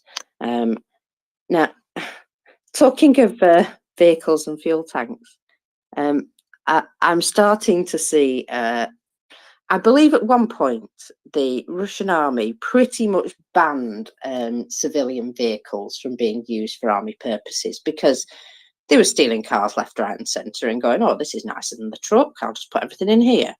And so they were pretty much told they couldn't use civilian cars for army purposes. And you started to see a lot more of the Scooby-Doo vans and things like that, the smaller transport, shall we say. And now they seem to be back to civilian cars again. I have noticed that a lot more recently, suggesting to me that they might be a bit low on regular army vehicles. What do you think, Tim? Yeah, it's entirely possible. And it is, there's a very good reason why militaries generally don't like you using your own stuff. And this applies all the way up from, vehicles all the way down to items of personal equipment such as helmets, body armor, whatever, is that the stuff the military buys meets a certain standard, and it also has a known level of performance. So whoever, for example, if you're all driving, I don't know, a Land Rover 90, or you're all driving a G-Wagon or whatever, then your commanders and your logisticians know exactly what the range of that vehicle is. They know exactly how much fuel you're going to use and need. They are going to know exactly how hardy the vehicle is in a tactical situation. So they know roughly what kind of punishment it can take. And so they have a degree of knowledge over their capabilities that if everybody is driving a different kind of pickup truck, they're not going to have. And this goes all the way down to personal equipment as well, body armor, helmets, things like that. So if you have an enormous mix of vehicles, affects other things as well, such as repairing the vehicles. You might not have a mechanic who is capable of working on a Mercedes, for example, whereas he can work on a Vaz or a Nissan or something like that. So there's the interchangeability of parts as well. The wheels will be different sizes, perhaps. There's this. It kind of creates this. It creates this tactical and logistical soup that commanders don't really want to have to deal with. So there's a very good reason why why everything in armed forces is highly standardized, and it does smack somewhat of desperation for it smacks of shortages, shall we say, that they've started to tolerate the reintroduction of civilian vehicles into army service. Yeah.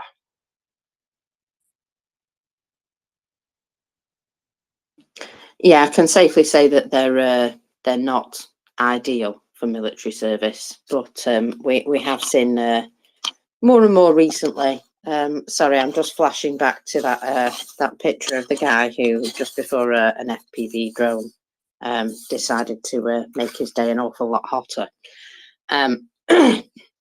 So yeah, it just seems to me that we've started seeing more civilian cars pop up again. And it might just be that they're currently stealing them and in the process of stealing them, but it might also be because of necessity. Because let's face it, if you haven't got a vehicle and you need one, the closest vehicle will do. So last night there was 9 aircraft in the air and a number of air raids. But I don't see a great deal of explosions within Ukraine. I'm looking to see if there was what's it called? Damage. I'm sure there probably was, because we know what that's like. But first thing in the morning, folks, so bear with me.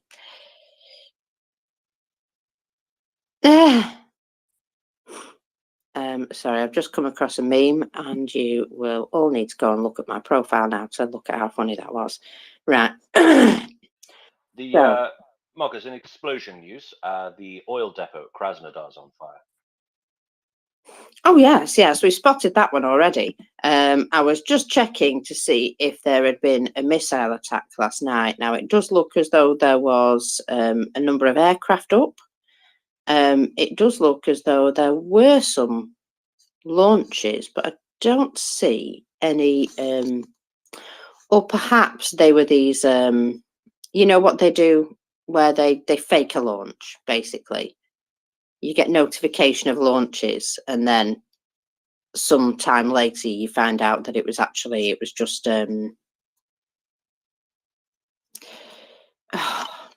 what do? They spoof it. That's it. It was just spoofed.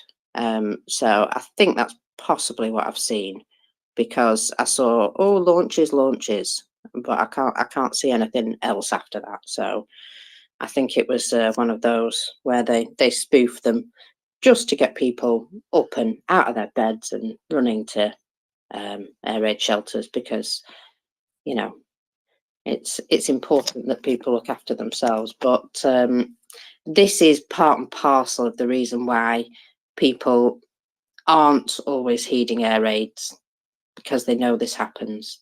And in the middle of the night, I think some people are just thinking, oh, I'd rather just stay in my bed. And I'll be honest, I enjoy sleep. I like my bed. I'm probably one of those people who are making that decision as well, because there comes a point where you just can't be terrified all the time. It's just impossible. So, you get to the point where you're like, oh, if I could have another hour's sleep, I'll risk it. And so, a lot of people very stoic these days, and that's how they're feeling, that it comes as it comes. And if it comes for me, well, it was my turn. Absolutely, and something I noticed in country, having been there at various points of time. So I was kind of in the back end of September, and there again earlier on in this year. People's attitude to this really has changed. It's become a kind of it started off. People were very diligent about going to shelters. That was something that, in fact, the hotel I was staying at in Kiev insisted on it. So if there was an air raid, they would call your room until you got to the shelter, and then they would tick you off a list. By the time I got there earlier on this year, the attitude was more, well, I'm not going to let, there was an attitude of defiance, right? It was, I'm not going to let the Russians run my life to this extent. I'm not going to be micromanaged by the enemy in this way. And I think that's interesting. I will reserve judgment on the wisdom of doing that. Strikes do happen. The Russian bombing of Ukrainian cities and strikes on Ukrainian cities is obviously a reality. It does kill people, but it's not the kind of shock and awe that everybody expected before the war escalated. So I guess there's a calculus to be made, right? And I'm glad I don't have to make it every day. But certainly there is an attitude of defiance towards this sort of thing in Ukraine. They're not going to let the Russians. They're not going to let the Russians control their routines like this. I think that's a very admirable attitude. Tim, I totally agree that that's an admirable attitude, but I think for the rest of us who aren't facing this imminent threat every day, we need to realize that this kind of terrorism being inflicted upon the Ukrainian people day in and day out is unacceptable. And we need to step up, do it now, and basically support Ukraine, because this is ridiculous. I mean, to witness this in 2023 is absolutely unconscionable. Slava Ukraini. Absolutely, I couldn't agree more. If there are Russian missiles and bombs still falling on Ukrainian cities, that means that we, as Ukraine's allies, both at government and the individual level, are not doing enough to help. So please do, as Ella suggested earlier on, lobby your elected representatives. Surprisingly, your elected representatives do actually want to hear from you, right? That's what they're there for. They do, there is a communication problem in democratic politics. A lot of the time, your MP, your congressman, your elected legislator, he doesn't, he wants to know what his constituents really think, and he doesn't necessarily have a very good channel for finding that out, right? You can check social media, which is probably the worst way of finding things out, because you know what Twitter is like. It's kind of a 144 character shouting match most of the time. They can read the papers, but of course the papers are editorialized. So what makes it into the paper is the decision of a team of journalists. It's not a democratic reflection of anything in particular, really.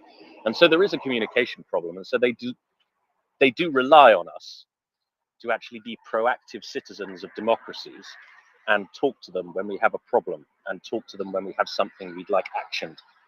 And they really do appreciate this. And there will be a process in your country for doing that. There will be some system of either FaceTime with your MP, with your congressman, or a member of his staff, or some kind of official channel for raising concerns. And they really do want you to use them. So take them up on that. Lobby whoever it is that represents you. That is very, very important. Keep this in the front of our politicians' minds, because they, for all their virtues, they do have quite short attention spans. So we don't want this to disappear from the politicians' consciences. So yeah, please do get on the phone, get on the email, send them your thoughts, tell them what you think would be a good idea. They do want to hear it, and it is very much their job to listen, to internalize, and to act if it falls within their political power and will to do so. So yeah, absolutely, Ella, certainly do that. Tim, whether they want to hear us or not, you're correct 100%, 150%. It is their job.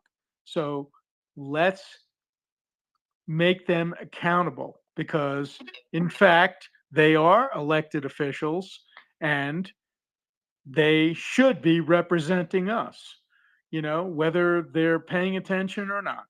So, but thank you. Thank you for being so articulate. Thank you very much. Ella, I see we've got a few other people joining the panel. Nick, you've got your hand up. Welcome. Thanks, Tim. That was much quicker than I expected. Let me turn down my music a little bit. I agree with you that I agree with everybody that our elected representatives need to be accountable and need to hear from us. It is worth noting in the apportionment of blame category that there has been a sea change over the past couple of decades in how representatives and senators learn of their constituents' desires, but even more importantly, how the news of the world is reported to the constituents, and that is the demise of the old print newspaper industry.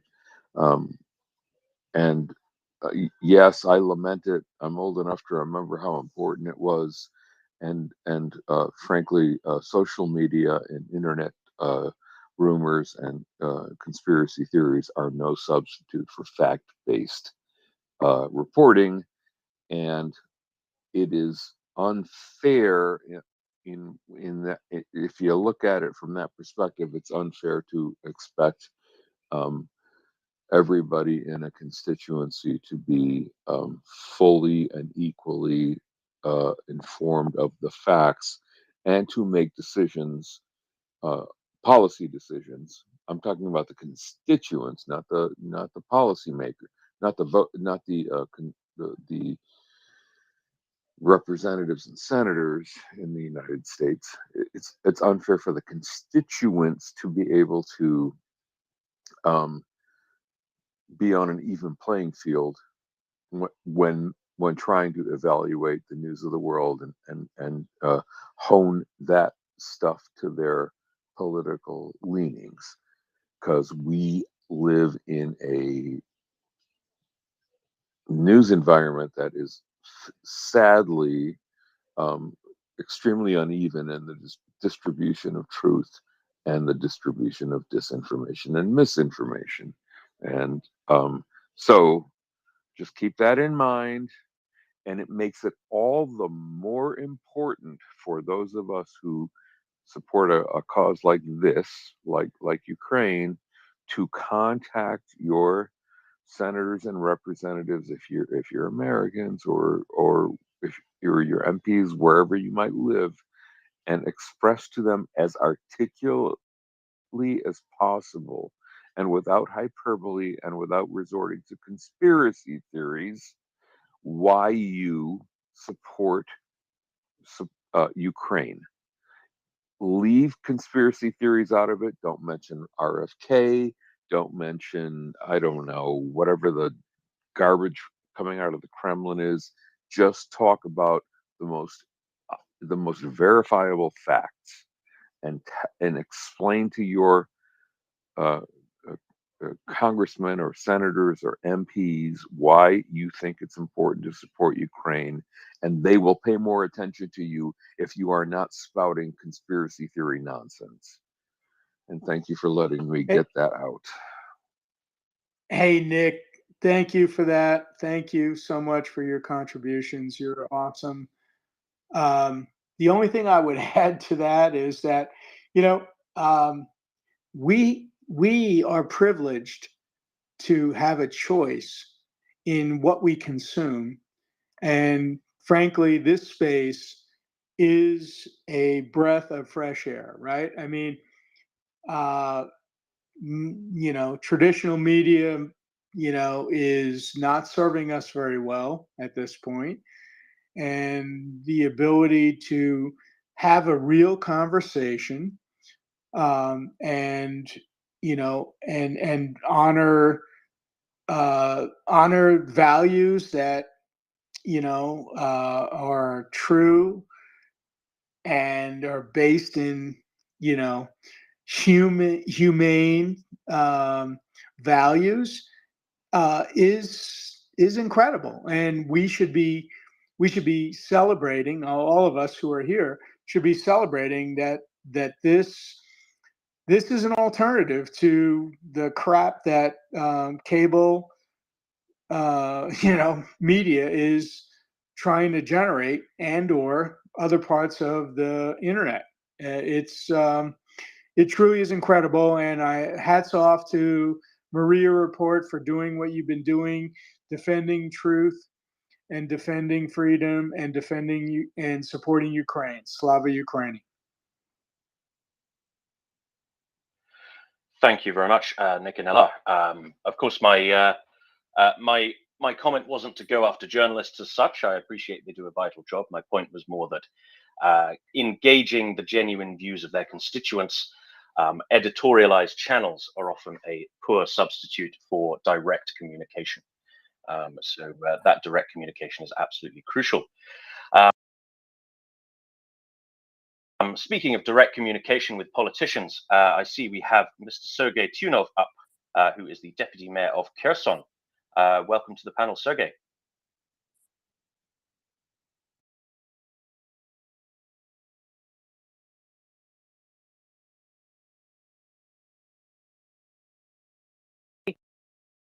I can't pronounce your last name. I apologize, but Lita will take care of this for us. Thank you. I beg your pardon, Lita, welcome. Thank you. It's Elena Luhova, who is the secretary of the Kherson City Council, and we had her on this past Thursday morning for a very special session. And I wanted to bring, I'm hoping Lou is still here because did Lou leave? You're here, right, Lou? I'm still here. Oh, great, because Ms. Helena is wanted to say hello to you, and she heard about what's happening this evening here and wanted to chime in a little bit. Helena, please go ahead. Good morning, but I know that I have to say good night to you. My dear, I'm very glad to hear you. Lou, I want to say you, especially for your support to my country, to my city Kherson, and our people, honest, brave people. Thank you very much. I know that you had hot discussion during the day and during the night, and you do everything that support my city Kherson and my people, and I will be very glad to see you, to hear you, and to communicate and have good connection. Our people now struggle for their independence and want to be safe, and your support uh, take our people this chance. Thank you very much. We appreciate you. You are the great, you are the best. And I want to thank very much to people from all over the world that you are now with us, with Ukrainians. Because if we help in this dangerous, bad war, and people all over the world and Europe and the United States of America, of course, win. Thank you very much. I hug you. Thank you so much. I am like touched to my heart. You have no idea. But honestly, you and your people are inspiring us here in the land of privilege, in the land where we almost take freedom and democracy for granted. It's sad, but to watch what you and your fellow countrymen are going through in this day and age, and you're such an inspiration. And I'm so I am brokenhearted with how much suffering you're having to undergo and how slow the rest the rest of the world is coming to your aid. But know truly that people like myself and many people here, we get it and we understand and we're with you and we stand with you 100%, 150%. So thank you. Please, no thank yous are necessary. We thank you for standing up and inspiring all of us. And we I would, if I could, I would be right next to you today in your battle. But I'm doing what I can from where I am, and Slava Ukraini. Героям слава. And I want Героям and I слава. want to add that also Mria Report got my letter. We I want to take your attention that all that necessary things we will need them very much, and we need them now.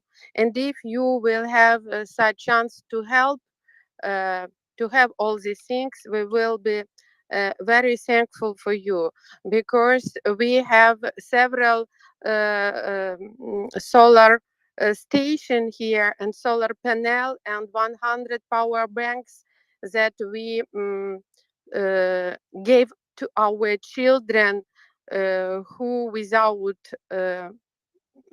electricity, and it is a great help for us and for people and for children. And we have we've got two solar banks, power station in our point of invincibility, and they help our people to be with electricity.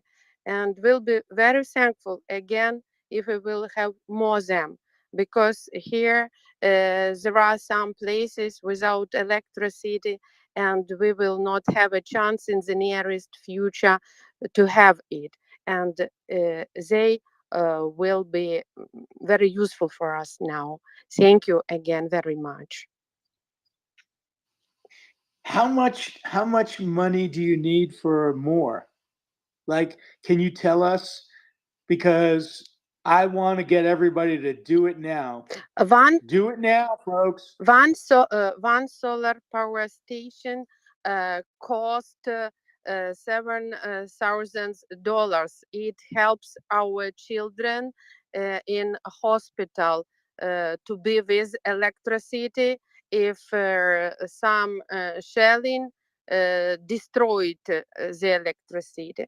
It will be very nice, because our infrastructure, critical infrastructure, all the time under the shelling, and it is the chance to be with electricity with this power station.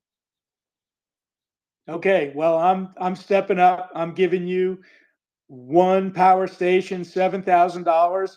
Come on, folks, let's match it. Let's go. Let's do it. Oh my God, thank you. I can't believe in it. Oh my God. You save our children. You save our soul and our people. You are the best, Lou. I want to see you. Eh, I cannot imagine that in the United States of America, there are so kind and hard people, Lou. I cannot imagine, but I believe they are really, because I see you, I hear you. It's impossible, but it's possible. Oh my God, thank you. Thank you very much. Thank you, Lou. No thank yous necessary. It's my pleasure. Come on, folks, step up. Come on, let's do it. Oh my God. Let's support these people. Come on.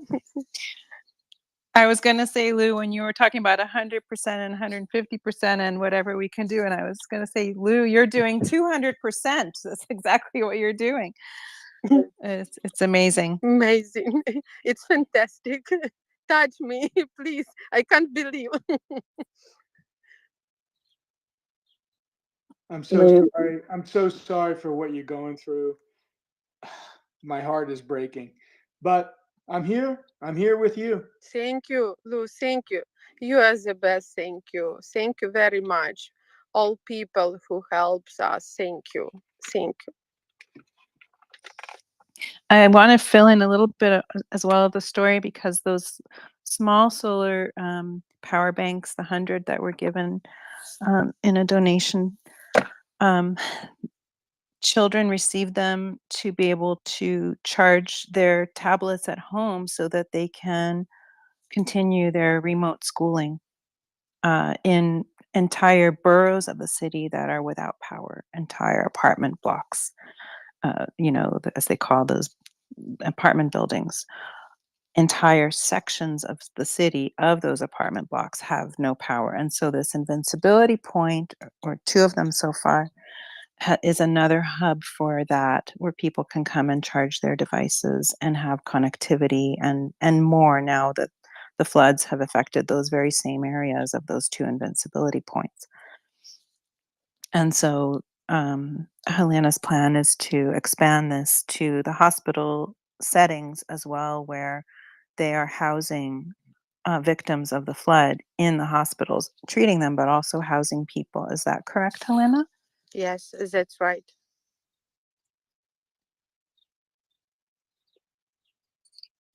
And so Hey, folks, education. how many bots do we have on this space?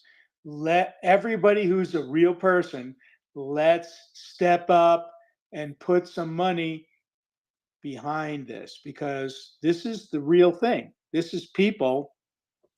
We're supporting people who are fighting for their lives and who are defending freedom, democracy, Yes, in our justice, yes, and the rule of law. So let's step up. Do it now. yes, they fight for our freedom, for our independence. Yes, yes, that's right. Thank you.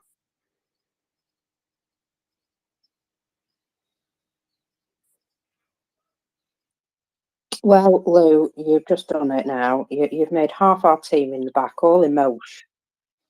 Yeah, you're a good man.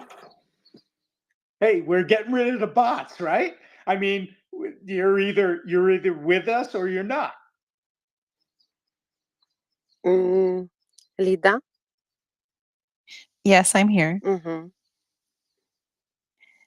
If you need any interpreting, I can help with anything that you might like to say. I see everything, but I don't have much time now. I have to go.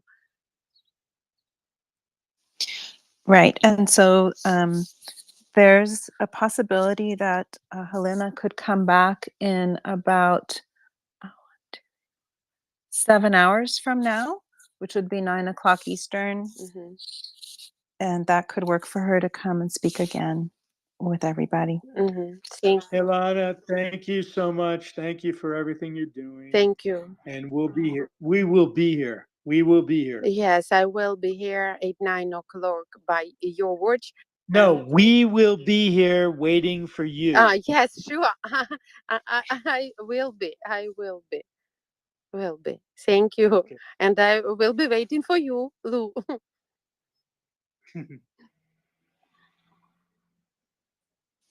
Okay, thank you, Helena. Thank Have a good day out there. We are with you in spirit. I know you have a lot of heavy work there to do, and it's dangerous work out there with the enemy even still shooting and bombarding the city. They were shelling Kherson yesterday. So God bless you. We will speak with you again in 7 hours. Yes, thank you. In 7 hours, I will be. Yes, we'll be in touch. Okay. Мгм. Слава Україні. Героям слава, смерть ворогам. Так, смерть ворогам. Bye. Thank you. Bye-bye. Thank you for coming. Thank you. Yeah, a massive thanks from us for all of you coming and giving us this information and update. Really, really heartwarming stuff. And let's do this together, folks. We can do more to help. I'm sure we can. Frank, you've got your hand up there. Thank you, Markers. This is quite a fun, quite a uplifting night, I must say. A lot of a lot of good news, and Lou has stepped up big time, and I applaud him greatly. I've got some more good news. In about a half an hour, 2 more people will be arriving at my house from Ukraine. Oksana and her son Sasha are on the ferry right now. I live on Vancouver Island, so there's a 2-hour ferry ride to Vancouver. So they'll be, I guess they'll be, let's see, number 11 and 12 of the people that have come to stay with me over the last year and 3 months. I've got 3 folks with me now and 7 folks with me last year that have gone on to more permanent housing, and yeah, actually, and one of them actually was born here. We just celebrated her first birthday yesterday, actually. It was quite fun. I guess what I would like to know, is sounds like, I mean, I only kind of caught this sort of partway through. So Lou sounds like he's matching donations to Maria Report, I guess, for the evening. Is that sort Absolutely. of what, Yep. where we stand? I'm matching everything. Bring it on. But Frank, thank you for what you're doing. I mean, that is truly, truly, truly inspirational. I mean, bringing people into your home or into your sphere and supporting them and growing them. I mean, money is nothing, right? I mean, what Yeah. you're doing is so important. So thank you. I truly appreciate it. But yes, I am matching. So let's do it, folks. Let's step up. Let's make tonight a record night for Maria Report fundraising so we can support Ukraine in this incredible, genocidal, unfair, unprovoked aggression. And let's realize that the only way to counter the terrorist, fascist, authoritarian state of Russia and authoritarians around the world is to step up and do something, because our leaders are waffling and that's not acceptable. Slava Ukraini. Around Slava. Heroям slava. I guess I mean I think you're right. Money is nothing. Money is, but money is also very important in the sense that it can go to all sorts of good places. And I've generally tried to divide up my help, I guess, between helping the the civilians, helping people here in Canada to escape the war, but also I'm looking at my challenge coins here in front of me from Azov Brigade, Georgian National Legion, Norman Brigade, and I'm waiting for my most recent one with the Kraken Brigade that is on its way as well. So yeah, I mean, we got to support the troops too, and they're. I just saw a post actually just today actually or maybe it was actually yesterday actually with the Georgian Legion saying that all the thermal scopes that were ordered with the coin money basically have arrived now, and they're putting them to good use. So yeah, so I mean, if anybody's got any more ideas about where we could send the money to, I'd be happy to listen. What exactly is Lou matching for? Just for donations to Maria Report, which of course then gets dispersed multiple different ways. Some of which I guess goes towards more military style aid, and some of which gets directed towards obviously all the damage in Kherson and elsewhere. So that's a question I had. So. Yeah, I mean, I am not going to in any way, shape, or form trying to influence Maria Report for how they use the funds that we raised tonight. They can use it in any way they see fit, and or they can spread it out, whatever.